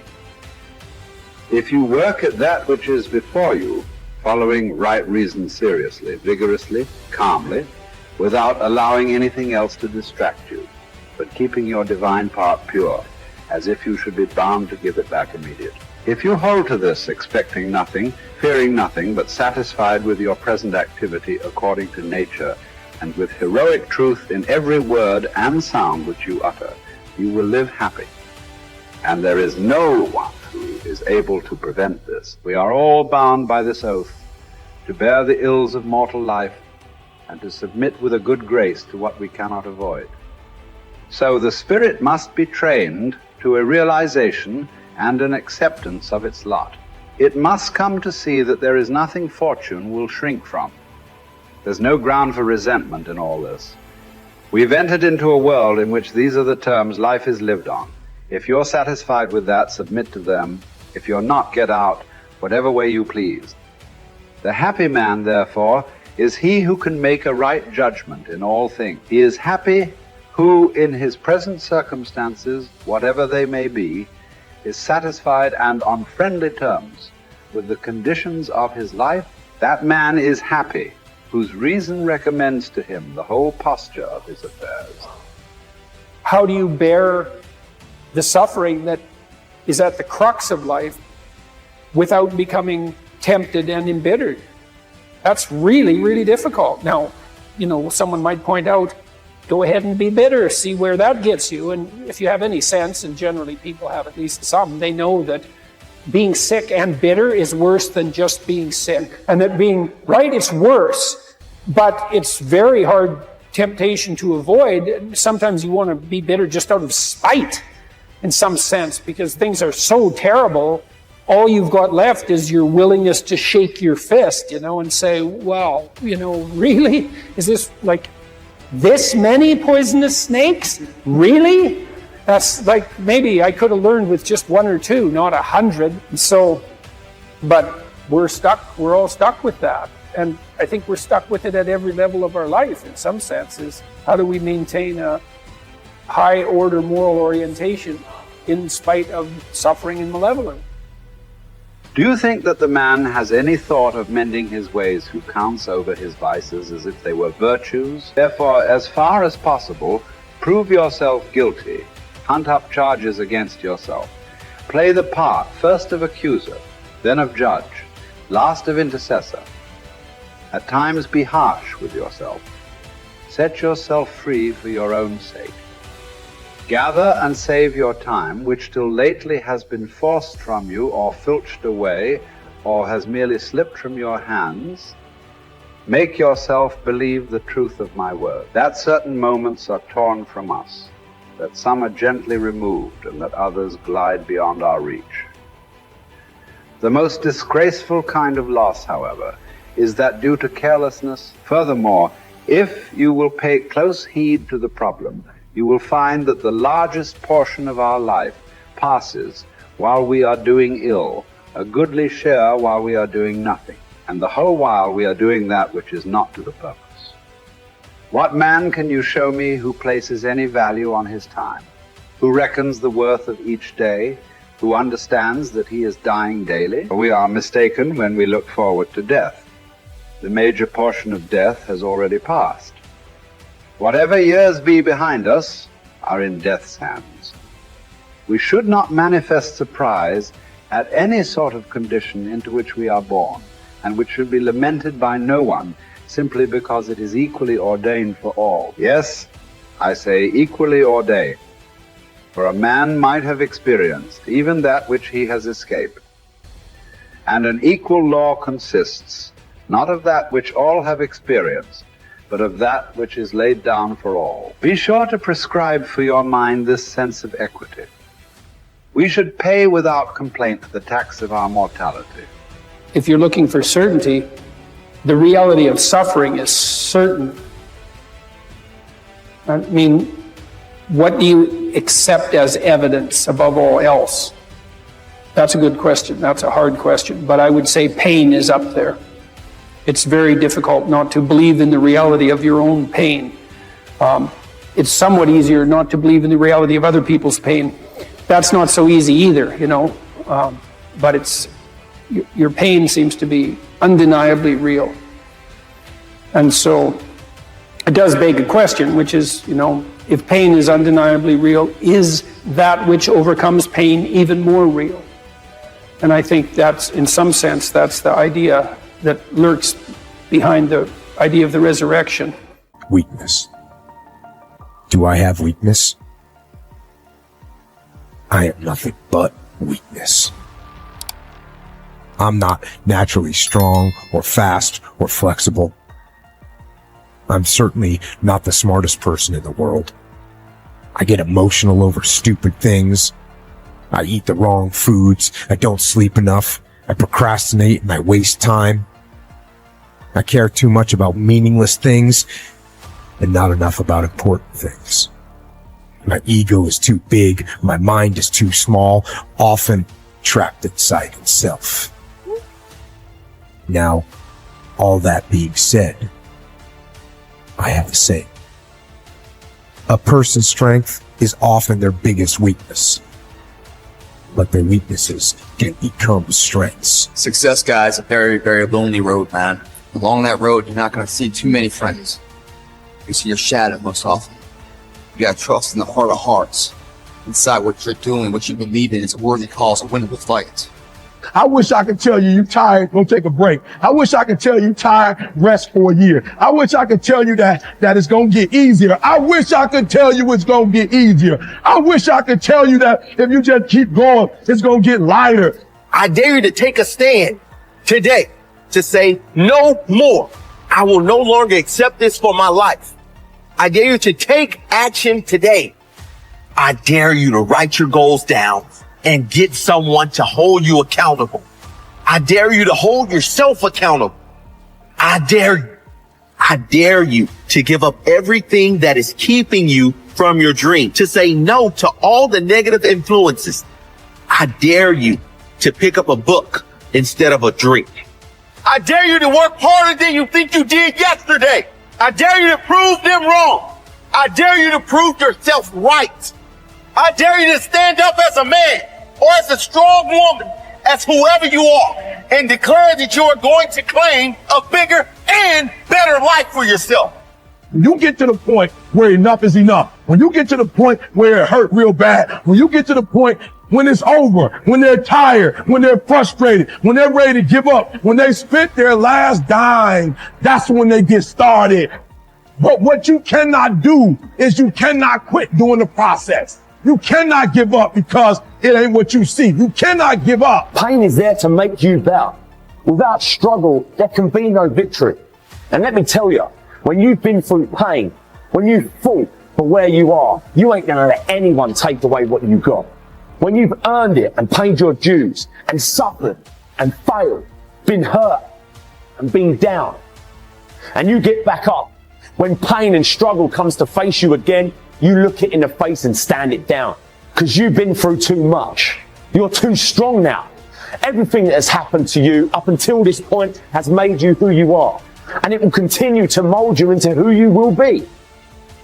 How do you overcome the suffering of life? Is be a better person. That's how you do it. Well, that's hard. It takes responsibility. And I think, you know, if you said to someone, you want to have a meaningful life? Everything you do matters. That's the definition of a meaningful life. But everything you do matters. You're going to have to carry that with you. Or do you want to just forget about the whole meaning thing and then you don't have any responsibility because who the hell cares? And you can wander through life doing whatever you want, gratifying impulsive desires for how useful that's going to be. And you're stuck in meaninglessness, but you don't have any responsibility. Which one do you want? Well, ask yourself, which one are you pursuing? And you'll find very rapidly that it isn't the majority of your soul that's pursuing the whole meaning thing, because, well, look what you have to do that. You have to take on the fact that life is suffering. You have to put yourself together in the face of that. It starts with yourself, man. You got to start diving into those things that you're afraid of. You don't gain confidence by going to a spot that makes you feel good. This could be a false reality. And the second life gives you that challenge, all you want to do is go back to what made you confidence or what gave you confidence. Is that happy spot? No. What gives you confidence, what gave me confidence, was spending years at a kitchen table trying to learn how to read and write on my own. Realizing I can't learn the way you learn. I can't. But I can learn. What gives you confidence, not being afraid, is overcoming the fear. I used to stutter severely bad. So right now, I don't know how many people are gonna watch this. You know what gives me confidence? Is knowing I no longer care if I sit and start stuttering. That's what gives me confidence, is facing these things, overcoming them. And maybe not overcoming them every day, but facing them, and facing them, facing them. Pretty soon like this, oh man, this is where it's at. It's not in that comfort zone. It's in the discomfort zone is where my confidence is getting built. Mm-hmm. That's where it's getting built. But people they want an easier answer. There has to be an easier way. It's not. I'm sorry. I searched for it my entire life. I did. I lied. I did everything. And I still felt empty. I walked around with a backpack with all my stuff in it, with no car. Right. And I walk around happiest person in the world. Have nothing. Happy as hell. It's because I found out the whole key to life. It's not in all that. Have to face yourself. So many people live to be 100 years old and they die miserable, having everything, because they never examine. I call it my live autopsy. You never examine this. Happiness, peace, enlightenment, it's all up here, man. It's all up here. And if I start talking like this, people are, man, I don't know. It's the truth, man. It's all up here. You just got to be willing to go and face it. And that's the hard part. Attitude is a reflection, a result of a person's will. It is incalculably powerful. It can bring about marvelous results for us, but we need to train it patiently, day by day. Now let's talk about the attitudes of people who are successful. The top 5% of the people who go sailing through life from one success to another, and who, even when they fail at something, shrug it off and head right out again. No matter who the person is or what he does, men and women in sales, business executives, people in all the professions, wives and mothers, students, top people in the armed forces, public servants, men and women in the service of religion, working men and women in all fields of endeavor. Wherever you find a person doing an outstanding job and getting outstanding results, you will find a person with the right kind of attitude. These people take the attitude toward themselves that they can accomplish what they set out to accomplish, that there's no good reason on earth why they can't be competent, successful. They have a healthy attitude toward themselves and, as a result, toward life and the things they want to accomplish. And because of this, they achieve some remarkable things, and they come to be called successful, outstanding, brilliant, lucky, and a lot of other things. They're quite frequently no more brilliant or outstanding than the majority of the people by whom they're surrounded. But they did develop the right attitude, and they found their accomplishments not too difficult, and many times surprisingly easy, simply because it seems that so few are really trying, really believe in themselves. Successful people come in all shapes and sizes and in widely varying degrees of intelligence, background, and so on. But they all have one thing in common. They expect more good out of life than bad. They expect to succeed more than they fail. If you want something worthwhile, take the attitude that there are a lot more reasons why you can have it than there are that you cannot, and set out to earn it. Go after it, work at it, ask for it, and 9 times out of 10, you'll get it. Our environment is really a mirror of our mental attitude. If we don't like our environment, we have to change our attitude first. Your ability and willingness to discipline yourself to accept personal responsibility for your life are essential to happiness, health, success, achievement, and personal leadership. Accepting responsibility is one of the hardest of all disciplines, but without it, no success is possible. The failure to accept responsibility and the attempt to foist responsibility for things in your life that make you unhappy onto other people, institutions, and situations completely distort cause and effect, undermine your character, weaken your resolve, and diminish your humanity. They lead to making endless excuses, There is a direct relationship between the acceptance of responsibility and the amount of personal control you feel you have over your life. This means that the more you accept responsibility, the greater sense of control you experience. There is also a direct relationship between the amount of control you feel you have and how positive you feel. The more you feel that you have a high sense of control in the important areas of your life, the more positive and happy you are in everything you do. When you accept responsibility, you feel strong, powerful, and purposeful. Accepting responsibility eliminates the negative emotions that rob you of happiness and contentment. You are not where you're supposed to be because of you. It's all you. You tell yourself lies, reasons. I'm too tired. I need to rest. I'm too hungry. I'm too full. Something else is more important. I don't have time. Lies, lies, lies, lies. Ask yourself, what remarkably stupid things am I doing on a regular basis to absolutely screw up my life? What would happen if you just stopped wasting the opportunities that are in front of you? Because you're not everything you could be, and you know it. If you keep thinking the same thoughts, keep demonstrating the same behaviors, keep living by the same feelings and emotions, your personal reality is going to stay exactly the same. But if you have new thoughts that lead to new choices, that demonstrate new actions, that create new experiences, that cause you to feel differently, you will begin to walk into a new future. I need you to confront you because you're the one holding you up. I need you to look in the mirror and tell you, you are not going to do me like this no more. You're not going to continue to sabotage me. You're not going to keep procrastinating. You're not. You know you should be further in life, but you keep letting you slide. Hold you accountable and don't let you off the hook. If for 10 years, if you didn't avoid doing what you knew you needed to do, what would you be like? You'd be 10 times more efficient, 20 times more efficient. And you could be way better. You could be incomparably better across multiple dimensions.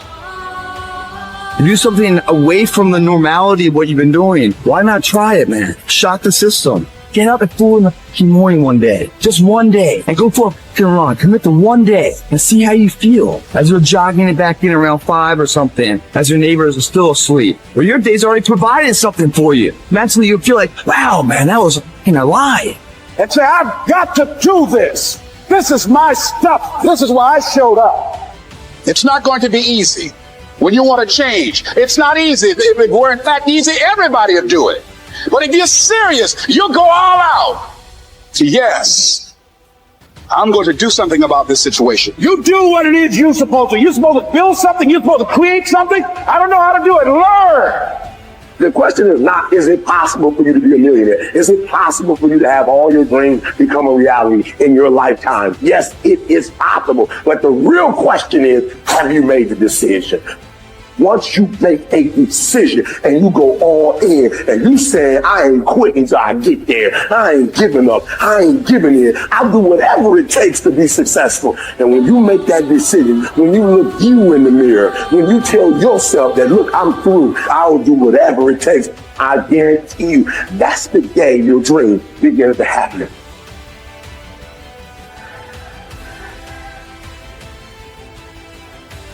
So then, when you have a purpose or a vision or a mission or an intent that's bigger than you, it means it signifies something that's ongoing. You could have a purpose to go east, and there's never an end to east. You could have a purpose to be healthy. There's always more health to have. You could have a purpose to be wealthy. There's never an end to wealth. You could have a purpose for knowledge, and there's never an end to knowledge. It signifies a direction. My purpose is to transform individuals in order to transform a culture. And I'm clear on that purpose, and it gets me up in the morning every single day.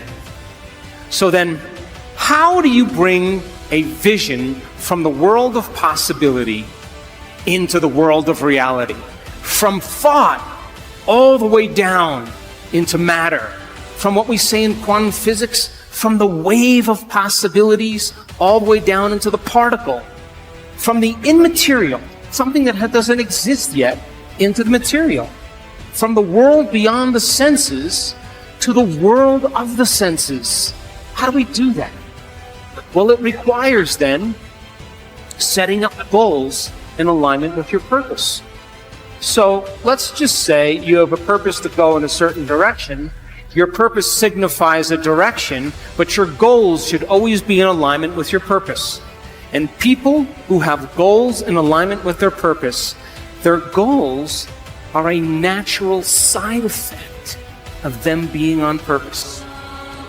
So then what about getting healthy? You may say, okay, I want to lower my heart rate. That's one of my goals. I want to lose, 10 kilos.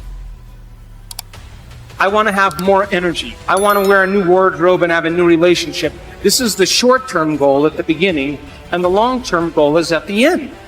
And as long as you keep making the same choices, demonstrating the same behaviors, reproducing the same experiences, feeling the same way, you'll arrive at all of those goals. What about becoming abundant? You may say you want to be wealthy, and to me it doesn't matter. Wealth is a state of mind.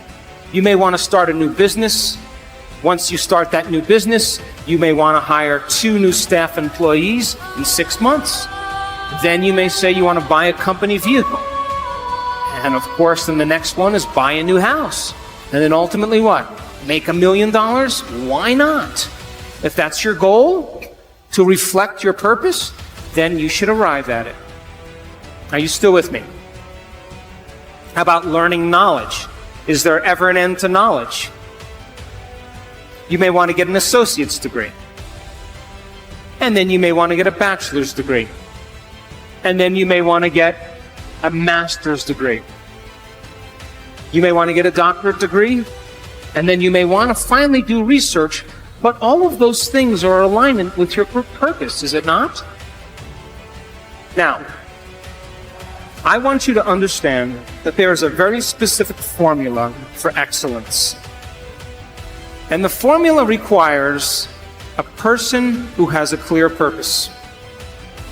But there are 2 other ingredients that put this together.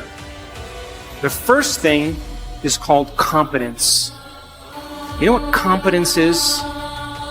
Somebody who does something really well. The more competent they are, the better they are at doing so. The third thing is called accountability. Accountability means if you say you're going to do something, you do it. And if someone asks you to do something, you do it really well.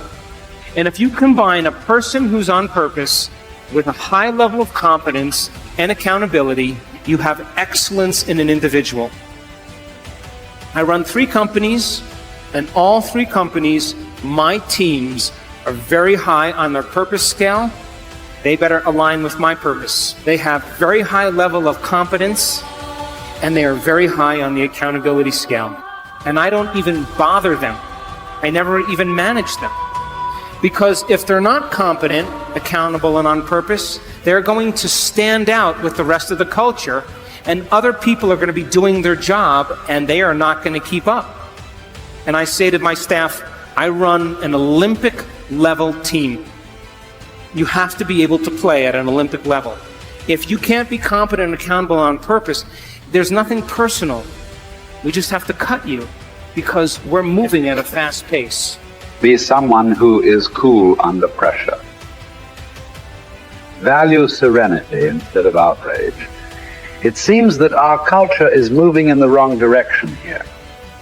If you are blessed enough to not be on social media, you might be surprised to learn that the angriest, most passionate public figures are rewarded with the most clicks and biggest audiences.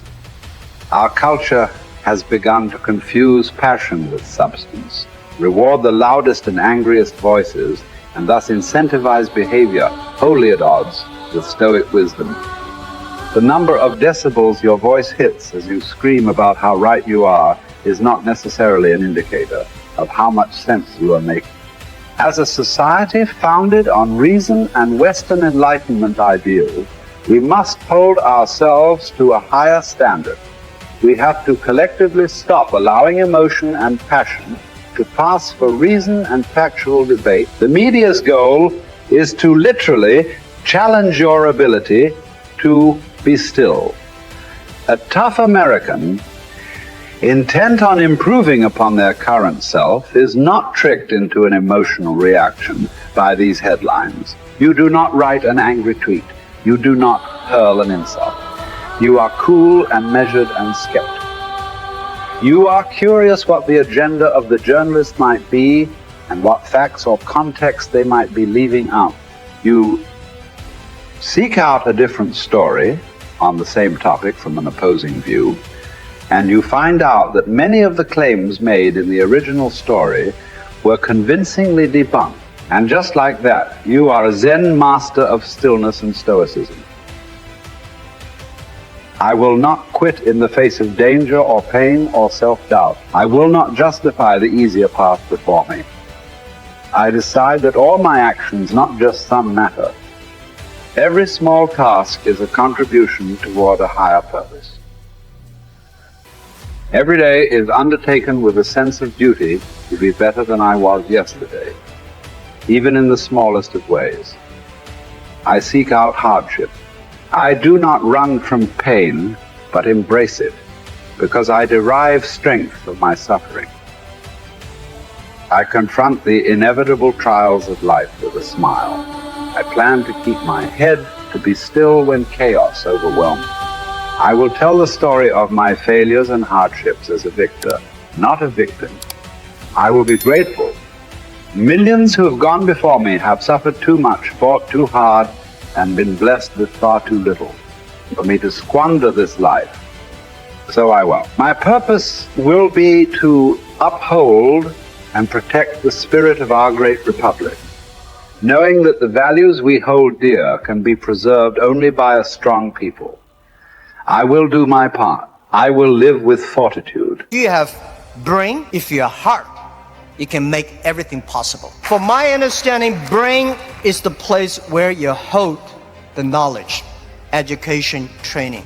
The heart is the place where you hold the wisdom. And IQ is the brain, and EQ is the heart. If you have a strong EQ, you may be easy to be successful, but people like you. You have a value, you have a friendship, you have trust. But if you have great IQ, it's very difficult for you to fail quickly. A lot of people easy to get success, but losing very quickly. That's because they don't have enough IQ. When IQ and EQ connected, that means when brain and heart connected, that is the knowledge and wisdom connected, that is called innovation.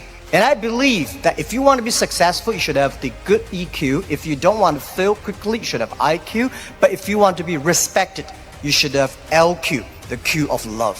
The most precious resource in the world is not oil, it's not the gas, it's the human brains. Most of innovations, not because they want to, because they were forced to. Israel, there's no water, no oil, no resources. And most people innovate for success. And I find Israel people innovate for survive. People say, Jack, you are amazing. How could you make such a huge investment in 9 years ago to develop cloud computing? And you know nothing about technology. That is true. I know nothing about technology. I'm scared of technology. I was the first product tester of my company because I said, if I can use it, 80% of people can use it. 9 years ago, I know if we do not develop technology on cloud computing, Alibaba will bankrupt because we cannot afford the cost of IBM and Oracle.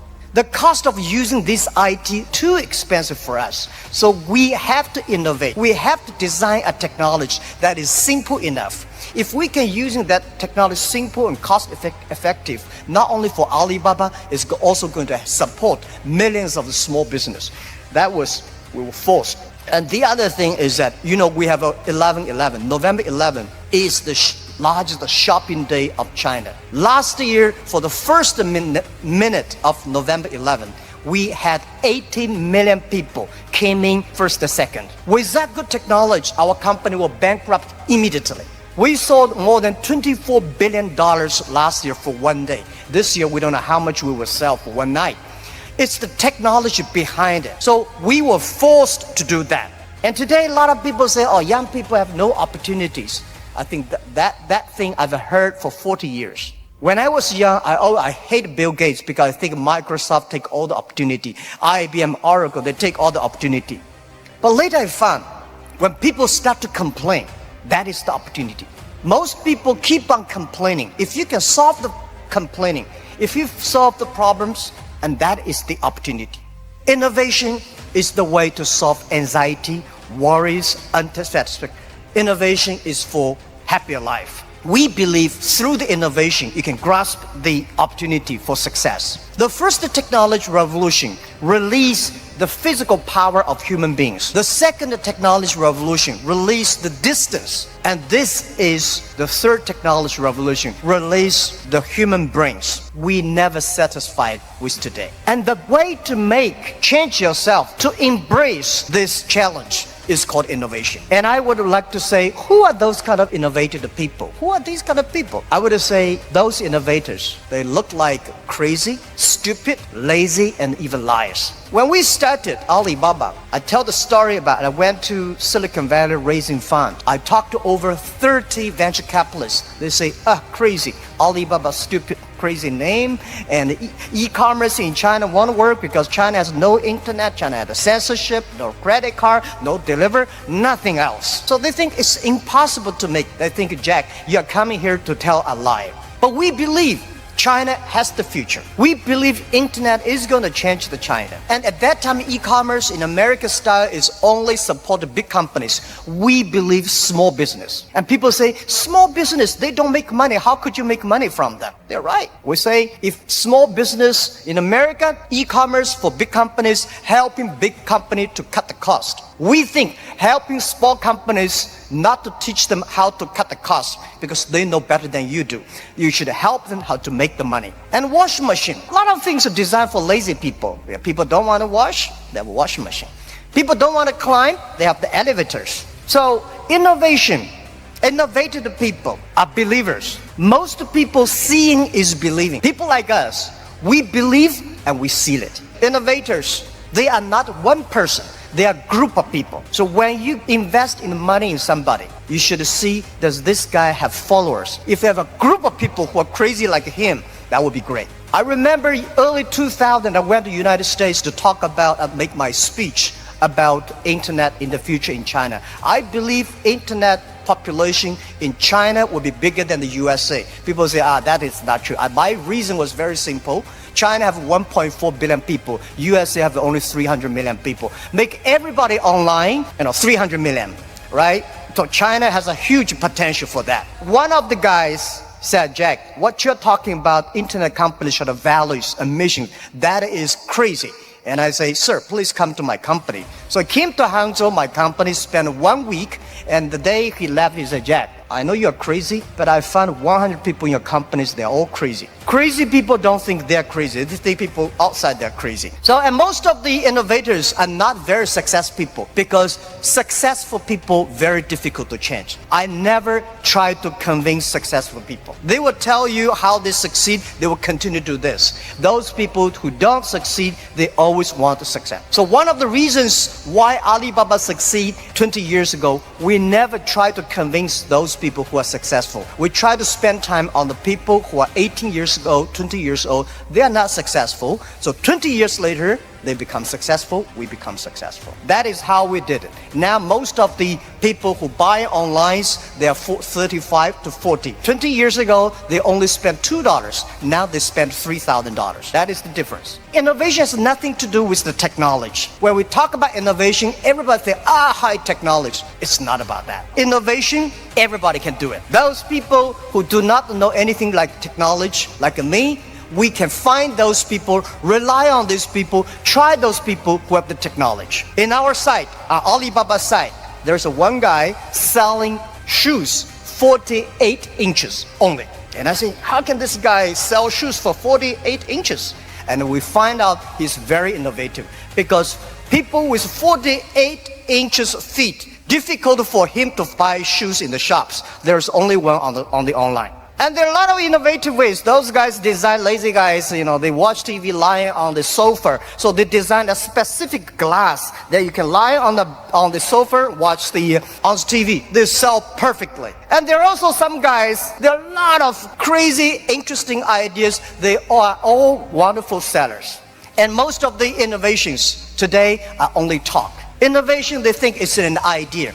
Entrepreneurs make the innovation reality. So we have to share. A real entrepreneur have to believe in the future, have to suffer, have to be ready for the terrible lives in the future. So I believe everybody has the ability of innovation, but you just don't spend the time to discover that. And I think the best investment for tomorrow is education. In the past 20 years, we make people like machines. Next 20 years, we will make machine like people. You like it or don't like it, we have to change ourselves. This thing is coming. What we should do to change our education systems, to teach our kids they can do the things the machine cannot do. It's the entrepreneurships that make ideas reality. In 1860s, when UK had first the cars came in, automobile coming, they destroyed a lot of jobs of these horsemen. Horsemen at that time are the main jobs of the society. These are white collar people. They went to the government, pushed the government, say, you should stop these cars because they're going to kill people on the road, it's going to destroy the jobs. So the government passed a law called Red Flag Bill. They do not allow any car drive faster than 7 miles per hour. And they should always follow behind the horses. People start to worry. Artificial intelligence, robots, jobs. But don't worry about it. Human beings are much smarter than machines. Machine can never control because machine only have chips. Human beings have the hearts. And I want to say, don't worry about the future. Young people, don't worry about the future. And don't worry about the size of the machine. I think small business don't worry about, because small business believe small is powerful, small is beautiful. Using innovation, small business can compete anybody in the world. Today is just the beginning, but anything, remember, this is my philosophy of life the past 20 years. Today is difficult. Tomorrow is much more difficult. The day after tomorrow is beautiful. Most people die tomorrow evening. We go the direction we face. If you start designing something at the end of this direction, sure enough, you will start going the direction you face. And we face the direction we design. Direction determines destination. Destination is not determined by hope. It's not determined by wish. Destination is determined by direction. You cannot change destination overnight. But here's what you can change today, and overnight, you can change direction. This is the time for you to wake up and realize that there's something that you need to be doing. But you don't need to be doing excuses. You don't need to be so complacent and lazy about what it is that you are constantly going through in your life and giving your life less than giving your life more. Why do you socialize yourself with excuses? Why do you socialize yourself with misery? Why do you socialize yourself with being complacent? What are you afraid of? Oh, I get it. You're afraid to fail. You're afraid to go back. No one said you had to go back. All you got to do is keep pushing forward. You may fall a few times. You may slip a few times, but that doesn't mean you quit. That doesn't mean you give up. That means you must find a way and you must make a way. You got to continue to dig deeper than you've ever digged in your life. Enough is enough. Enough with the excuses. Enough with being complacent. Enough for giving up. You have control over your mind. You just have to assert it. You have to decide that you are going to be in control, that you are going to do what you want to do. Weakness doesn't get a vote. Laziness doesn't get a vote. Everyone wants some life hack that eliminates the need to do the work, but that does not exist. No, you have to do the work.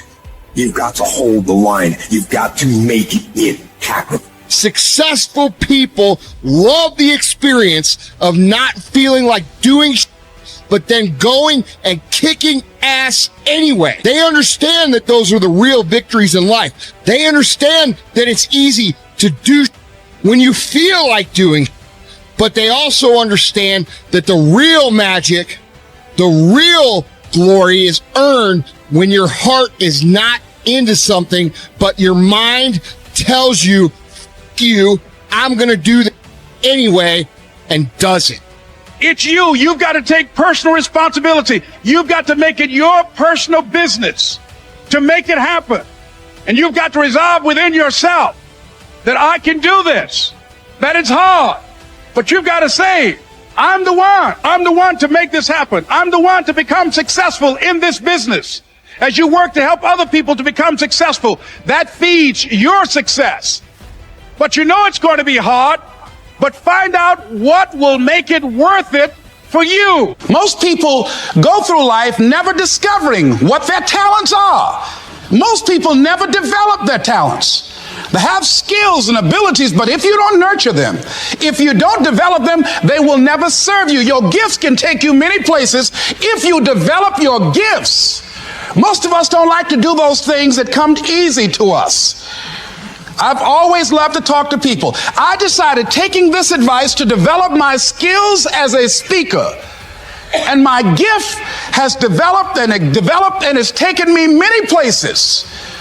You have something that you brought to the universe, and that if you decide that my life deserves my developing this, what I do well, and becoming the best at it, and mastering myself, and seeing what I have within me, if you decide to drop your buckets where you are and develop your gifts, I grant you, you'll never ever be without.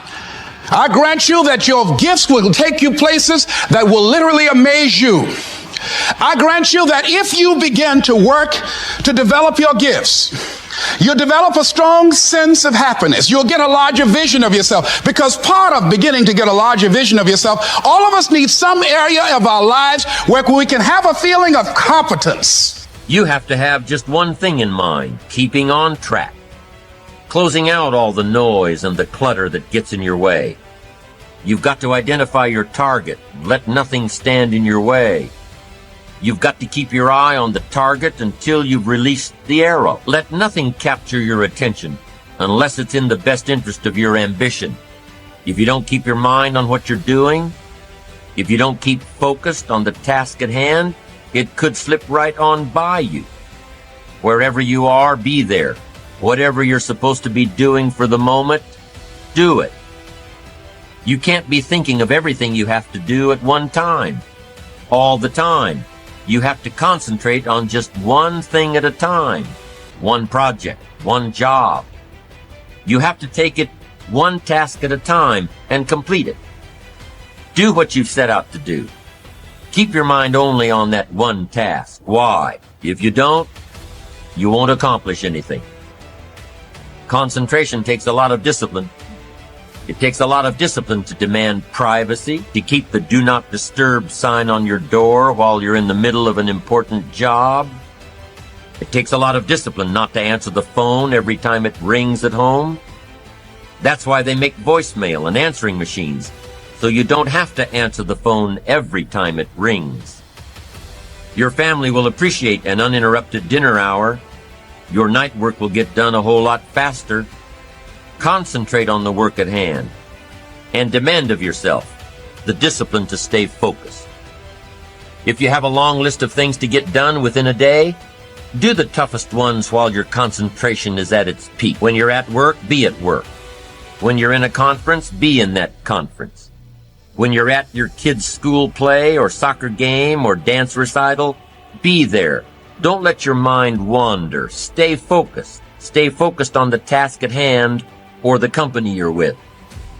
Don't let your mind wander during conversations. You never know what important points you'll miss. Stay focused. Stay true to where you are and what you're doing.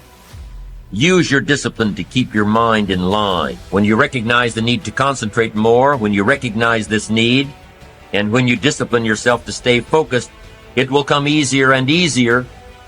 Focused concentration can be learned. Focused concentration can become a habit. If you work on it a little every day, the easier it comes, the less energy you'll waste on making your mind mind you. Make your mind pay attention. Discipline yourself to be where you are. Work at work and play at play. Don't mix the two. Concentrate. Give your job the attention it deserves. Give your family the attention they deserve. Give your colleagues the attention they deserve. Wherever you are, be there. Concentrate. Pay attention to your motivations, be honest. Practice coming from a place of integrity and you will be victorious.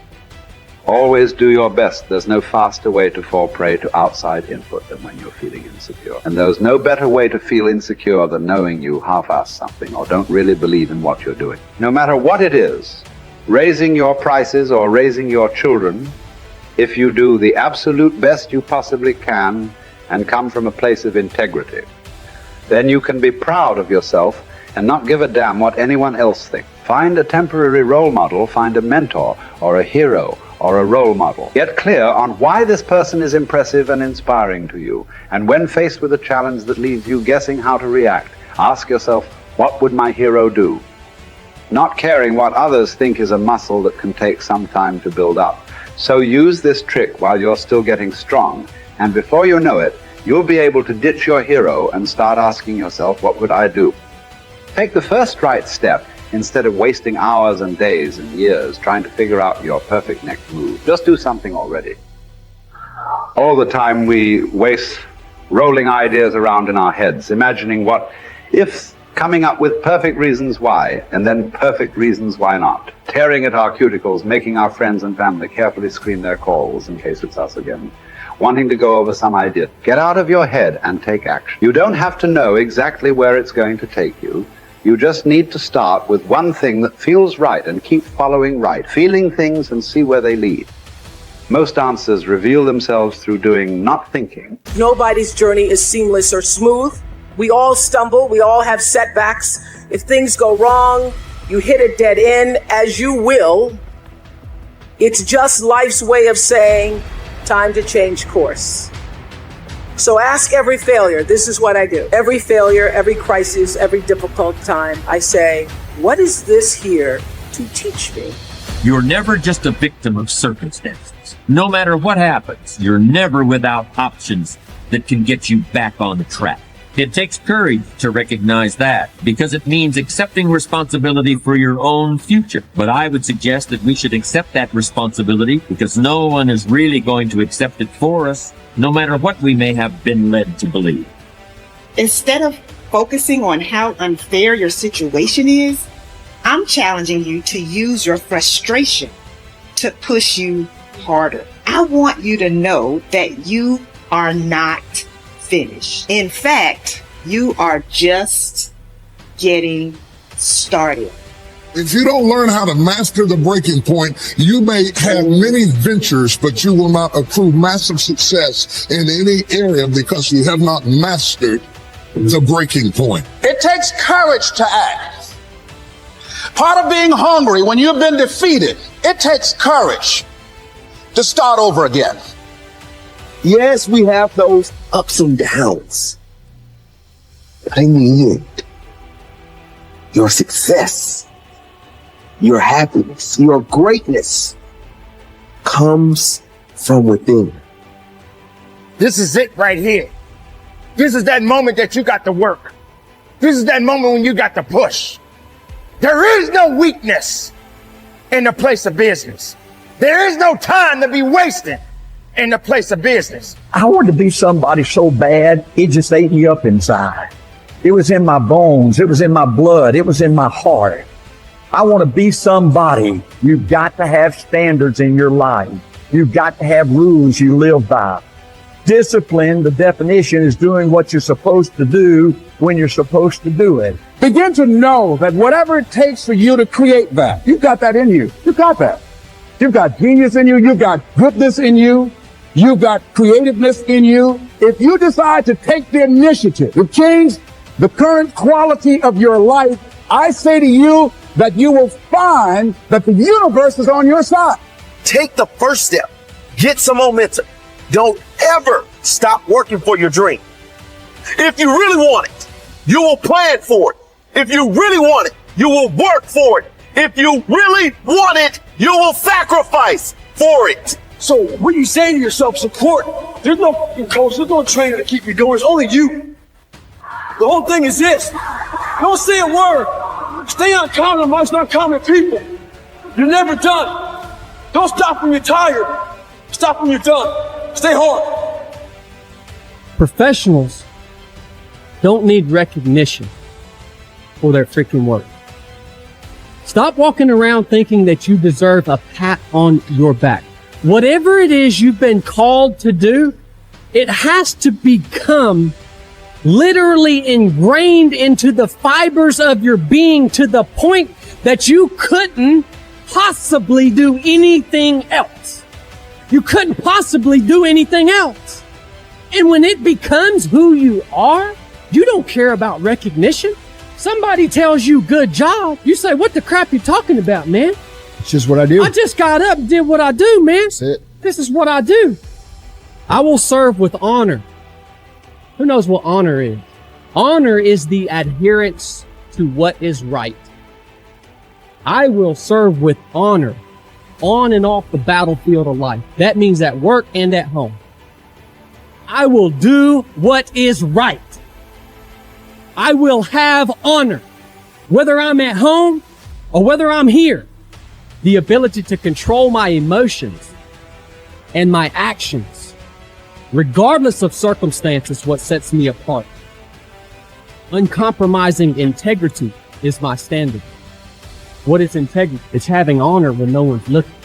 You want to set your goals in a unmotivated state of mind. You want to say to yourself, what's realistic forever? Like that's a good thing to ask yourself. Okay, I'm going to make some changes. The change that I make today, is this realistic forever? If it's not, I'm not going to make that change yet. I'm going to move down a little bit and pick something a little easier, right? Still needs to be challenging because it needs to have meaning. But what's a change that I can make that will last, that I feel like I can do for the rest of my life? Start there. And here's what will happen over time. Little by little, you'll make more and more changes. And little by little, you develop the skill of discipline. Discipline is a skill, as anybody who has it can tell you. You don't start off super disciplined. You develop the skill of discipline. And through that development of that skill, now you develop consistency. You develop a lifelong relationship with fitness and exercise that works in balance with the rest of your life. That's the approach. That's the only way we're going to solve these chronic health issues that we're trying to deal with. We can't solve them with the motivation, inspiration model. We can't solve them with the self-hate model. It doesn't work. Just doesn't work. That's a great way to get people to lose weight and gain it back. It's not going to work long term. We got to look over here. Not as sexy. Doesn't sound as awesome or as exciting. It doesn't have fireworks coming off of it, but this is the only way. And it's our job to make this sound sexier than that. That's the hard part. The greatest benefit you enjoy from exerting self-discipline in the pursuit of your goals is that you become a different person. You become stronger and more resolute. You develop greater self-control and determination. You actually shape and strengthen your personality and transform yourself into a better person. The rule is that to become someone that you have never been before, you must do something that you have never done before. This means that to develop a superior character, you must exert ever higher levels of self-discipline and self-mastery on yourself. You must do the things that average people don't like to do. Another success principle is that to achieve something that you have never achieved before, you must learn and practice qualities and skills that you have never had before. By practicing self-discipline, you become a new person. You become better, stronger, and more clearly defined. You develop higher levels of self-esteem, self-respect, and personal pride. You move yourself up the ladder of human evolution and become a person of higher character and resolve. Success is its own reward. The wonderful thing about the achievement of success is that every step in that direction is rewarding in itself. Each step you take toward becoming a better person and accomplishing more than you ever have before makes you feel happier, more confident, and more fulfilled. You've heard it said that nothing succeeds like success. What this means is that the greatest reward of success is not the money you make, but rather the excellent person you become in the process of striving toward success and exerting self-discipline every time it is required. The test of character.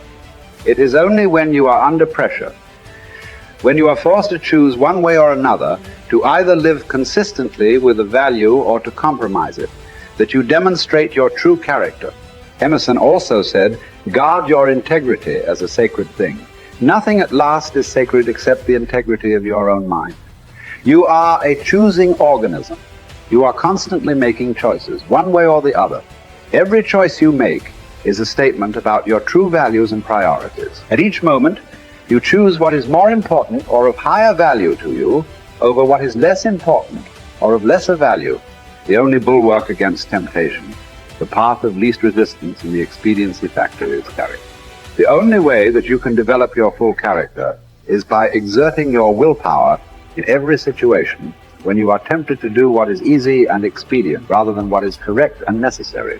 In addition to feeling excellent about yourself when you behave with character, you also earn the respect and esteem of all the people around you. They will look up to you and admire you. Doors will be opened for you. People will help you. You will be paid more, promoted faster, and given even greater responsibilities. As you become a person of honor and character, opportunities will appear all around you. Take a clean sheet of paper and write down goals in today's date, and then write down 10 goals that you would like to accomplish in the next 12 months. And write them in the present tense, almost like you're submitting an order. And just write down, I earn, I achieve, I weigh, I drive such and such a car, I own, whatever it happens to be, and the goals will be financial goals, family goals, physical goals, and so on. Write down 10. And then you take this list of 10, and you say, if I had a magic wand, and I could wave this magic wand, and I could have any one goal on my list within 24 hours, which one goal would have the greatest positive impact on my life? Which one goal? And go over it. And usually this will jump out at you. And put a circle around that goal. And that's a goal you transfer to a clean sheet of paper, and then you follow the 7 steps. Write it down, set a deadline, make a list of everything you have to do to accomplish it, organize the list into a checklist, take action, and then do something every day. If you'll just do this simple exercise, then you'll all be rich. I'll be rich. Nothing can stop you but yourself. I'm going to show you the recipes and the formulas that you can use. And sometimes it just takes one choice. And remember, 87% of millionaires and billionaires are self-made. They started with nothing. And nobody's smarter than you, and nobody's better than you.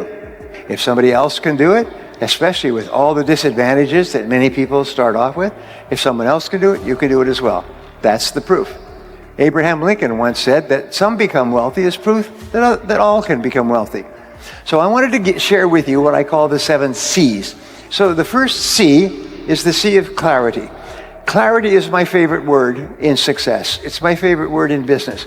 I have done consulting for more than 1,000 corporations, large companies worldwide, companies like IBM and General Motors and PepsiCo and Bank of America. I mean, big companies. And what I found is in every single situation, problems occur when the company becomes unclear about what it is they're doing or how it is they're doing it. Basically, it's clarity, lack of clarity. Now, here's something else I learned, and they did a study of 50 owners of companies, successful owners of companies like yourselves. And they asked them, what is the very best time management or business tool that you've ever discovered? 49 out of the 50 held up a yellow writing pad. Yellow writing pads. And this is what they did. This is how they planned their day. They made a list, to-do list. Today's date, they wrote down everything they had to do. They always work from a list. If you don't work from a list, it's very much like taking your hands off the wheel of your car going down a winding road in the mountains. What happens is your life's going to go up and you're instantly going to start doing irrelevant and unimportant and useless things. And at the end of the day, you'll be exhausted and you'll have accomplished nothing. The most powerful tool in the world is you, a pen, and a piece of paper. This is the greatest wealth creator in the world. The second C is the C of competence. And the C of competence says, it's very simple, is that you can only earn a lot of money if you're very good at what you do. And so one of the most important things you do is you break down your work into skills. And you say, what are the most important skills I need to have to be successful? And there's recruiting is a very important skill. Training is an important skill. Managing, motivating is an important skill. Leading, supervising, important skills. So what you do is you think, what are the skills that I will need to be in the top 10% of my field? You don't have to be in the top 1%. Just be in the top 10%, because there are no successful people who are not good at what they do. They are good at what they do, and they are good at what they do because they work at it all the time.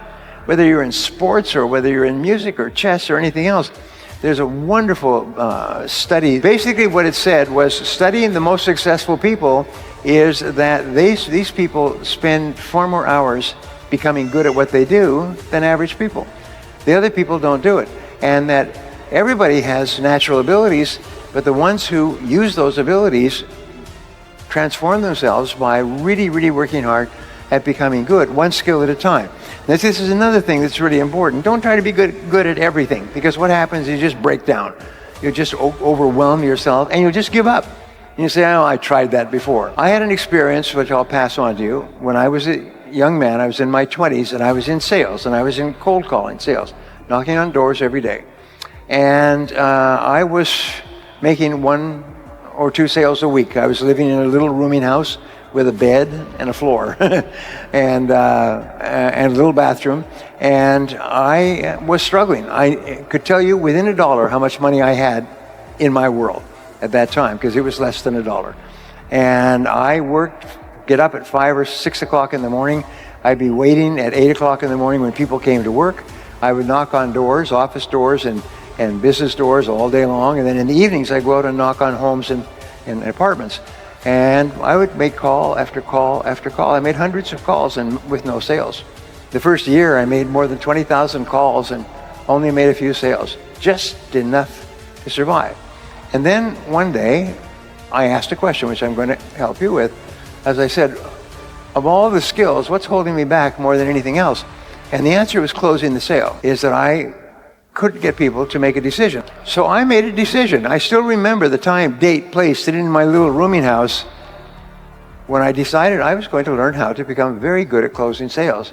And I began to read everything I could find. I sent away 4 books. I did everything I could find to study the psychology and the techniques and methods of closing sales. In 1 year, my income went up 10 times. Changed my life forever. The third C is the C of concentration. And these are not necessarily in order, but in a way these are. The C of concentration is your ability to focus, which we talked about before. It's your ability to focus single-mindedly on one thing at a time, and to work on that one task until it's complete. And to discipline yourself not to do anything else, or to become distracted by emails and bells and bips and noises and things like that. It's just your ability to focus like a laser beam on a single task. Start and finish your most important task. Number 4 is constraints. Between where you are today and where you want to be sometime in the future, a goal, is there is always one constraint or choke point that determines the speed at which you get from here to here. That's the constraint. So the art of life is to identify the constraints that are holding you back from achieving the goal that you want to achieve. So you say to yourself, all right, you want to achieve a particular goal. So you ask yourself, what is the one factor that determines the speed at which you achieve that goal? And don't try to change the world. Try to change one thing, one factor. Try to alleviate the one factor. And that'll change your whole life. It's unbelievable. So number 5 is continuous learning and development, is dedicate yourself to becoming better and better at what you do. It must be a part of your life. You must breathe in, breathe out, and learn new things. Self-made millionaires, self-made billionaires spend 60 to 90 minutes every day studying their field, reading new material. Warren Buffett was just relegated from number 3 to number 4 richest man in the world. And Warren Buffett reads 500 pages a day. He reads all the time, and he's one of the richest men in the history of the world. And he and his partners all say the same thing. You've got to read. Read and learn all the time. And one idea can make you rich. So just keep flooding your mind with new ideas. Number 6 is commitment. There's no success without commitment, without you putting your whole heart into what you're doing, and putting your whole heart into what you're doing for a long time. But if you do, there is no limit on what you can accomplish. As you get up in the morning and you make a decision that, by gum, I am going to succeed in this business, no matter how long it takes, no matter how many hours a day. And number 7 is courage. And courage Winston Churchill said, courage is rightly considered the foremost of the virtues, for upon it all others depend. And in courage, what you have is two parts. The first part of courage is the courage to begin, to launch, to take a chance, to face failure and rejection, to try something with a very great possibility that you will fail and you'll feel embarrassed and upset and your self-esteem will go down and so on. But the second part of courage is persistence. It's the power to keep going and keep pushing yourself and driving yourself. A woman that I was going out with before I was married, she asked me, Brian, she said, what is your best quality? And I thought about that, and I said, I think my best quality is that I never give up. And I have found that that's true, because I never give up. And my children never give up. It is not in our vocabulary. We never think, we'll try something different, we'll try something new, we'll take the losses and so on, but we'll never give up. So how do you develop this unshakable quality of persistence, which will guarantee your success in life? Nothing can stop you if you don't quit. If you don't quit, then the only alternative is you must succeed, and eventually you must succeed greatly. Well, the great rule, you become what you think about, but you become what you say to yourself. So what you do is you say to yourself these magic words. You say, I never give up. If you never give up, my promise to you, my guarantee to you, is that you are going to be an enormous success in the months and years ahead, and I hope you are. Thank you very much. Tell me one thing in your life that is great that came as a result of being comfortable. Most of us aren't defeated in one decisive battle. We are defeated one tiny, seemingly insignificant surrender at a time that chips away at who we should really be. It isn't that you wake up one day and decide, that's it, I'm going to be weak. No. It is a slow, incremental process. It chips away at our will. It chips away at our discipline. Move out of your comfort zone. It's the courage to move into your zone of discomfort, where you feel awkward and clumsy and sometimes alone. The comfort zone is one of the greatest enemies of human potential and of your potential.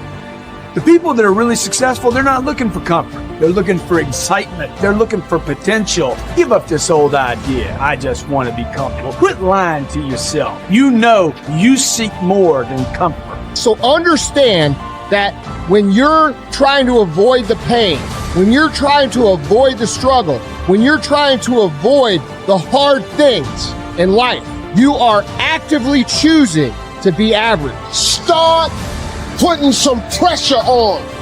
Put some pressure on yourself. Get out here and get about it. Once you figure out that you're in a race amongst billions of people that live in this world, you're in a race by yourself. You have a purpose, and it's your purpose, not everybody else's purpose. It is your purpose and only your purpose, and it's your race. That means you are persistently bigger than your excuses. You are persistently bigger than feeling lazy. And you are persistently beating the feelings that typically stop you. Stop coming up with excuses. Don't give yourself permission to continue to live a small life. You can't fit a big dream into a small life. Give yourself permission to go for it, to test yourself, to challenge yourself, to live full. When the sun comes up, you got all the books, you got all the tapes, you got all the access. Now it's time to hunt. And what separates you from everybody else is that when it's time to hunt, you're ready to hunt. What I've come to appreciate when you're working on changing your life, changing some bad habit, getting out of addictive situations or relationships, or working to build a dream or making a difference in our society, it's hard. There are going to be all kinds of challenges that we all must face. You cannot live in this world without a challenge. You cannot live in this world without a struggle.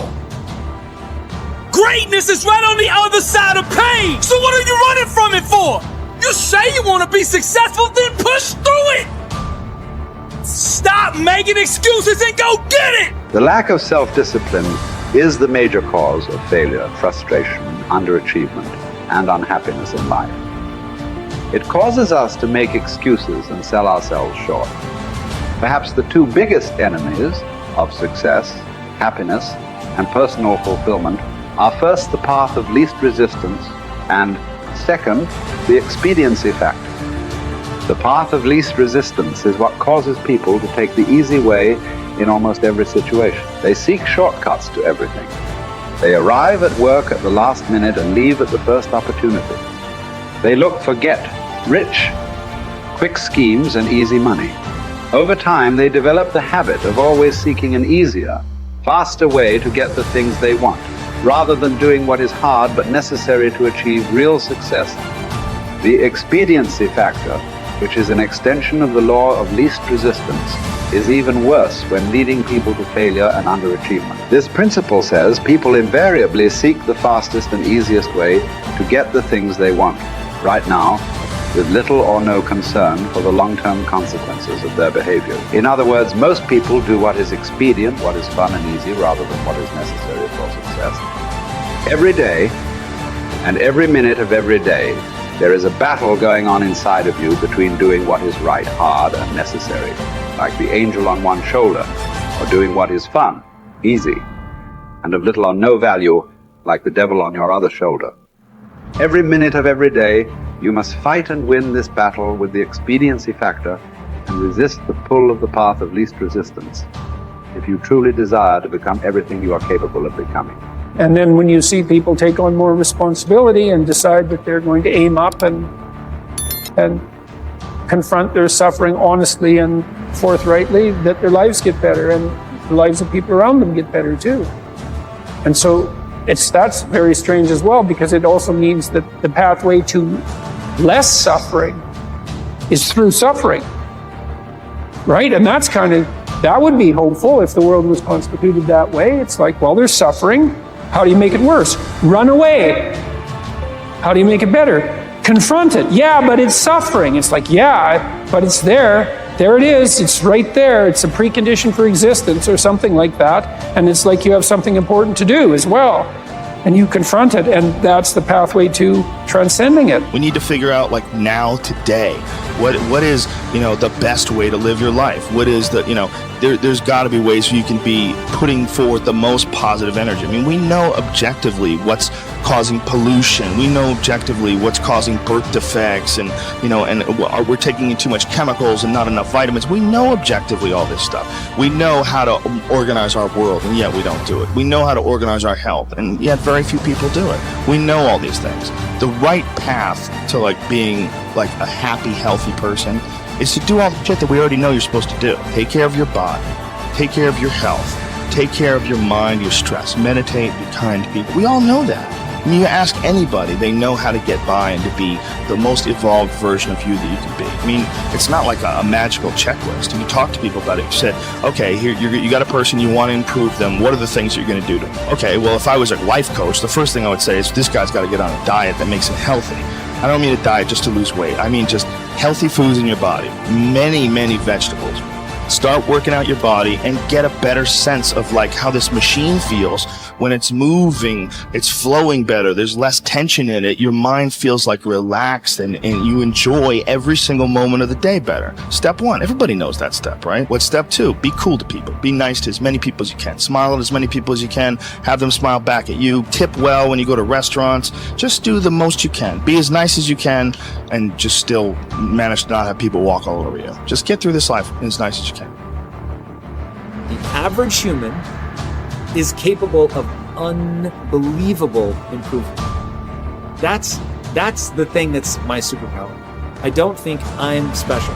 I just realized in looking at the science that humans actually are capable of this incredible amount of change. It is the strategy that our species took to be able to pass knowledge on through culture rather than having to have everything be instance.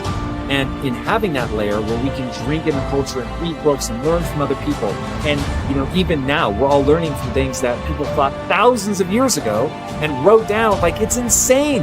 It travels through to you, and all of that wisdom stored in culture, so that as your parents are teaching you things, they're actually encapsulating a ton of the wisdom that is endured, whether it's endured from religion or books or whatever.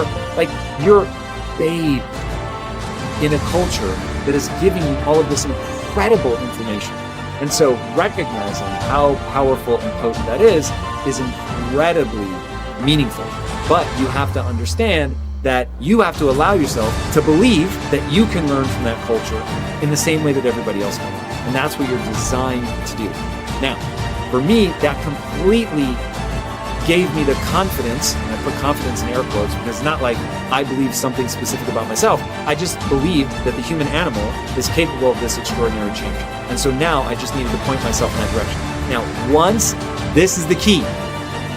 Once I realized that I could get better at anything, it dawned on me that how I spend my time is a spiritual consideration. And I didn't want to die with potential that I failed to turn into skill set. That, to me, that speaks to how much of my potential can I actually turn into skill set and get good at this stuff and push and grow and improve. Like, that to me is just this incredibly intoxicating thing. So, for me, the discipline, the confidence, all of that comes from recognizing the human animal. Nothing special about me. The human animal is capable of extraordinary change. I'm going to have to put time and energy into doing it, but I'm capable of getting this change. Therefore, I can do anything I set my mind to. Therefore, it really matters what I choose to spend my time on. Therefore, I want to put structure and discipline in my life so that I can move forward on things that excite me, that matter to me, because I really can't have this big crazy dream that I'm thinking of. So my discipline is really born of my desire to have that thing, coupled with my belief that I can actually get there. Desire and belief. Get those two things right, and the discipline will take care of itself. The sun doesn't shine every day. The storms will come. There are times when the nights will be long and dark and you will be alone. There will be times when the darkness seems to consume everything, but don't let it consume you. That's anxiety. Stop. You're not where you think you are. Your map isn't producing the desired outcome. It's wrong. What should you do? You don't know. Stop. Because if you don't know where to go, there's no point going anywhere. And then what? Prepare. That's anxiety. Stop. Prepare. Well, people hate that because, well, for obvious reasons. Prepare. For what? Everything. Very, very demanding psychophysiologically. And that's also something that's really worth knowing. It's like anxiety isn't just a psychological state that's unpleasant. It's like you're revved up and you're burning resources like mad. And you're in a biochemical state such that's optimized for quick action, but that's toxic if you inhabit it for any length of time. So not knowing what to do, that is not good. And it isn't just that it makes you feel bad. It's you're running your machinery faster than you can replenish it. For some reason, there is this facade that life should be full of happiness and without its suffering, which actually makes us suffer even more. Because when we get sad or something bad happens, we do not only feel bad about the thing itself, but we also feel bad because our life is not the way it is supposed to be. Not realizing suffering and sadness is just a part of life, and they're inevitable. Unless you learn your lesson, it will keep hurting. Not only it will never stop, it will also keep increasing the amount, so you won't get used to it. And it doesn't matter how you get knocked down in life, because that's going to happen. All that matters is that you got to get up. You have to get up. Whatever experience you're having right now, it has not come to stay. It has come to pass. Sometimes you have to just back up and go within yourself and pray and meditate and recharge your batteries. Go away, clear your head, and then come back and look at it from a different vantage point. Don't operate while you are under the spell or the effect of what's going on. Don't allow your emotions to control you. We are emotional, but you want to begin to discipline your emotion. If you don't discipline and contain your emotions, they will use you. You don't have to force yourself or motivate yourself to think negatively, to be depressed, to beat yourself up over the head, to feel loaded with guilt. You don't have to make any effort to do that. Your mind is on automatic. It will do that by itself. But if you want to begin to move into your own personal greatness, you've got to be willing to go against the tide. You've got to be willing to harness your will and say, in spite of this, I'm in control here. I'm not going to let this get me down. I'm not going to let this destroy me. I'm coming back. The same situation can either be perceived as a lead ball chained to your feet, or as wings growing out of your shoulder blades. How you interpret the challenge is crucial to your success of overcoming it. Ultimately, it's never the challenges that matter, but how you perceive them. If you work at that which is before you, following right reason seriously, vigorously, calmly, without allowing anything else to distract you, but keeping your divine part pure, as if you should be bound to give it back immediately. If you hold to this, expecting nothing, fearing nothing, but satisfied with your present activity according to nature, and with heroic truth in every word and sound which you utter, you will live happy. And there is no one who is able to prevent this. We are all bound by this oath to bear the ills of mortal life and to submit with a good grace to what we cannot avoid. So the spirit must be trained to a realization and an acceptance of its lot. It must come to see that there is nothing fortune will shrink from. There's no ground for resentment in all this.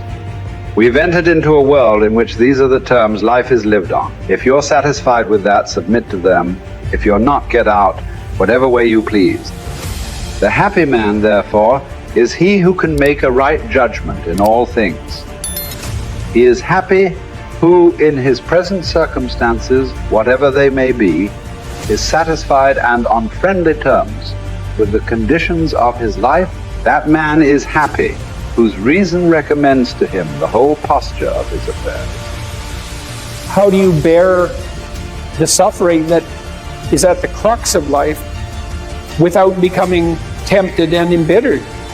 That's really, really difficult. Now, someone might point out, go ahead and be bitter, see where that gets you. And if you have any sense, and generally people have at least some, they know that being sick and bitter is worse than just being sick.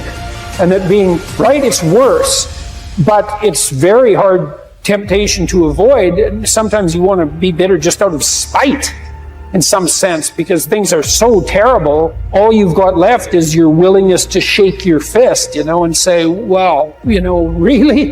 Is this like this many poisonous snakes? Really? That's like, maybe I could have learned with just 1 or 2, not 100.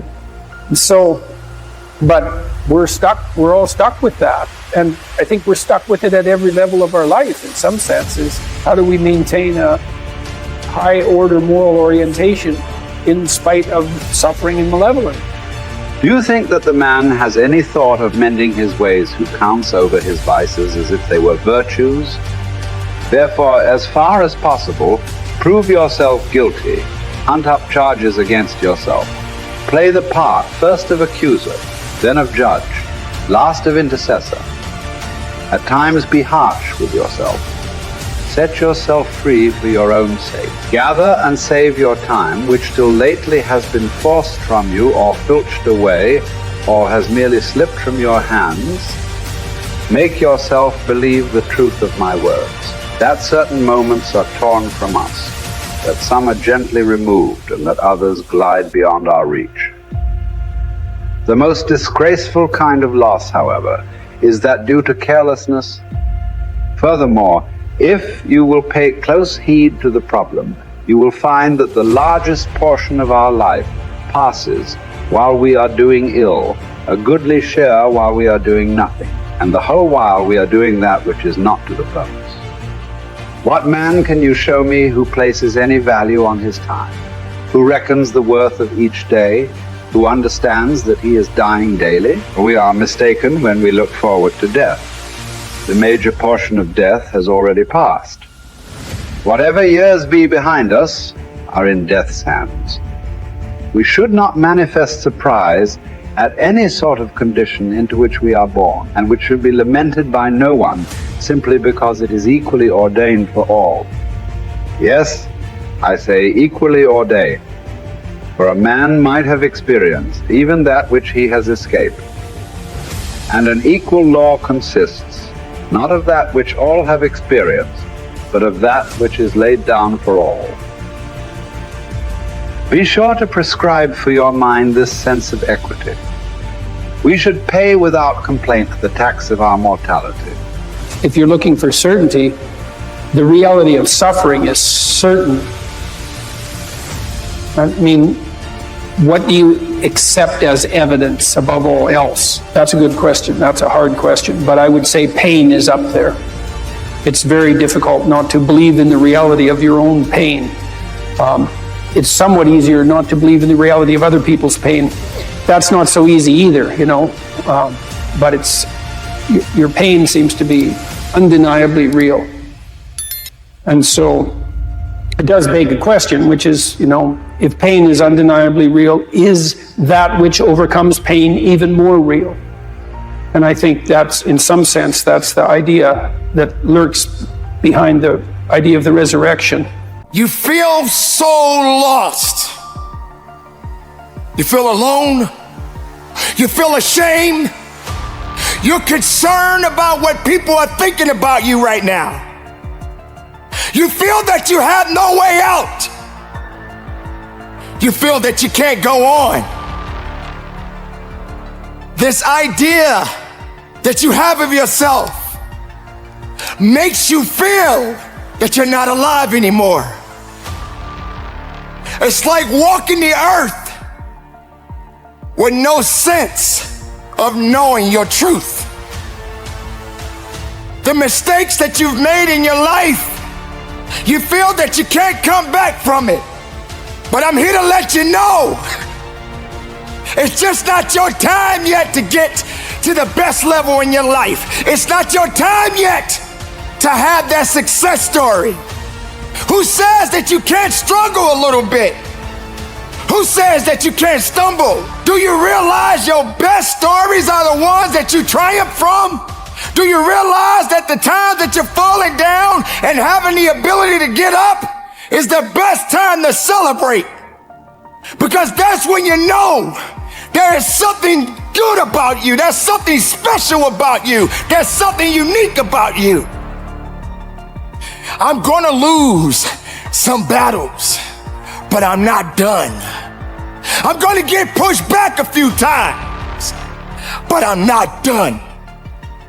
This is an opportunity for me to get stronger, to get better, to recognize that I do have work to do, because I am a work in progress. And as long as I'm living, I'm progressing in this world. As long as you're living, you are progressing in this world.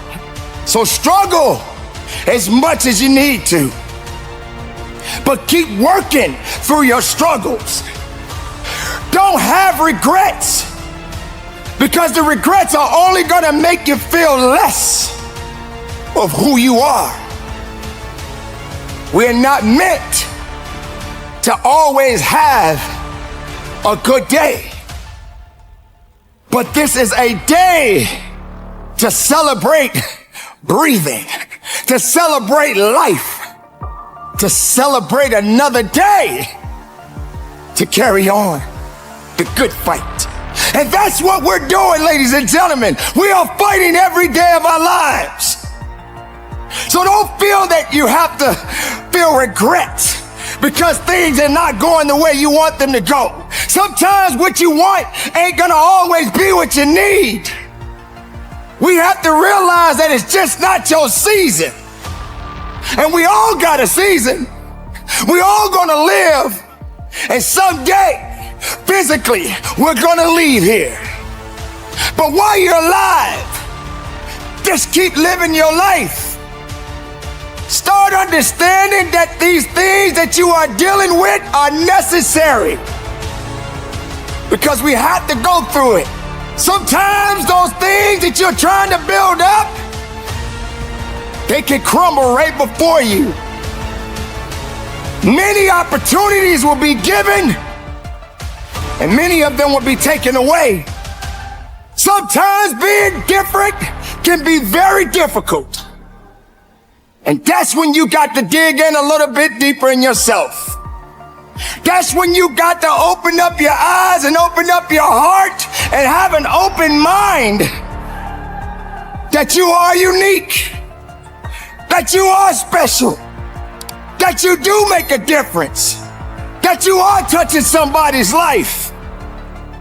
So don't be ashamed. Don't have regrets. Just live. just make life better. Get knocked down, just keep getting up again. Because if your heart is beating, you're not dead. You're alive. You're breathing. You got a little bit more fight in you. So fight. Don't regret. Don't be ashamed. Don't be ashamed. Don't be afraid. Take a chance. Keep taking more chances. When other people are looking down on you, you keep looking up. But look up and look past the negativity. Because the ones that are looking down, they don't realize what you're doing to get back up. While they looking down, focusing on your failures, focusing on your misery, focusing on all of your hardships, they don't realize the fight that you have within you, that you're not gonna quit, you're not gonna give up, you're not gonna regret anything that you have been through. You're going to embrace it. You're going to suck it up. You're going to pony up, and you're going to keep moving forward. You're going to keep climbing up. And if you slip again, you're going to get back up again. Because death ain't got no business in your life right now because you're still alive. Death has not showed up yet and knocked on your door and said it's over. Death ain't got no business with you right now. So stop dying inside. Stop being regretful and start being thankful. Be blessed in this life. Be blessed in your journey. Be blessed in the steps that you take. But don't give up. You got this. You need this. You must complete your task. It ain't over yet. Keep going. Keep fighting. Keep breathing. Don't quit. Work for it. Earn it every day of your life. Sometimes it's gonna get dark, but you got to find the light. The light is within you. Believe in you when no one else does. Understand that your purpose will be fulfilled. It may not be today. It may not be tomorrow. It may not be next week, but it's coming. And as long as you're alive, you got to keep going. I want you to know, ladies and gentlemen, I love you. I believe in you. I trust in your abilities. I trust that you're going to make it. But do you trust it? Do you believe it? Are you going to stand on it? No more regrets. You're not dead yet. They have not put anything that relates to death on your books. So fight and keep living. Stay strong in your belief.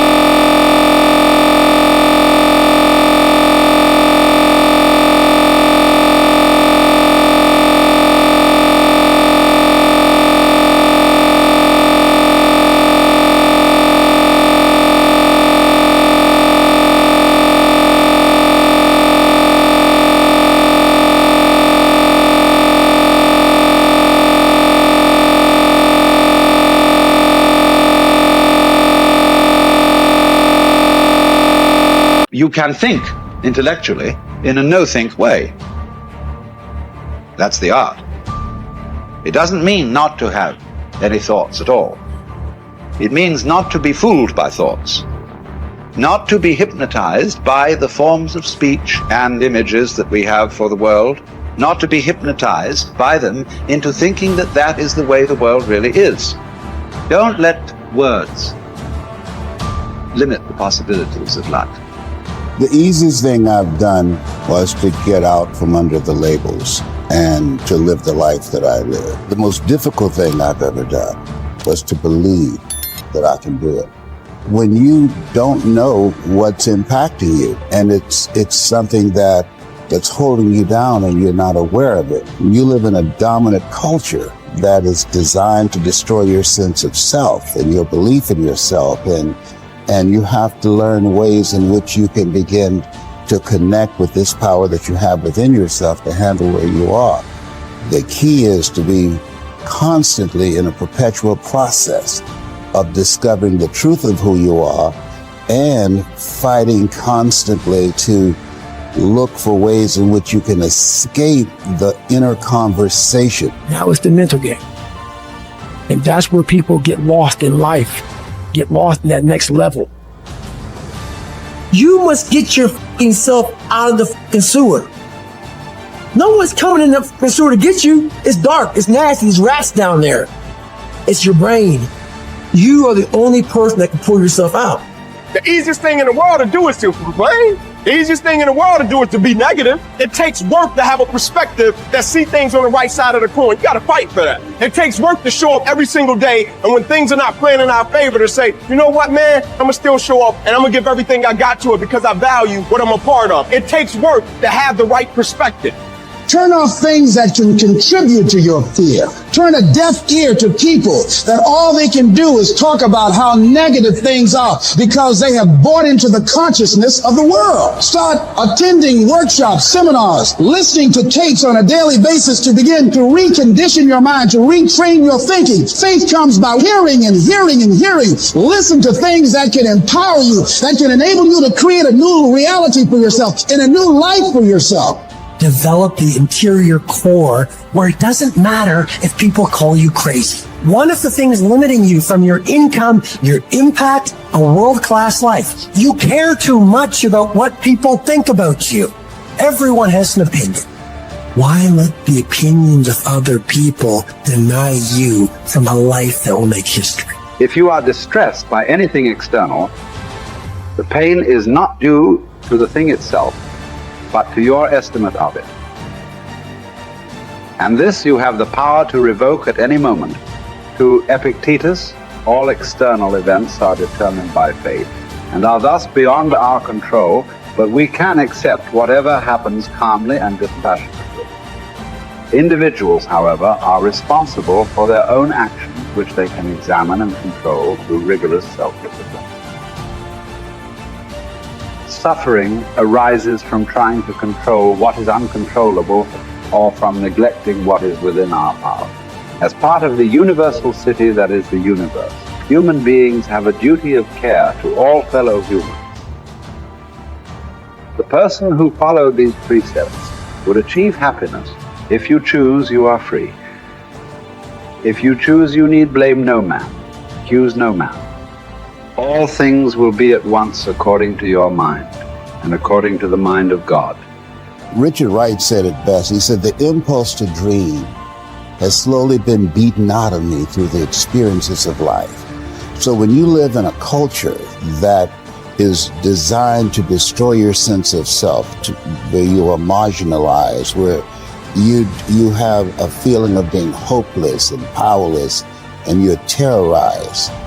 I remember going downtown with my mother, and I saw a water fountain. I think I was about 5 years old, and I ran and I drank from the water fountain. All of a sudden, she grabbed me by the neck and said, "Don't you ever do that again," and started punching me in the back of my head and my face, and got me down on the ground. Was punching me relentlessly. And I said, "Mama, please, it's me, Mama, it's me," with this crazy look in her eyes.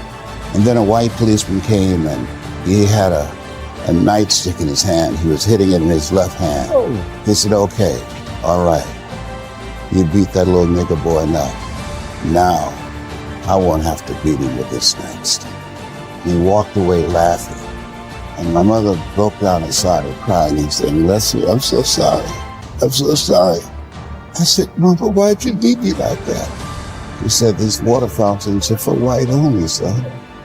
And if that cop had hit me with his nightstick, he would have to kill me. I fought him till he killed me, and I left you and your brothers and sisters by themselves to raise themselves. I'm so sorry."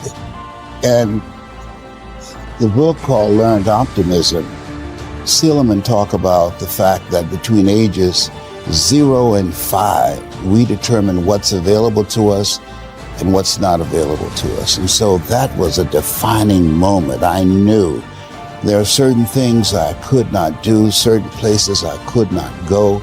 They used to have signs on Miami Beach that said, Jews, dogs, and coloreds not allowed. And so now you have to operate within the constraints of the dominant society and the things that they've created for you. And it's a challenge to see yourself beyond that and to work to get outside of that, even after those laws have changed, because that has become so much a part of you.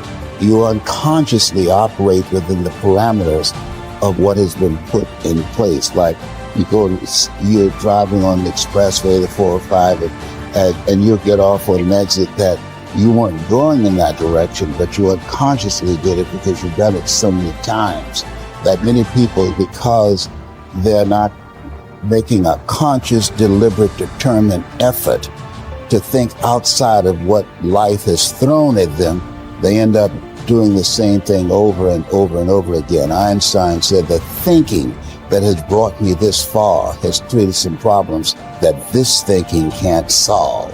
And so through relationships, through reading, through studies, through goals and dreams beyond your comfort zone, it allows you to begin to live out of your imagination as opposed to out of your history. Disney said, the imagination is a preview of what's to come. And so as a kid, I dreamed a lot about taking care of my mother. I used to go with her to work, to clean homes, and she kept up children, and she cooked for these wealthy families. My mother could bake a sweet potato pie so good you couldn't eat it with your shoes on. You had to take your shoes off so you could wiggle your toes. And I used to look at these big, beautiful mansions and said, Mama, what is it, Leslie? When I become a man, I'm going to buy you a big, beautiful home just like this. Oh, you don't have to do this. I said, I know, but you didn't have to adopt us either. And you did. And so I'm here with you because of two women. One gave me life, the other one gave me love. God took me out of my biological mother's womb and placed me in the heart of my adopted mother. And because of her example and my love for her and the passion that I felt in my heart, I've got to do something to make her proud. I've got to do something to put myself in position to be able to take care of her. That drove me. Nietzsche said, if you know the why for living, you can endure almost anyhow. You journey to Olympia to see the work of Phidias. And each of you holds it a misfortune not to have beheld these things before you die. Whereas when there is no need even to take a journey, but you are on the spot with the works before you, have you no care to contemplate and study these? Will you not then perceive either who you are or unto what end you were born, or for what purpose the power of contemplation has been bestowed on you? Well, but in life there are some things disagreeable and hard to bear. And are there none at Olympia? Are you not scorched by the heat? Are you not cramped for room? Have you not to bathe with discomfort? Are you not drenched when it rains? Have you not to endure the clamor and shouting and such annoyances as these? Well, I suppose you set all this over against the splendor of the spectacle, and very patiently. What then? Have you not received greatness of heart, received courage, received fortitude? What care I, if I am great of heart, for aught that can come to pass? What shall cast me down or disturb me? What shall seem painful? Shall I not use the power to the end for which I received it, instead of moaning and wailing over what comes to pass? If I show you that you lack just what is most important and necessary to happiness, that hitherto your attention has been bestowed on everything rather than that which claims it most, and to crown all, that you know neither what God nor man is, neither what good or evil is, why, that you are ignorant of everything else, perhaps you may bear to be told. But to hear that you know nothing of yourself, how could you submit to that? How could you stand your ground and suffer that to be proved? Clearly not at all. You instantly turn away in wrath. Yet what harm have I done to you? Unless indeed the mirror harms the ill-favored man by showing him to himself just as he is. Unless the physician can be thought to insult his patient. Friend, do you suppose there is nothing wrong with you? While you have a fever, eat nothing today, and drink only water. Yet no one says, what an insufferable insult. Whereas if you say to a man, your desires are inflamed, your instincts of rejection are weak and low, your aims are inconsistent, your impulses are not in harmony with nature, your opinions are rash and false, he forthwith goes away and complains that you have insulted him. I get up at 3 because it's silent. It's easier to be focused when the environment is focused. So a lot of you don't have, be honest. We're not playing no games here. Talk to Sam, we got a way to help you after this. How many of you, honestly, you are knocking on doors and grinding and making moves, but you don't necessarily have every single step written down for every single day? Just be honest. Some of y'all, you in the dark. That's the problem. So we're going to help y'all. I got a plan. We're going to work with y'all. I'm going to do some video, give it to y'all. I'm going to show y'all really how to walk through this. Because the day I got up, and every day now I know exactly what I'm supposed to be doing. Here's what's funny. Most of you wake up and you try to make money. Listen to me. If you would make you, money would come to you. Okay, you missed that whole thing I just said. If you would make you a better person, you'd make more money. Now, watch what I do. The way people spend their money or treat their money is how I treat my time. All right, let me explain what I mean to you. I make sure that every single day in that 24-hour period that I'm getting a whole bunch of wins. So I'm supposed to be doing this at this time, doing this at this time, doing this at this time, doing this at this time. The problem with most of you waking up and you worshiping money. Man, I was in the back with Cole. Cole was like, I got this opportunity for you. I got this opportunity. I got this opportunity. When you become number one, you have to chase opportunities. So I became number one, not meaning I'm better than nobody else. It means I just mastered my craft to the point that I know what I do that don't nobody else do. I know what Tony Robbins do. I know what Les Brown does. I know exactly what they do. And so I'm not trying to do what they do because I'm not trying to compete with them. I know that I have a way of doing in this industry what nobody else does. And I've picked out in this industry, I've crafted out my own room. And your problem is, you at 50% knocking on doors trying to get the result, somebody at 100%. And you wondering why it ain't working. Because while you're doing what they're doing, you're not who they are. So why do I put more emphasis on time than I put on money? Because they print money. They don't print time. No, I'm gonna say it one more time. You are worshiping the thing that they make every day. They don't make time every day. Ain't nobody printing time. I ain't met them yet. I ain't met no billionaire. I ain't met no trillionaire. I ain't met no institution. I ain't met no company. I ain't met nobody printing money. I ain't met nobody that say, bruh, give me $500,000, I can give you 10 more years on your life. Matter of fact, throw in 2.5 mil and I can make sure your health is straight. There's famous people died from COVID. There's celebrities that died from COVID. So why are you spending more time on the thing they print every day than the thing, you know why? Because you're not developed and you following other people. When you understand that the real thing is time and you ain't got a lot of it, you start focusing on your time. And when you get your time right, money will come. I just had to tell Cole, no, I ain't gonna be there. Why? Because I'm gonna be in Dubai. Somebody said, you going for vacation? Yeah, they gonna pay me to fly there. Emirates, the big boy, the $15,000, 2 of them for me and my wife, the hotel free for over a week.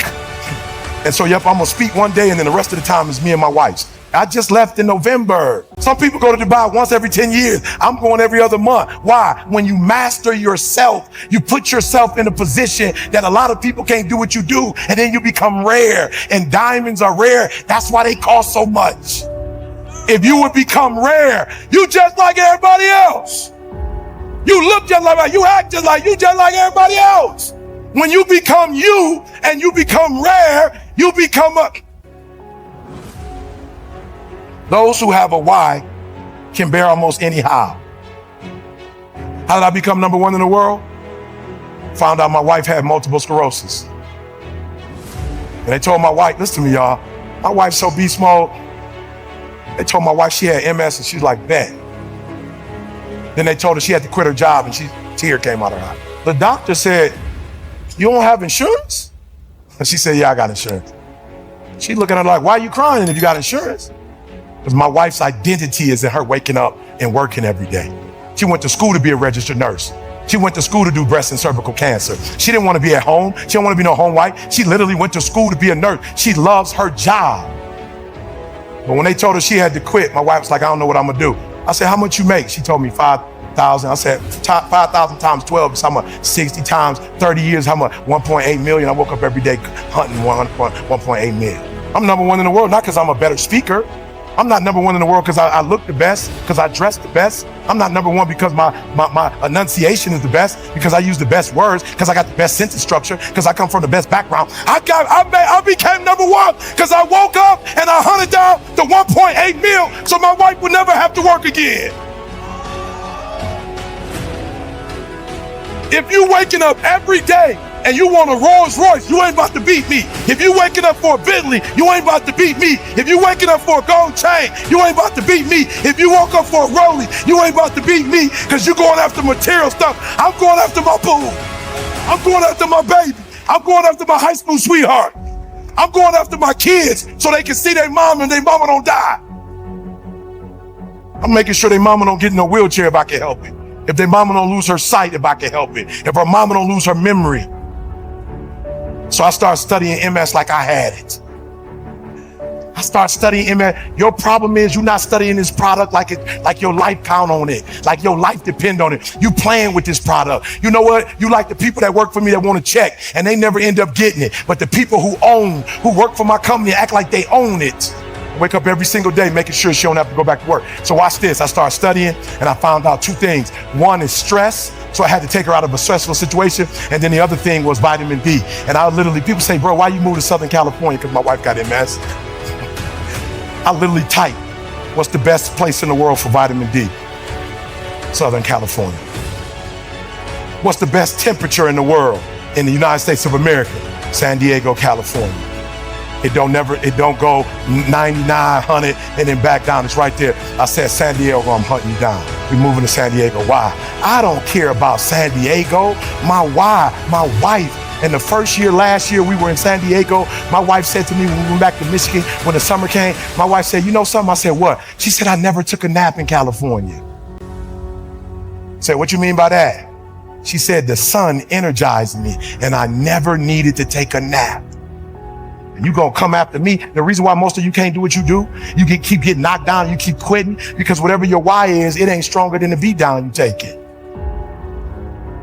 Whatever the beat down, whatever life is throwing at you, whatever punches is blowing, whatever's happening, it ain't deep enough for you to wake up. Like you getting punched and you feel that pain and you like, ain't no need of getting up. No, and I feel you. You need to stay down because life gonna beat you. You talking about making millions, life gonna beat you down.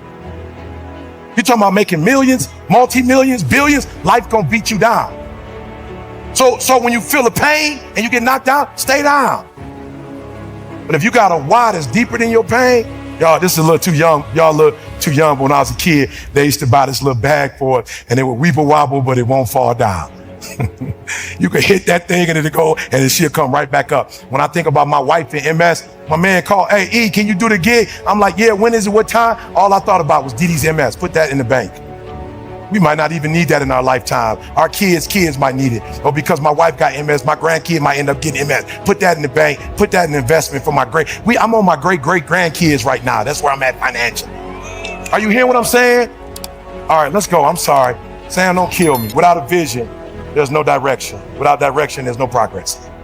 Reason why you struggling getting up, because you don't have nothing to get up for. Boredom is the drug you need to avoid, because that's where people start making bad choices. Typically, they don't become a drug addict. They become a consumer of garbage. They waste time. They consume excuses. Dude, I got 168 hours in a week. I think that's what it is. Dude, I want to use them all, man. You need to make goals that are giant. Not like your mom and dad said. Your mom and dad said, tone it down, have some reasonable goals, something attainable.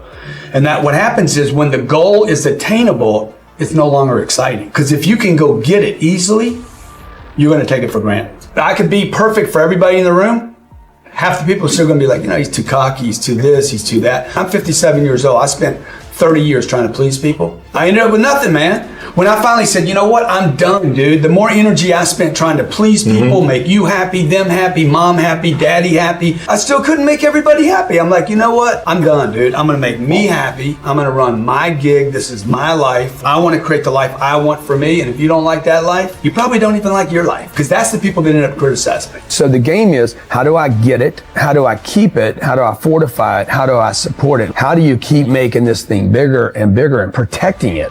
Again, a lot of people can get it, but can you keep it? And then can you make it bigger? That means people. I need good people. I need more ideas. I need more production. I need to not get complacent. Absolutely, I want to do things I don't want to do. I hear guys say, I don't do stuff I don't want to do. Who are you? Who's taking care of you then? How arrogant that you wouldn't do something you don't want to do. Most people grow up poor and they want to move up. We never hear any stories about people that start in the middle and go straight down. Okay. And I went straight down and then down and then down. I'm a guy that grew up in the middle class. All I do is do drugs all day long. I don't learn a damn thing, nothing. One night there's a deal that goes down in my house. Me and another buddy are partying. I open the door to walk this dude out, and this other guy jumps up on this step, puts a .45 caliber pistol right in my face, literally right here in my face. Jammed the barrel right into my head. You can see the scar right here. Okay. Then he took the back of it and started hammering both sides of my head, underneath the mouth, on top of the head, put 76 stitches in my head and face. And I went to the hospital. 28 days later, I was in a treatment center for drug addiction. And I finally put my first couple of days not using drugs together. But more importantly than not doing something, I started something that day. I'm going to become somebody. If you turn the TV on, you're going to hear bad news, bad news, bad news. That's bad enough. But then the ads that follow the bad news. Are you sick yet? Do your legs hurt? I mean, it's ad after ad after ad about why you have actually felt. It's kind of going back to what we're talking about right now. Why am I so alive? It's because I want to be in the upward cycle. Regardless of my age, I want to be in the upward cycle of creation. Money is a terrifying thing because it's the one thing in life. You know, the NFL is not going to give me the ball, and I'm never going to get a chance to golf. I can't win in those environments, but with money, everybody gets money.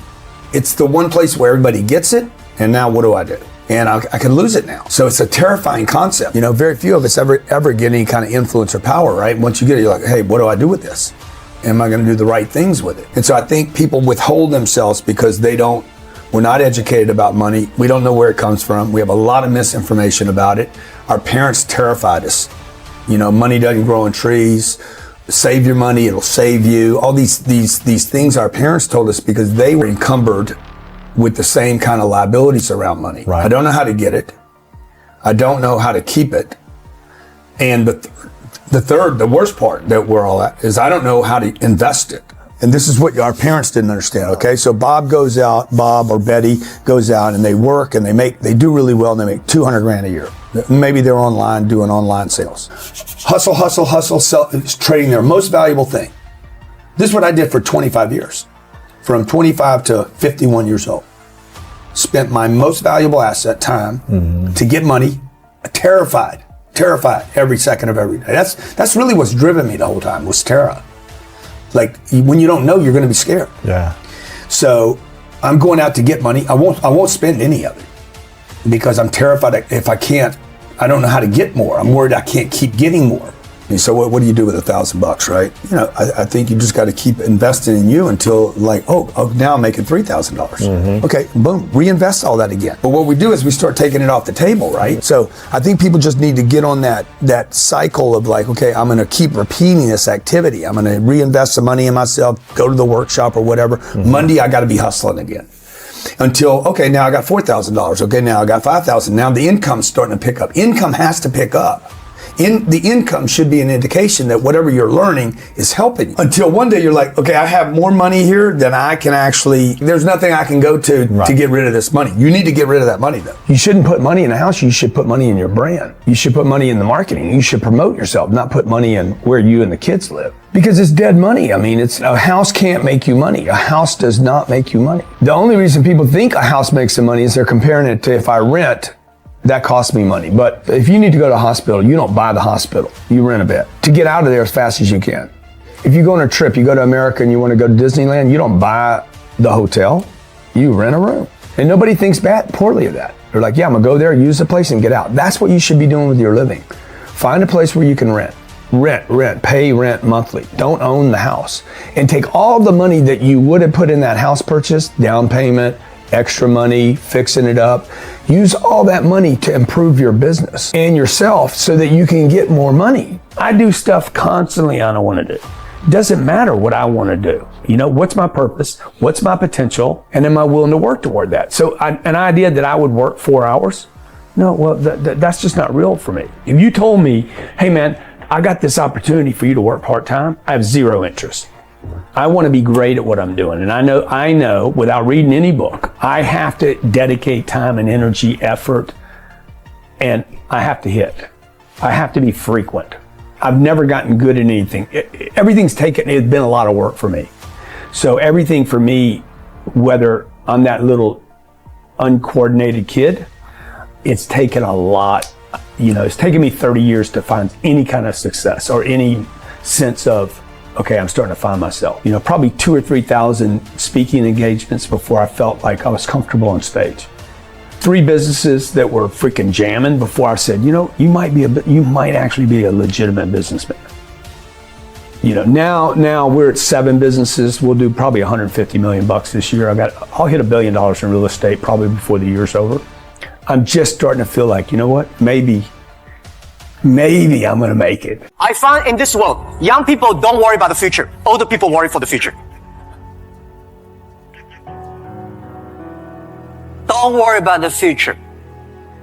All right, don't worry about technology. Let me tell you one thing. When you worry about the future, that is because you are lack of confidence. You lack of imagination. I may not have the solution for future, but there is a solution for future. We don't have the solution for future, but our young people have the solution for future.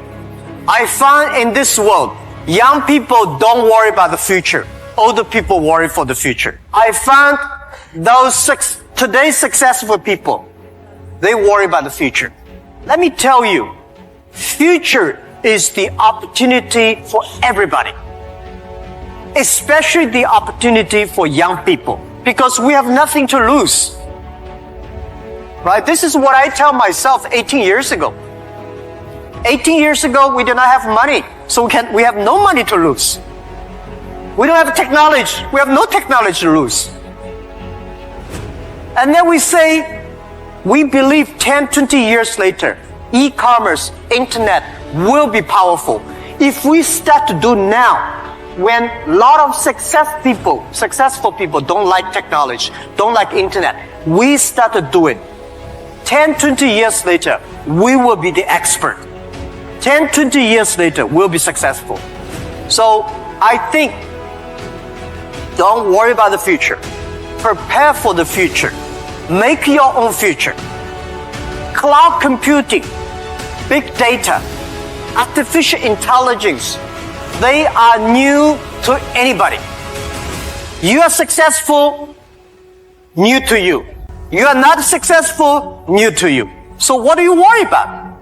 Second thing is, don't worry about the things the other people worry about. Especially, don't worry about the things President and Prime Minister worry about. Worry about things you worry about. Everybody have too many things to worry about. If you do not worry about yourself, you worry too much about the world. Now, today Alibaba should worry about the world. You should not worry about the world. President Putin is worried about the world. You should not worry about the world. You should worry about when you graduate. How can you make a living? How can you do something that is different? How can you do something that is fun, interesting, and helping others? By the way, don't believe that technology is going to take away human beings' jobs. Technology is going to replace a lot of stupid jobs. When the first technology revolution comes, the steam machine come, people worry, oh my God, steam machine is going to take away a lot of jobs. After 50 years, the steam machine created more jobs. When electricity comes, a lot of companies worry about losing jobs. But electricity created so many jobs. Artificial intelligence, they will create more jobs. The problem is next 20, 30 years may lose a lot of jobs, but this is short period. So we people have to learn how we can survive in the artificial intelligence period. By the way, why human being can win machines? Machines, they might be stronger than human being. They might be smarter than human being. They might be run faster than human being. But they can never be as wise as human beings. Because human being, we have belief. We have a religion. We have a heart, which machine does not have. So, if you want to be ready for future, please do not follow yesterday's way of learning and teaching. Do not try to memorize things hard and more, because computer can remember things hard and more than you. Do not try to calculate faster, because computer can calculate much faster than you do. So try to be creative. Try to be innovative. Try to be constructive. These are the things. Everything you learn, you think about, is this thing can make me more creative? If this thing can make me more innovative? If this thing can make me more constructive? Let's do it. And also, I think when other people worry, opportunity comes. Make them worry. You should know nobody will and nobody can stop this technology revolution. You worry, it comes. You don't worry, it comes. So what's the point of worry? So I said, people say, Jack, have you ever cried in the past 18 years doing e-business, internet in China? I don't cry, because I know cry does not make any sense, does not help me. If cry can help me, I will cry every day. We should not cry, we should make competitors cry. So, think about, be positive, get ready for that. And young people are the solutions for tomorrow. Young people are the solutions for all the worries. And young people, if you stay with them, you will be full of energetic. But the advice I give to the young people is that also the advice I give to myself, that nothing is easy. Nothing is free. If you want to be successful, you have to pay the price. Alibaba, 18 years to today's size. Yeah, we are lucky, but we work much harder than most of the people. We never sleep well and sound in the evening. I traveled last year 867 hours a year in the plane. In the plane. I'm working hard. My team working very hard. 18 years, we work like a normal company. 70 years. Day and night.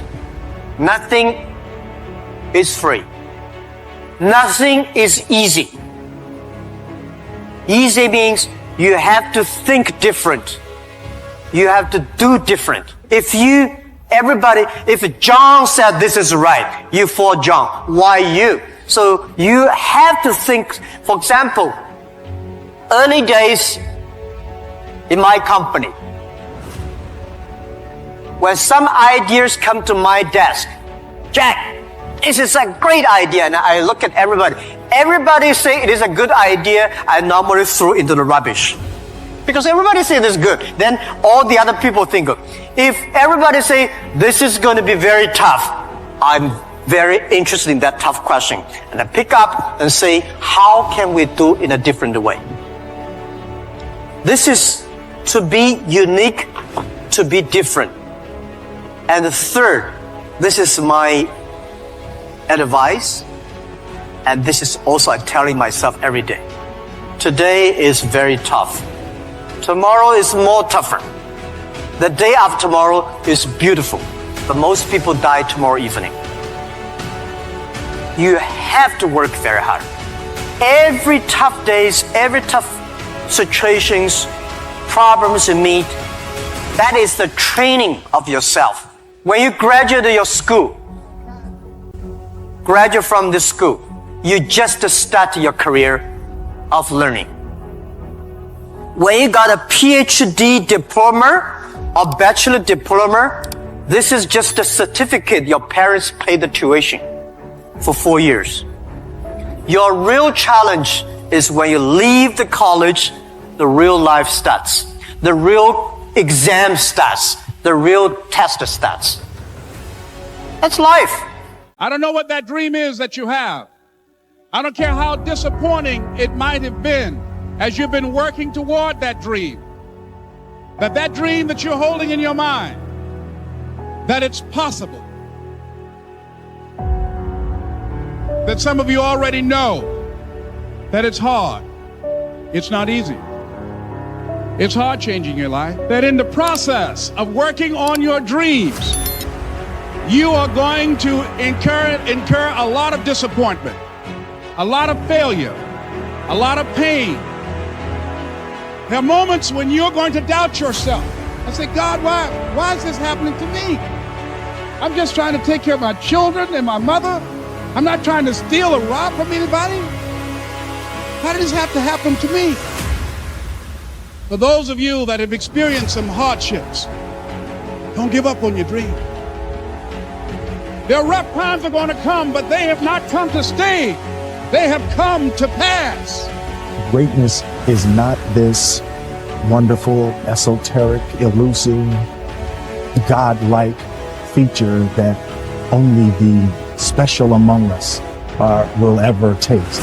You know, it's something that truly exists in all of us. It's very important for you to believe that you are the one.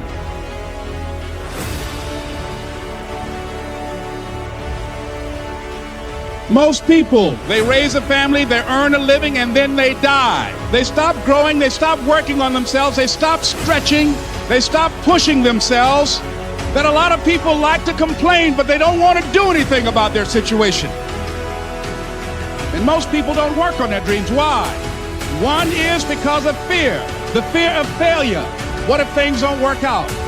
And the fear of success. What if they do and I can't handle it? These are not risk takers. You spend so much time with other people. You spend so much time trying to get people to like you. You know other people more than you know yourself. You studied them. You know about them. You want to hang out like them. You want to be just like them. And you know what? You've invested so much time in them, you don't know who you are. I challenge you to spend time by yourself. It's necessary that you get the losers out of your life if you want to live your dream. But people who are running toward their dreams, life has a special kind of meaning. When you become the right person, what you do is you start separating yourself from other people. You begin to have a certain uniqueness. As long as you're following other people, as long as you're being a copycat, you will never ever be the best copycat in the world. But you will be the best you could be. I'm telling you to define your value. That everybody won't see it. That everybody won't join you. That everybody won't have the vision. It's necessary to know that you are an uncommon breed. It's necessary that you align yourself with people and attract people into your business who are hungry, people who are unstoppable and unreasonable, people who are refusing to leave life just as it is and who want more. The people that are living their dream are finding winners to attach themselves to. The people that are living their dreams are the people that know that if it's going to happen, it's up to them. If you want to be more successful, if you want to have and do stuff you ain't never done before, number two, I'm asking you to invest in you. To invest in you. Someone's opinion of you does not have to become your reality. That you don't have to go through life being a victim. And even though you face disappointments, you have to know within yourself that I can do this. Even if no one else sees it for me, I must see it for myself. This is what I believe, and I'm willing to die for it. Period. No matter how bad it is or how bad it gets, I'm going to make it. I want to represent an idea. I want to represent possibilities. And some of you right now, you want to be, you know what I'm saying? You want to go to the next level. I want to counsel. You know, I want to be an engineer. I want to be a doctor. Listen to me. You can't get to that level. You can't get to the level economically where you want to be until you start investing in your mind. You're not reading books. I'm challenging y'all to go to conferences.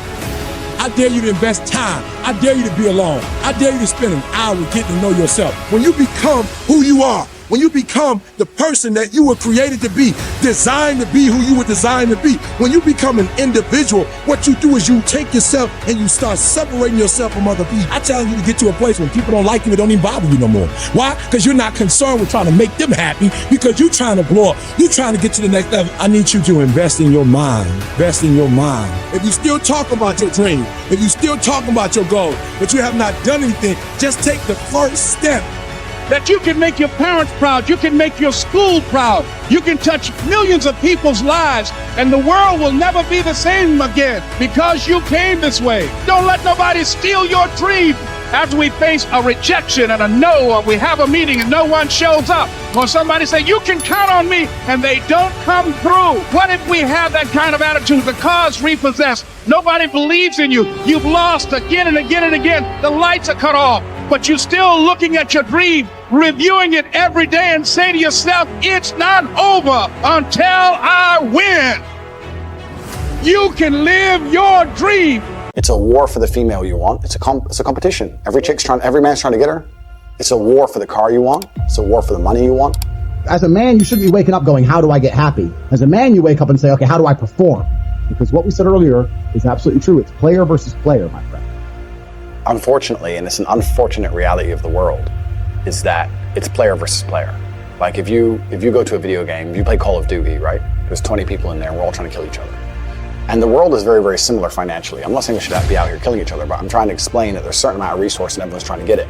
But the masculine imperative and the masculine perspective is you have to understand that life is war. It's a war for the female you want. It's a competition. Every man's trying to get her. It's a war for the car you want. It's a war for the money you want. It's a war for the status.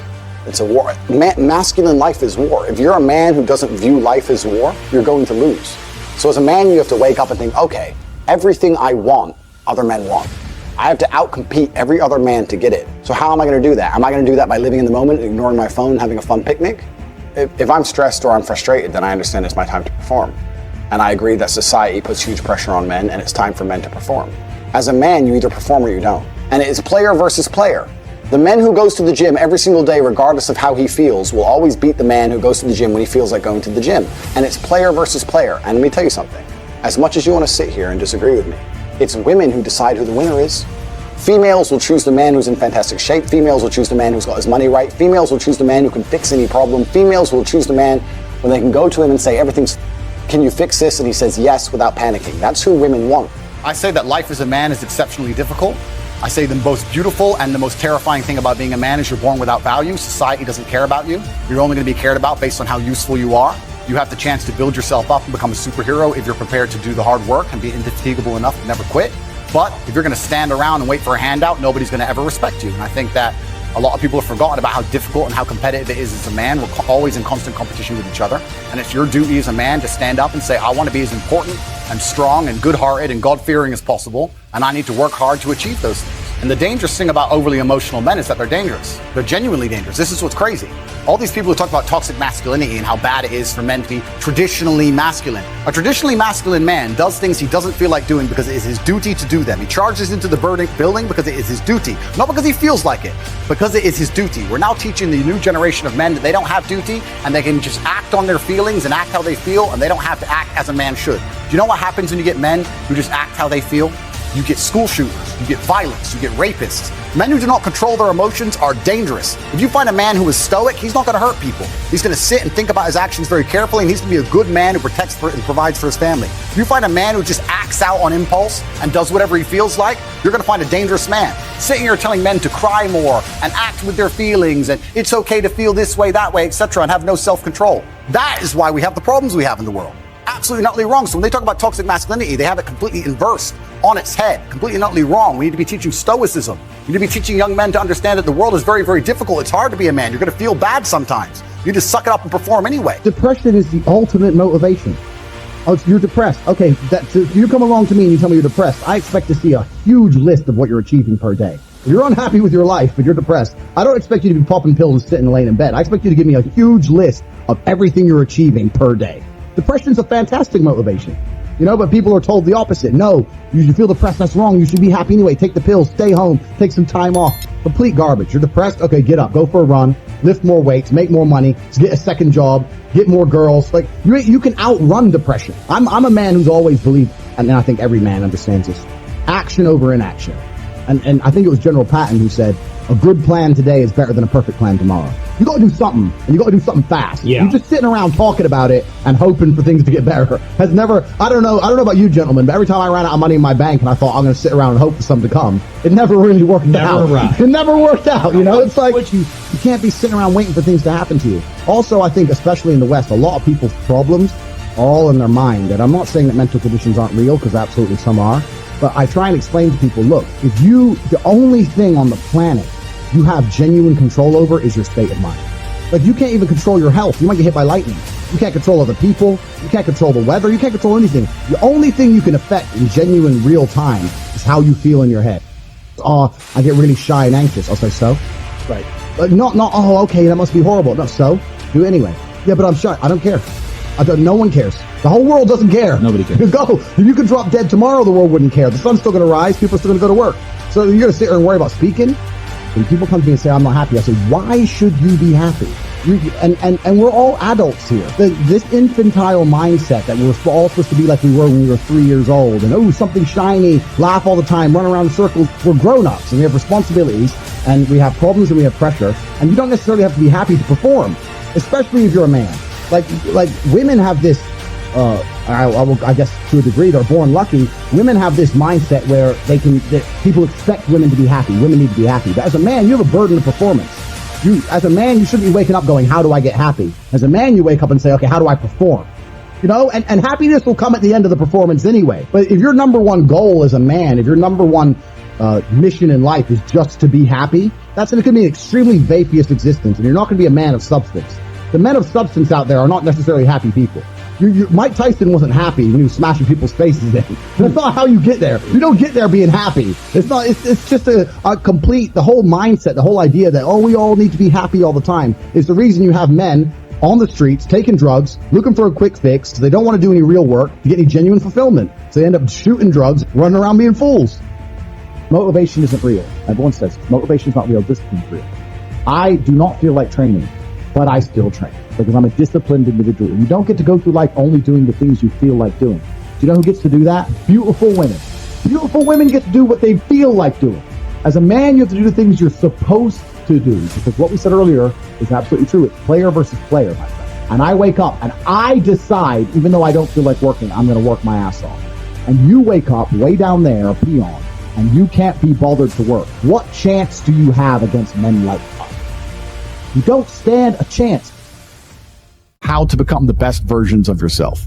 Because manhood is exceptionally hard, and life is hard. but how you shape yourself will determine how hard it is for you and how miserable it will be. I want everybody here who's watching this, I consider this a matter of social responsibility. I want you to pull up a chair and eliminate all the distractions, because I'm going to speak to each and every one of you as if you were my son or a student or someone I'm trying to mentor. I'm going to imagine that all of you know nothing, and we're talking from the complete ground up. I've said this many times in many different iterations on different podcasts, but I want to repeat it again. As a man, there is no easy life. If you're looking for an easy life, you should have been a girl. You made a mistake. Yep. Your life is not about being easy. Your life is not about being happy. Your life is always going to be difficult. All of the pain you feel, all of the sadness you feel, you're supposed to feel as a man, and you have two effective binary choices. You either go through the suffering and go through the trauma and go through the hardship it takes to be a man of value, or you suffer eternity as a nobody. And being invisible, I would argue, is almost worse. You can have a very stress-free life if you work in Starbucks. You don't care about the Starbucks once you clock off. You're not at work at the time. You go home, you play video games, and you exist until you die. That's stress-free, but you have to suffer being a nobody. Alternatively, you can go out there into the world, try and implement your mark on the world, work hard, try to get rich, more money, more problems. You can try and start a business, the stress of that. You can lose your girlfriend because all you're doing is working. This is a new level of stress, a new level of trauma, but at least you'll be a somebody at the end of it. There's two ways to suffer. You either suffer to become a somebody, or you suffer as a perpetual and forever nobody. What did Napoleon say? He said, glory is fleeting, but obscurity is forever. Absolutely. Glory is fleeting, but obscurity is forever. And when he says fleeting, that's a really good point, because everything in life is rented, especially your glory as a man. When you have a good body, it is not a good body as complete. It's not finished. You haven't completed the task. You have rented that good physical condition. You must train every day to retain it. So everything is rented. Your body, you don't just get a good body and you're done. You still have to go to the gym every day to maintain that good body. You don't just get a hot girl and it's done. You still have to work hard for her to always love you and respect you. You don't just start a business and now you're rich. No, you have to start a business and work on that business every day. If you take your eye off the business, it will fail. Everything in life is rented. So when he says glory is fleeting, he's also absolutely not correct, because glory is fleeting and you have to constantly and endlessly work for it and make sure that you never stop. Otherwise, it will be taken from you. But obscurity is forever. If you never make a mark on the world, then you effectively never existed. Yeah.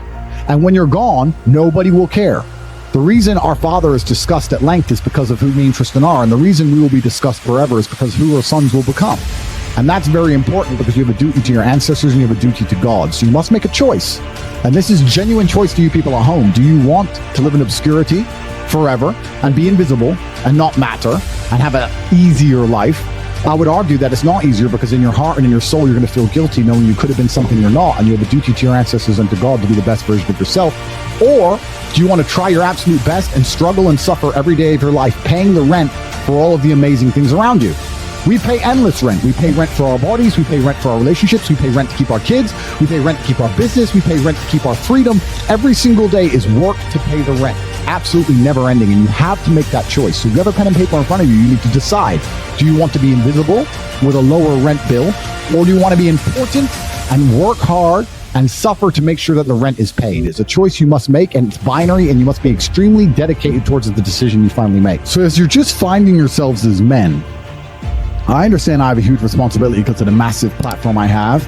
There's no doubt about it. I am the largest influencer in this space. I'm perhaps one of, if not the largest influencer on the planet today. And I have a massive responsibility to try my best to improve the world and teach people important things. And it's very difficult, as most of you men are just finding yourselves, trying to figure out what and who you should be in a culture with little to no proper guidance. If you remove me from the internet, you have a whole bunch of loudmouths who have not achieved anything amazing or remarkable in their real lives. Who don't act in a respectful way. Who have not had any real world achievements. There's a few people I can name who aren't like that, but we're generalizing. And then you have a largely matriarchal society and a matriarchal education system that you're beholden to. So who's teaching you to be a man? If you're fortunate enough to have a fantastic father, great. But if you don't, there are very little lessons, and there's basically no guidance out there explaining to you the self-accountability which is required to be a man. Everything we were just saying to you earlier about making the choice of being invisible or being highly important and paying the rent for one of those two choices, that's based around absolute and utter brutal self-accountability. You must accept the decision you want to make, and you must accept that everything is your fault. Everything is on your shoulders, regardless of what God throws at you. I'll give you an example. Me and you were in jail. Did we still have bills to pay? Did we still have mouths to feed? Absolutely. Did we still have a business to run? We're locked in a Romanian jail cell with no access to the outside world, and we still had responsibilities, and we were still absolutely and utterly accountable for those. We didn't sit and say, well, I'm in jail, so they don't matter. Let them take care of it. No, they do matter. We're men, and they must be handled. And we found a way to handle it regardless. Even though we believe we shouldn't have been in jail, even though it was unfair, even though it was a matrix attack, we still took absolute and utter self-accountability for the situation and all of our problems. We never skipped a beat. We never missed a single payment. We never let anyone starve. We handled absolutely everything from a jail cell. And you have to sit here and understand, most of you are in absolute freedom, not meeting your responsibilities. How are you going to meet your responsibilities if you become important enough to be locked in a jail? How are you going to meet your responsibilities when you're heartbroken? How are you going to meet your responsibilities if you lose all your money? And we're not talking just about our immediate family in a selfish way. I'm talking about my employees. I have over 300 plus employees, security guards who rely on their salary that they get from our company to feed their families, and that's their job. It's not their fault I was locked in jail. I'm the man who hired them. I have a responsibility to make sure everyone's salaries are paid, make sure everyone's family is fine. There's a massive triangle, a massive pyramid built underneath men like us of people who need to eat, and people who do us a service, and people who need their money in exchange. I couldn't just say, you know what, I'm in jail. They'll understand. What would I expect these people to do? You know, this is their job. They work for me, and it's my responsibility to make sure everyone's getting their paycheck, even if I'm locked away, which is scary because how would you accomplish the same thing? Imagine you have 3 months, you have 45 minutes on the phone 3 times a week. That's all you get for 3 months. Would you be able to make sure that everybody you care about and everybody who depends on you and all the people who depend on you from a business perspective, all the people who work with you, work for you, are fed, provided for, getting their salary, getting their paycheck? Could you do that? If not, keep working. Absolutely. Because we pulled it off. Absolutely. Just about, my friend. We got it done. And we're preparing ourselves for anything else that might happen in the future to make sure we can always get it done. I don't care who you are, life is going to knock you down. Listen to me, many of you right now, life's got you up against the rope, and you got to do me a favor. Like, you can't give up, you can't give in. Pain is temporary. Pain is your friend. Pain is going to take you to the next level. When you going through pain, I know what you feeling. I know exactly, because I've been there, I've done that, but you got to work through it. And the reason why most of you are not successful is because every single time stuff not going your way, you give up, you quit, you let go, and people feel weakness. They feel it. You can feel when somebody's not committed, when they're not all in, when they're not dedicated. And there's another level you get to when you go all in. Winners win and losers lose. There are going to be times that you're going to be wondering, why should I keep showing up and working my business? Why should I keep at it?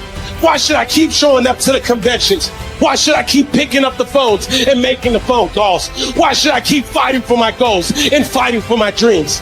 And what I want to remind you is that you got to show up for your life regardless of the circumstances. You got to show up in spite of the naysayers. You got to show up in spite of the conversation going on in your mind. You got to show up for your life. Because if you don't, nobody else will. If you want unreasonable results in your life, you've got to be willing to be unreasonable. Part of being unreasonable, you don't judge according to appearances. Part of being unreasonable, you can see it because you believe it. You must have the faith to call forth those things that be not as though they were. You've got to decide, I deserve this, and I'm going to have it. You've got to say yes to your life. You've got to say yes. Yes to my dreams. Yes to me. Yes, I can make it. Yes, I can. Doesn't matter how many failures I've made. Doesn't matter how many mistakes I've endured.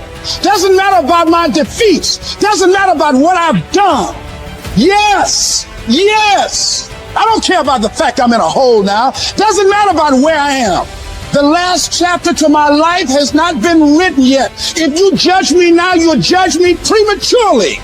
I'm still in the process of transforming my life. I'm still in the process of becoming. Yes.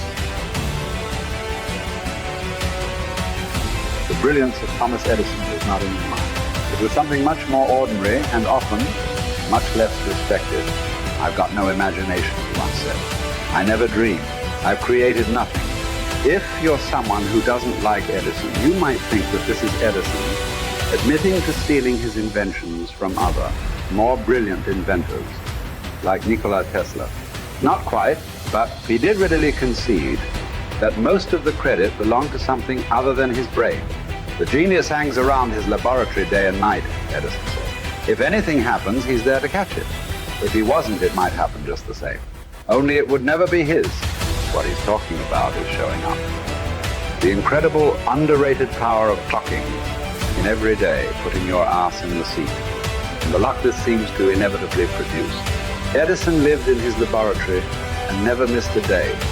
Like Gehrig, even when he was sick, when he was tired, or when visited by tragedy or disaster. The modern conveniences we can trace to his lab then owe far more to his body than his brain, to the compounding power of consistency rather than sheer brilliance. It wasn't about inspiration. It was about getting to work, show up and try. Get on the treadmill, pick up the violin, script out some scenes, reach out to some clients, read some reports, lift a couple weights, jog 1 mile, cross one thing off the to-do list, chase down a lead. It doesn't matter what it is. All aspects of our life benefit from this circumscribed kind of living. Just as long as you do something every day, that is the important thing. Show up. When you're tired, when you don't have to, even if you have an excuse, even if you're busy, even if you won't get recognized for it, even if it's been kicking your ass lately, once something is done, you can build on it. Once you get started, momentum can grow. When you show up, you can get lucky. Is this still hard? Yes. But the good news is that because it's hard, most people don't do it. They don't show up. They can't even do one tiny thing a day. So yes, you're alone out there on the track in the rain. You're the only one responding on Christmas. But having the lead is, by definition, a little lonely. This is also why it's quiet in the morning. You have the opportunities all to yourself. Don't worry about setting any records. Just report for duty. No excuses. And here's the irony. This is also a way to break records. Consistency is a superpower. Day to day, willpower is incredibly rare.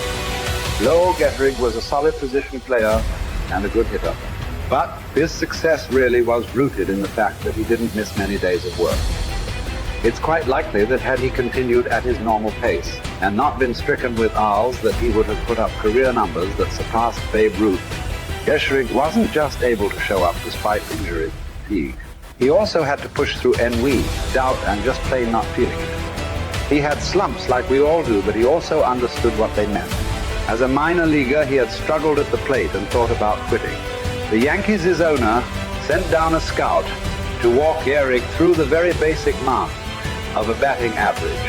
A good hitter hits 300, and hitting 350 is terrific. Hitting 400 is almost unheard of. What does that translate to? Missing on 6 tries out of 10. A hitter can also go days, weeks without touching the ball. That's what the scout told him.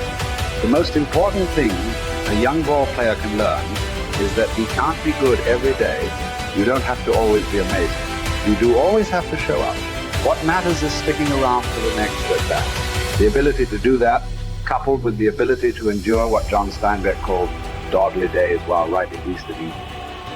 Those days when everything seems out of whack, when you're just not feeling, when the distractions won't stop, is the first step to greatness. Literally. You cannot be great without the self-discipline to do that. One thing a day adds up. Each day adds up.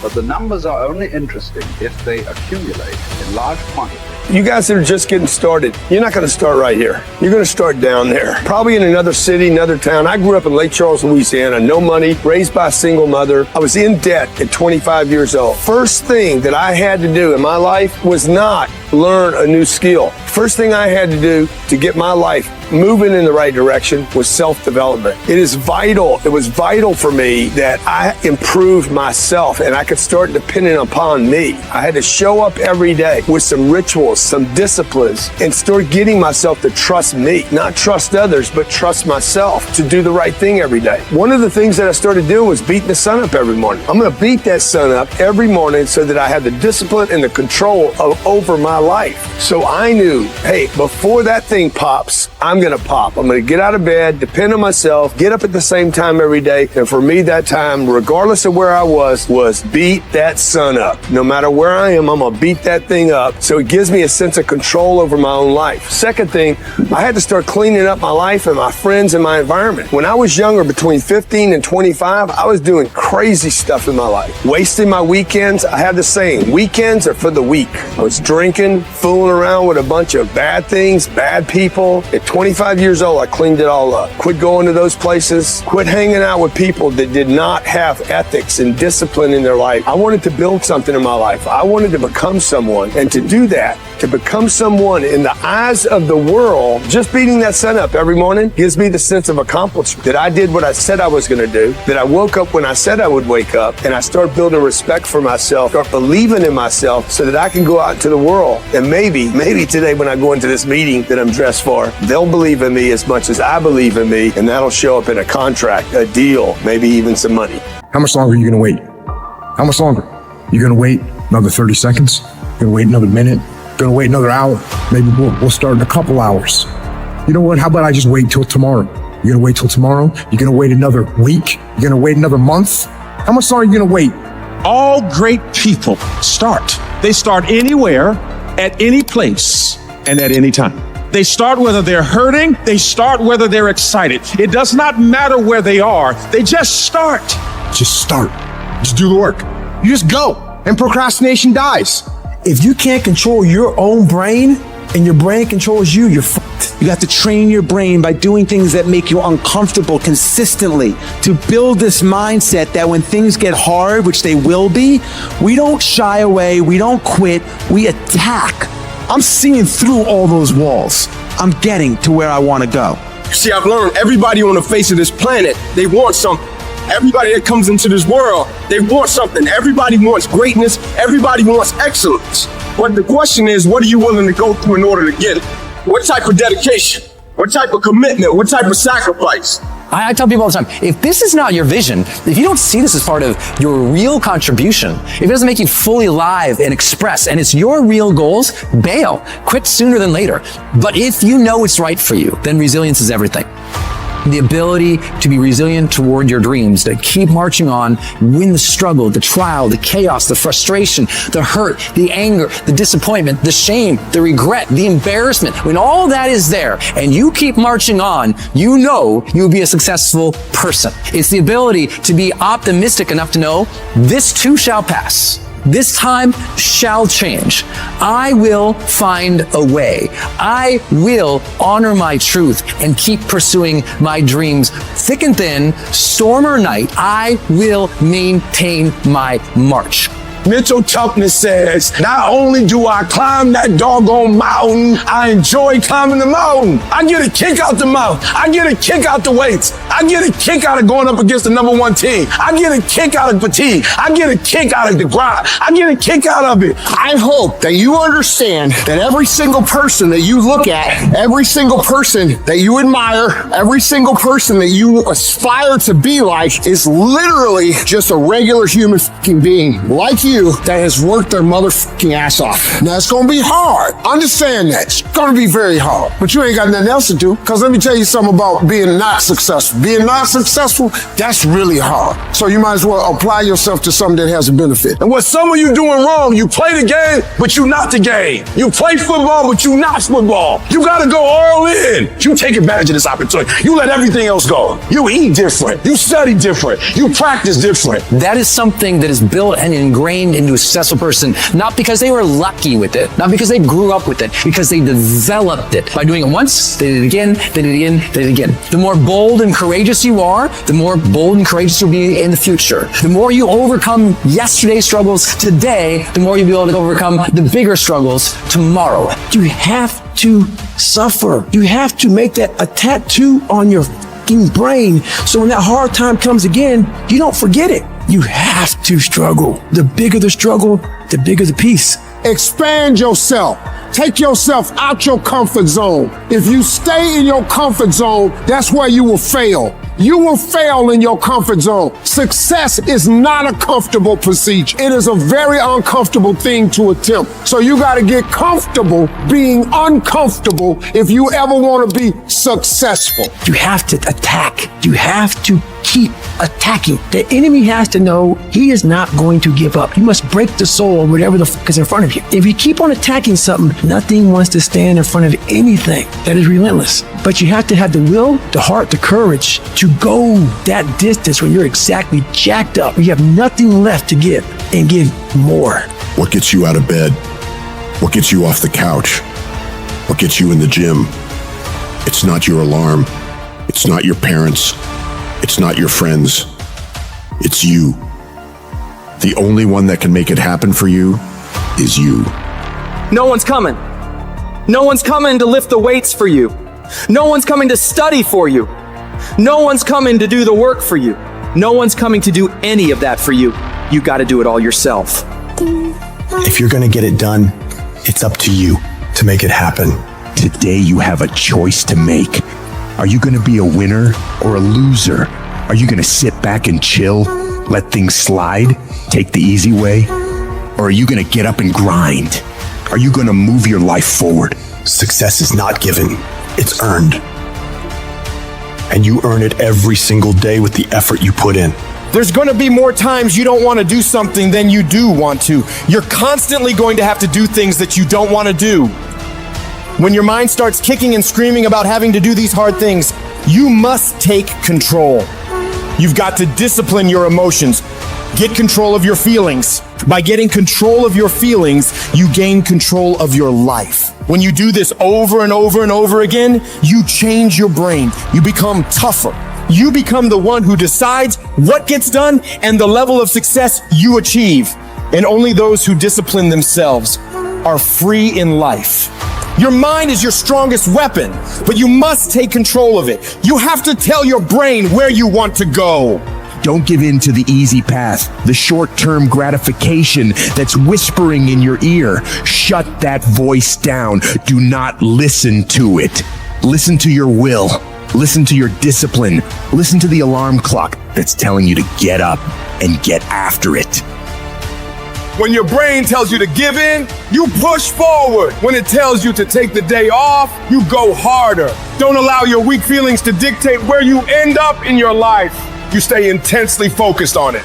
You fight through that fatigue. You fight through the noise, because on the other side of that is your greatness. You have to force yourself. Anything that's a break from your routine is going to require force, and the only way you'll get it is by forcing yourself to be uncomfortable. Get out of your head. Get out of your feelings. Your feelings are screwing you over. I don't care how you feel, and neither should you.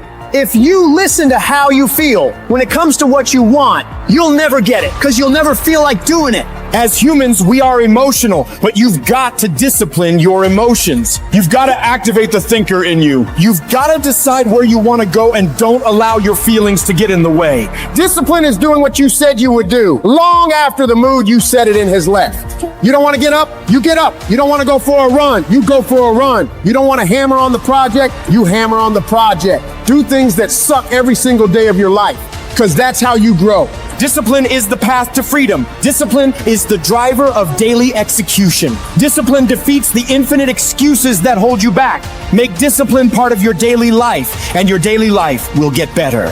What do you do when no one's watching? What do you do when you know you're supposed to do something without anyone there to supervise you? Do you get it done, or do you kick back and relax? That requires discipline. It takes discipline to do the things you know you need to do when it needs to be done, when everything in you doesn't want to do it. Little pressure equals little progress. Stop taking shortcuts. Stop taking the easy way. Go to the heat, because the sooner you go to the heat, the sooner the dream. You gotta get more intense about your life. You gotta stop being so casual. You gotta be intentional, deliberate, and focused on what you want. Because it's every single decision we make that forms our future. We have the opportunity to chase that best version of us every second of every day. Every single day alters the direction in the course of our lives, so you cannot allow another day to slip by wasted. What stops people from becoming successful is you look at your end goal and you see how far you are from it, and then a year later you realize you're still not there, and you get frustrated. That's not how you measure success. Success is not how far you've gotten. Success is how far you've gotten from where you started. And you have to take inventory of your life, man. You gotta, as a young person, you gotta go, okay, I'm 19 and I got my first speaking role. Average person don't get the first speaking role at 19, man. So you gotta be okay with that. And I'm gonna drop this piece of jewel on you, man, that success is a process. It's an arduous process. I'm still in the process. I gotta mentor boys, especially for young people, man, because I've been young and I wanted it so bad and I had nothing, man. So you gotta understand this thing called success is a process. Set your goals, but understand it take a long time to make a lot of money. You hear me, man? It take a long time to make a lot of money. Quit looking at Instagram. Instagram is people's highlight reel. That ain't really how they look. They got one Birkin bag, that ain't a real one, and they got it on Instagram and they showing you the clasp open and all that, and they got a filter on it and they look perfect. They don't have a bump. That ain't life, man. Instagram's a highlight reel. That's their best picture they posted that day. You know how many shots they took to get that picture? Don't get caught up in none of that. Get your grind on, hustle. Get your head down and hustle. Hustle. Listen, man, the dream is absolutely free. The hustle and grind is sold separately. It's two different things. You know, dreaming is one thing. Goals is putting work clothes on your dreams. You gotta set goals. When you set goals, you take your dreams and you don't put work clothes on. You gotta hustle, man. You gotta talk to God every day. If you ain't talking to God, you're making this thing way harder than it's got to be. You gotta include God in the mix or you're gonna be struggling. Listen to me, I struggle. God, you don't put God in this thing, you're gonna be wandering around for a long time. When you sat down for 30 minutes with students and only discuss their dreams, here's what happens. Once a child informs you of their dreams, you have the key to unlock his ability to learn. Because if a guy says, I want to fly an airplane, well then guess what? You got to get good at science, you got to get good at math, and now school becomes incredibly important to fulfill the dream. See, but if you never ask a child what he dreams, and you're always telling him, you got to go to school, do your work. Nah, man, you got to find out what makes him tick. So finding out what a person dreams about, I don't know if you really noticed this or not. Education is never mentioned in the Bible. But if you dream of being a dentist, then guess what? You got to get good at reading. You got to get good at science. So now you can get them to do better in school because you got a reason to be good in school. But if you never give a child a reason to be good in school, that's the problem we have in the school system. That's my advice. They could have saved a lot of pain with me. Because I don't give a about history. I don't. I'm not really good at math. I'm good at addition, subtraction, and multiplication. I know how many days I come to work. I know how much I make each day, and I multiply that, and I know how much you owe me. That's all I need to know. The whole time, my whole ambition was to be on TV and to tell jokes. So why you feeding me this physics? It could have saved me some trouble. Stuttering is not a physical ailment. It's purely mental. And it is only because it starts with the nervousness, and then after that, it's anticipation. When you stutter, and people know you stutter, when they talk to you like this. So, how are you today? And you see that, and it locks you up, because you know they waiting on you to start this, doing, and it locks you up. The way you, is the person here that stutters? Here's the deal, man. First of all, you start, okay, let me ask you a question. When you read, do you stutter? No, no, you don't. When you read, you don't stutter. When you talk to yourself, do you stutter? No. It's only when you talk externally to other people. That's the whole key. It starts because you've built up an anxiety and a nervousness. So the way you cover stuttering is you stop eye contact with people. You cannot look at people. You have to talk within yourself. So I have little boys that come to my mentoring camp that stutter. I cure every last one of them little boys in my mentoring camp. I'd never let an old boy walk with my camp and still stutter. And I mean with really bad stuttering. The last camp I had, the little boy, the mother came to me and said, if you could just help him stutter. I said, just give me a boy. I got him on a Tuesday. Saturday, he gave the commencement speech at the graduation. Whenever somebody talks to you, remove the tension, take the eye contact away. Go within yourself, say it to yourself twice, and then before you look up, answer the question, then look up. That's the drill I want you to do. I want you to do it in the mirror. I want you to do it with a close friend of yours. And that's all I want you to do. After a while, you'll only have to say it to yourself once. Then you look up. After a while, you'll be able to look at them, say it to yourself internally, then say it. That's it, man. I'm gonna give you the second drill. This is how you do it. This is it. This is how you cure stuttering. There's nothing else. Staying away from the ST sounds, PR sounds, all that. No, man. It's just you. It's going within yourself. Now, I saw, ain't this the dude that I saw on the camera dancing? Yeah, see, you got an extroverted side. You just gotta let it out. The next thing you do, tell yourself, I no longer stutter. Because it's mental. You gotta say this to yourself all the time. And act like you're reading all your thoughts, because you don't stutter when you read, and you don't stutter when you talk to yourself. So you gotta get in that mirror and talk to yourself constantly, practice. I'm gonna show you how to do it, man. Tell jokes just in Cleveland and get famous. So I had to go away to get it done. But I think I understand. You can love your family and love your gift, and you shouldn't have to pick between the two. Because guilt is the most useless emotion in the world. Guilt serves the purpose of no one except the person who's trying to apply it for manipulative purposes. Every time I've ever been guilty is because somebody, oh, you just done forgot us. Oh, so now you think you all that. No, I don't think. No, see what happened is you think that I'm all this, and you think I now think I'm this, when I'm really the same dude. One thing I learned about money doesn't change people. I don't even look at it as goals, because goals are something that you put on the wall to motivate yourself, right? So if you want to buy a car, you put the car on the wall and it motivates you to go to work to get the car. So that's a goal. Goals are for motivation. I don't work on motivation. I work on discipline. So I don't have a set goal. I just get up and do what I know I'm supposed to do. I don't work to try and afford that car. I work because I'm supposed to work. And then I can already afford that car and another one and another one and a boat and a plane and a house and another house and a land. And then I just work. I do my work. That is my duty as a man. It's my duty to God. I train in the gym. It is my duty to God. I do my duties to God. I fulfill my duty. I'm an old school gentleman of honor and respect.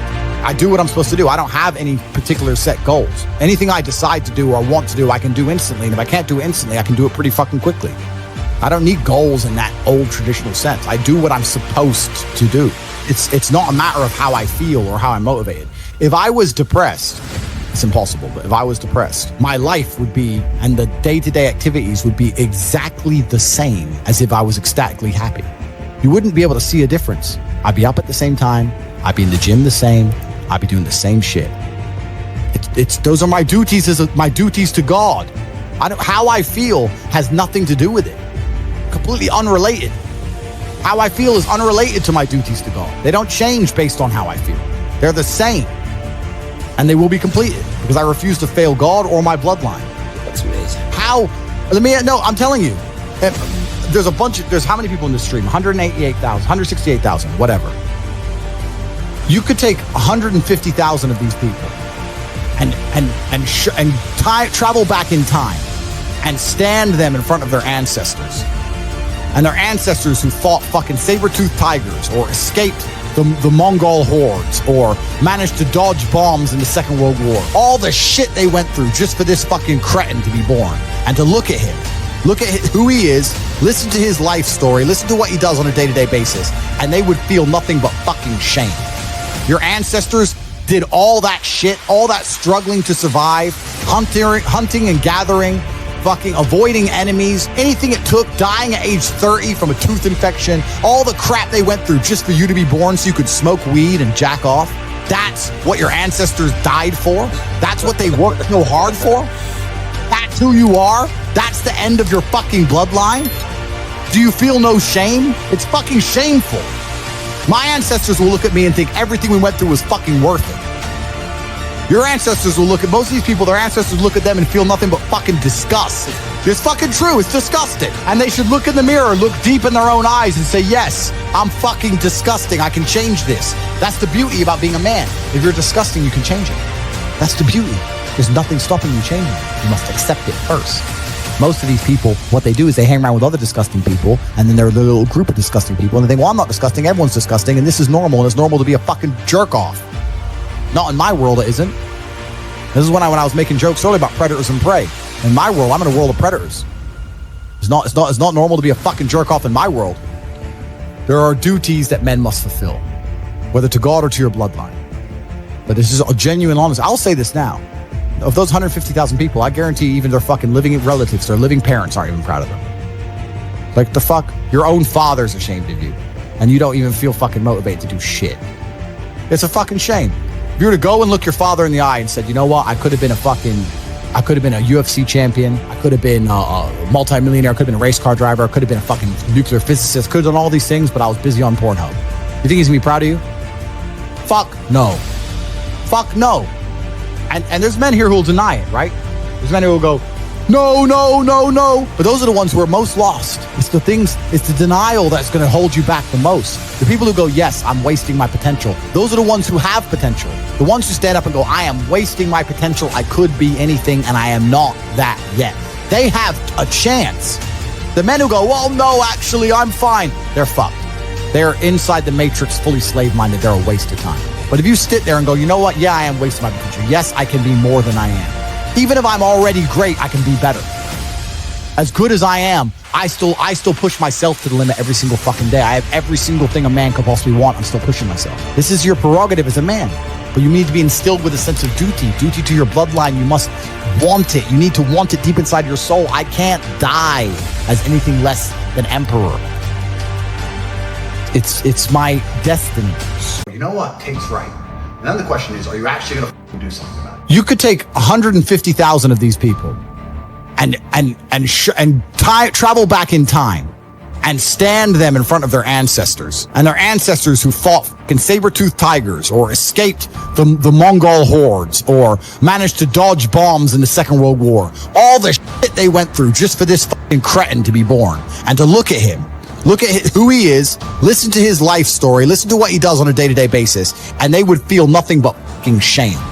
Your ancestors did all that struggling to survive, hunting and gathering, fucking avoiding enemies, anything it took, dying at age 30 from a tooth infection, all the they went through just for you to be born so you could smoke weed and jack off. That's what your ancestors died for? That's what they worked so hard for? That's who you are? That's the end of your fucking bloodline? Do you feel no shame? It's shameful. My ancestors will look at me and think everything we went through was fucking worth it. Your ancestors will look at most of these people, their ancestors look at them and feel nothing but fucking disgust. There are duties that men must fulfill, whether to God or to your bloodline. But this is a genuine, honest. I'll say this now. Of those 150,000 people, I guarantee even their fucking living relatives, their living parents aren't even proud of them. Like, the fuck? Your own father's ashamed of you, and you don't even feel motivated to do shit. If you were to go and look your father in the eye and said, you know what, I could have been a UFC champion, I could have been a multi-millionaire, I could have been a race car driver, I could have been a nuclear physicist, could have done all these things, but I was busy on Pornhub. You think he's gonna be proud of you? No. No. And there's men here who will deny it, right? There's men who will go, no, no, no, no. But those are the ones who are most lost.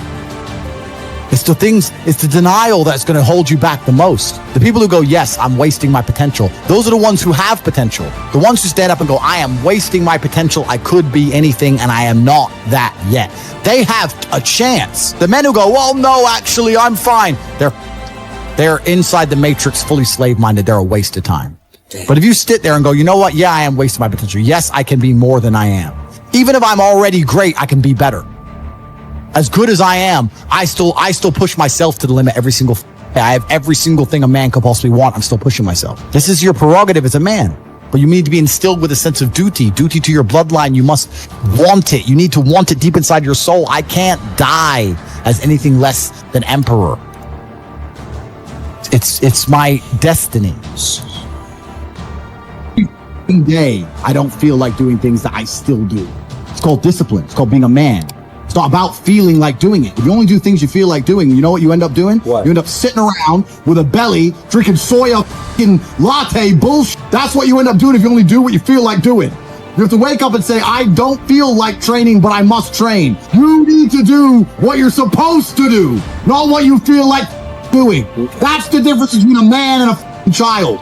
You do not become a man doing what you feel like doing. You become a man doing what you're supposed to do. The men on the Titanic didn't feel like dying that day. It's your duty. It is your duty to not be a fat piece of shit. That's honor. I have honor to my last name and to my ancestry. It would be disgusting for them all to have fought saber-toothed tigers so I can wake my lazy ass up, off all day, and ask on YouTube how I can stop being a loser. You understand where I'm coming from? Oh, 100%. So this is down to you, my friend.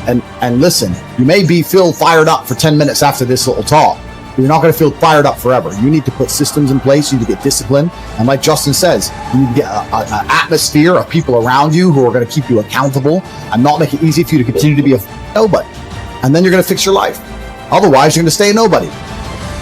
Everyone has a dream, but not many people have a plan.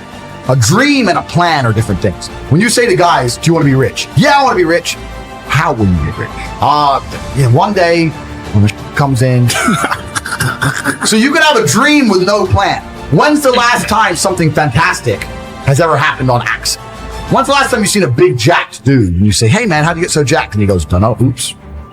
Don't know. It just happened. No, he planned it. He went to the gym, he ate a certain way, he planned his meals, he had to make it happen. It's exactly the same with getting rich. You need a plan to get rich, right? Everyone out there has a dream, but very few people have a plan. Yep. If you're surrounded by people who have a plan to get rich, and you provide value to them in some way, because they're not going to drag you up when you ain't doing nothing, because that's what friendship is. Friendship is value exchange. Yeah. If you provide value to them, sooner or later you're going to begin to make money. Let me tell you the fact, number one facet of the G mindset. Your life is never going to be worse if you walk through the world believing you are the man. You wake up and look in the mirror and go, I'm the man. I am the man. There's no one on this planet who can do shit I couldn't do if I put my mind to it. I don't give a how good you are at piano. If I decide to play piano, I would be better than you at piano. And I believe that. I don't just say these things, I believe them. So the first thing you can do with the G mindset is you need to start believing you are the man. Even if you're not the man yet, even before I was world champion, I knew I was going to be the man. So I don't give a and I was happy to say that to anybody. When people called me arrogant and stupid and deluded, I just sit there and look at them and say, yeah, you, I'm going to be the man. Strength, leadership, power, authority, guidance, patience are God's gift to us as men. We have to cherish that, not abuse it. I prayed this morning to be a better listener. It didn't work so well. We're human. You get back up. Yes, I've been high up on the mountain. I've been blessed. But that's a slippery slope. Yeah. And it's lonely up there. Yeah. You know, people don't know that side. We did not come this far to just break down and lose now. I'm a winner. I'm going to win. True desire in the heart, that itch that you have, whatever it is you want to do, that thing that you want to do to help others and to grow and to make money, that desire, that itch, that's God's proof to you, sent beforehand already to indicate that it's yours. Aspire to make a difference. You are what you are in this world. That's either one or two things. Either you're somebody, or you're nobody. Never give up. Without commitment, you'll never start. But more importantly, without consistency, you'll never finish. It's not easy. If it were easy, there'd be no Denzel Washington. So keep working, keep striving, never give up, fall down 7 times, get up 8. Ease is a greater threat to progress than hardship. So keep moving, keep growing, keep learning. See you at work. while it may be frightening, it will also be rewarding. So you got to get out there. You got to give it everything you got, whether it's your time, your talent, your prayers, or your treasures. Because taking risk is not just about going for a job. It's also about knowing what you know and what you don't know. It's about being open to people and to ideas. To get something you never had, you have to do something you never did. Because the chances you take, the people you meet, the people you love, the faith that you have, that's what's going to define you. I found that nothing in life is worthwhile unless you take risks. Nothing. Nelson Mandela said, "There is no passion to be found playing small and settling for a life that's less than the one you're capable of living." Now, I'm sure in your experiences in school and applying to college and picking your major and deciding what you want to do with life, I'm sure people have told you to make sure you have something to fall back on. Make sure you got something to fall back on, honey. But I never understood that concept, having something to fall back on. If I'm going to fall, I don't want to fall back on anything. I want to fall forward. I figure at least this way I'll see what I'm going to hit. Fall forward. This is what I mean. Reggie Jackson struck out 2,600 times in his career, the most in the history of baseball. But you don't hear about the strikeouts. People remember the home runs. Fall forward. Thomas Edison conducted 1,000 failed experiments. Did you know that? I didn't know that. Because the 1,001st was the light bulb. Fall forward. Fail big. Today is the beginning of the rest of your life, and it can be very frightening. It's a new world out there. It's a mean world out there, and you only live once. So do what you feel passionate about. Take chances professionally. Don't be afraid to go outside the box. Don't be afraid to think outside the box. Don't be afraid to fail big, to dream big. But remember, dreams without goals are just dreams, and they ultimately fuel disappointment. So have dreams, but have goals. Life goals, yearly goals, monthly goals, daily goals. I try to give myself a goal every day. Sometimes it's just to not curse somebody out. Simple goals, but have goals. And understand that to achieve these goals, you must apply discipline and consistency. In order to achieve your goals, you must apply discipline, which you have already done, and consistency every day, not just on Tuesday and miss a few days. You have to work at it. Hard work works. You'll never see a U-Haul behind a hearse. I don't care how much money you make, you can't take it with you. The Egyptians tried it. They got robbed. That's all they got. You can't take it with you. And it's not how much you have. It's what you do with what you have. We all have different talents. Some of you will be doctors, some lawyers, some scientists, some educators, some nurses, some preachers. The most selfish thing you can do in this world is help someone else. Why is it selfish? Because the gratification, the goodness that comes to you, the good feeling that I get from helping others, nothing's better than that. Well, one or two things, but nothing's better than that. Not jewelry, not big house I have, not the cars, but it's the joy. That's where the joy is in helping others. That's where the success is. And anything you want good, you can have. So claim it. Work hard to get it. When you get it, reach back. Pull someone else up. Each one, teach one. Remember, just because you're doing a lot more doesn't mean you're getting a lot more done. Remember that. Just because you're doing a lot more doesn't mean you're getting a lot more done. Don't confuse movement with progress. My mother told me, she said, yeah, because you can run in place all the time and never get anywhere. So continue to strive, continue to have goals, continue to progress. Do you have the strength and the wisdom to push forward? It's difficult for many of us. It's hard to let go when you work so hard to get what you have gotten along the way. But here we are.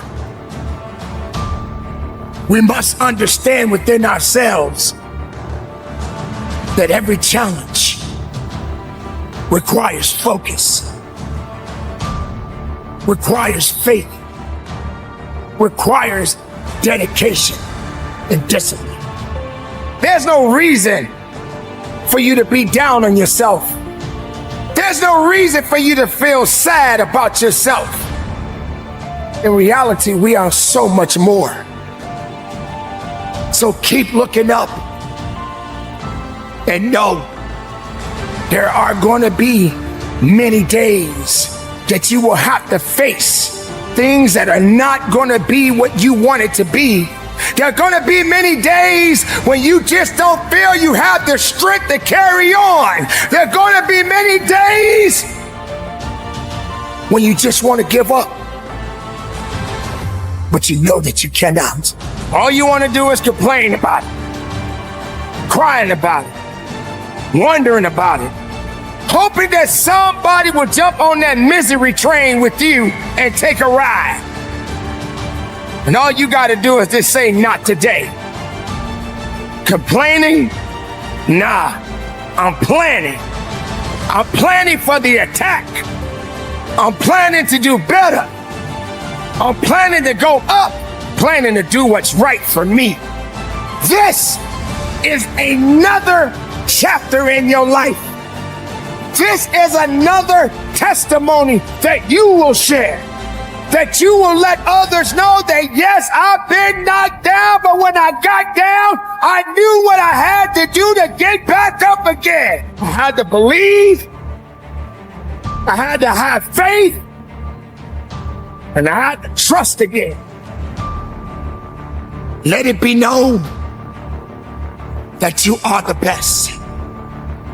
And the best knows, believes, and trusts that they will get up again. This is the time to understand what you are dealing with, what you are facing, what you must do to move forward again. And do you. You can't change people. You can't make people do what you want them to do. Everybody's not going to listen to you. Everybody doesn't want what you want. So we can complain all we want. Sometimes we just got to stay in our lane and go our own way. But as long as you have a beating heart and your lungs are functioning and your eyes are open, you will get back up again. You will press on and you will live strong.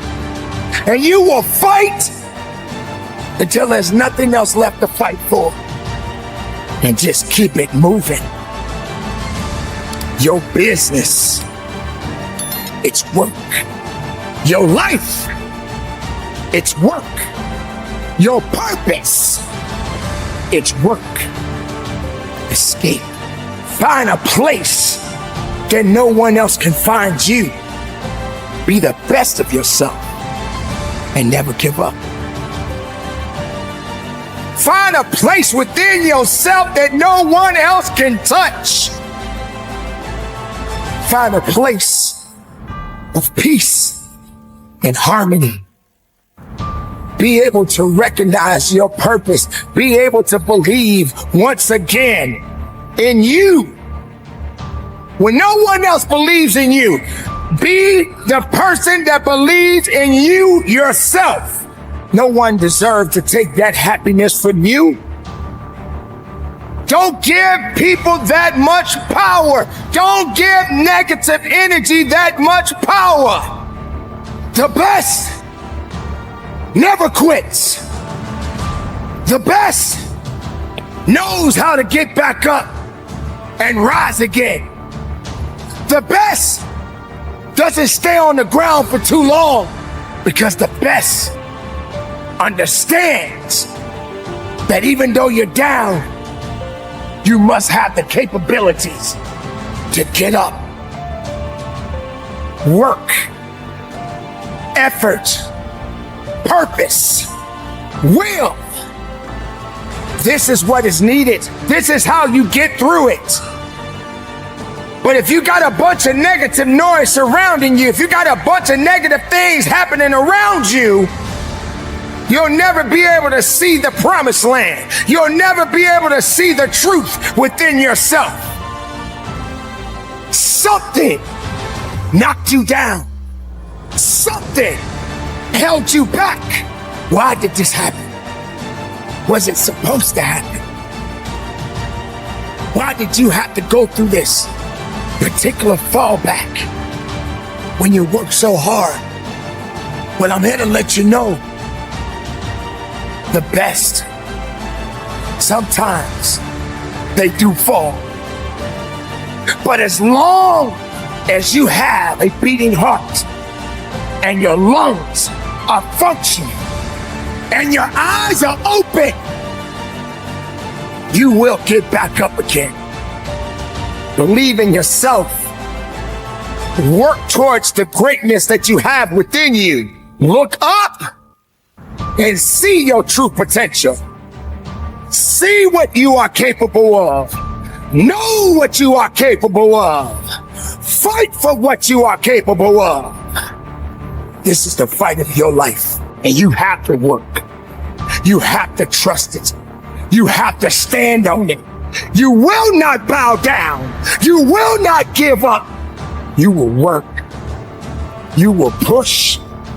And you will give everything that you have for today and for the rest of your life. Be productive. Be strong. And from the bottom of my heart, conduct your business.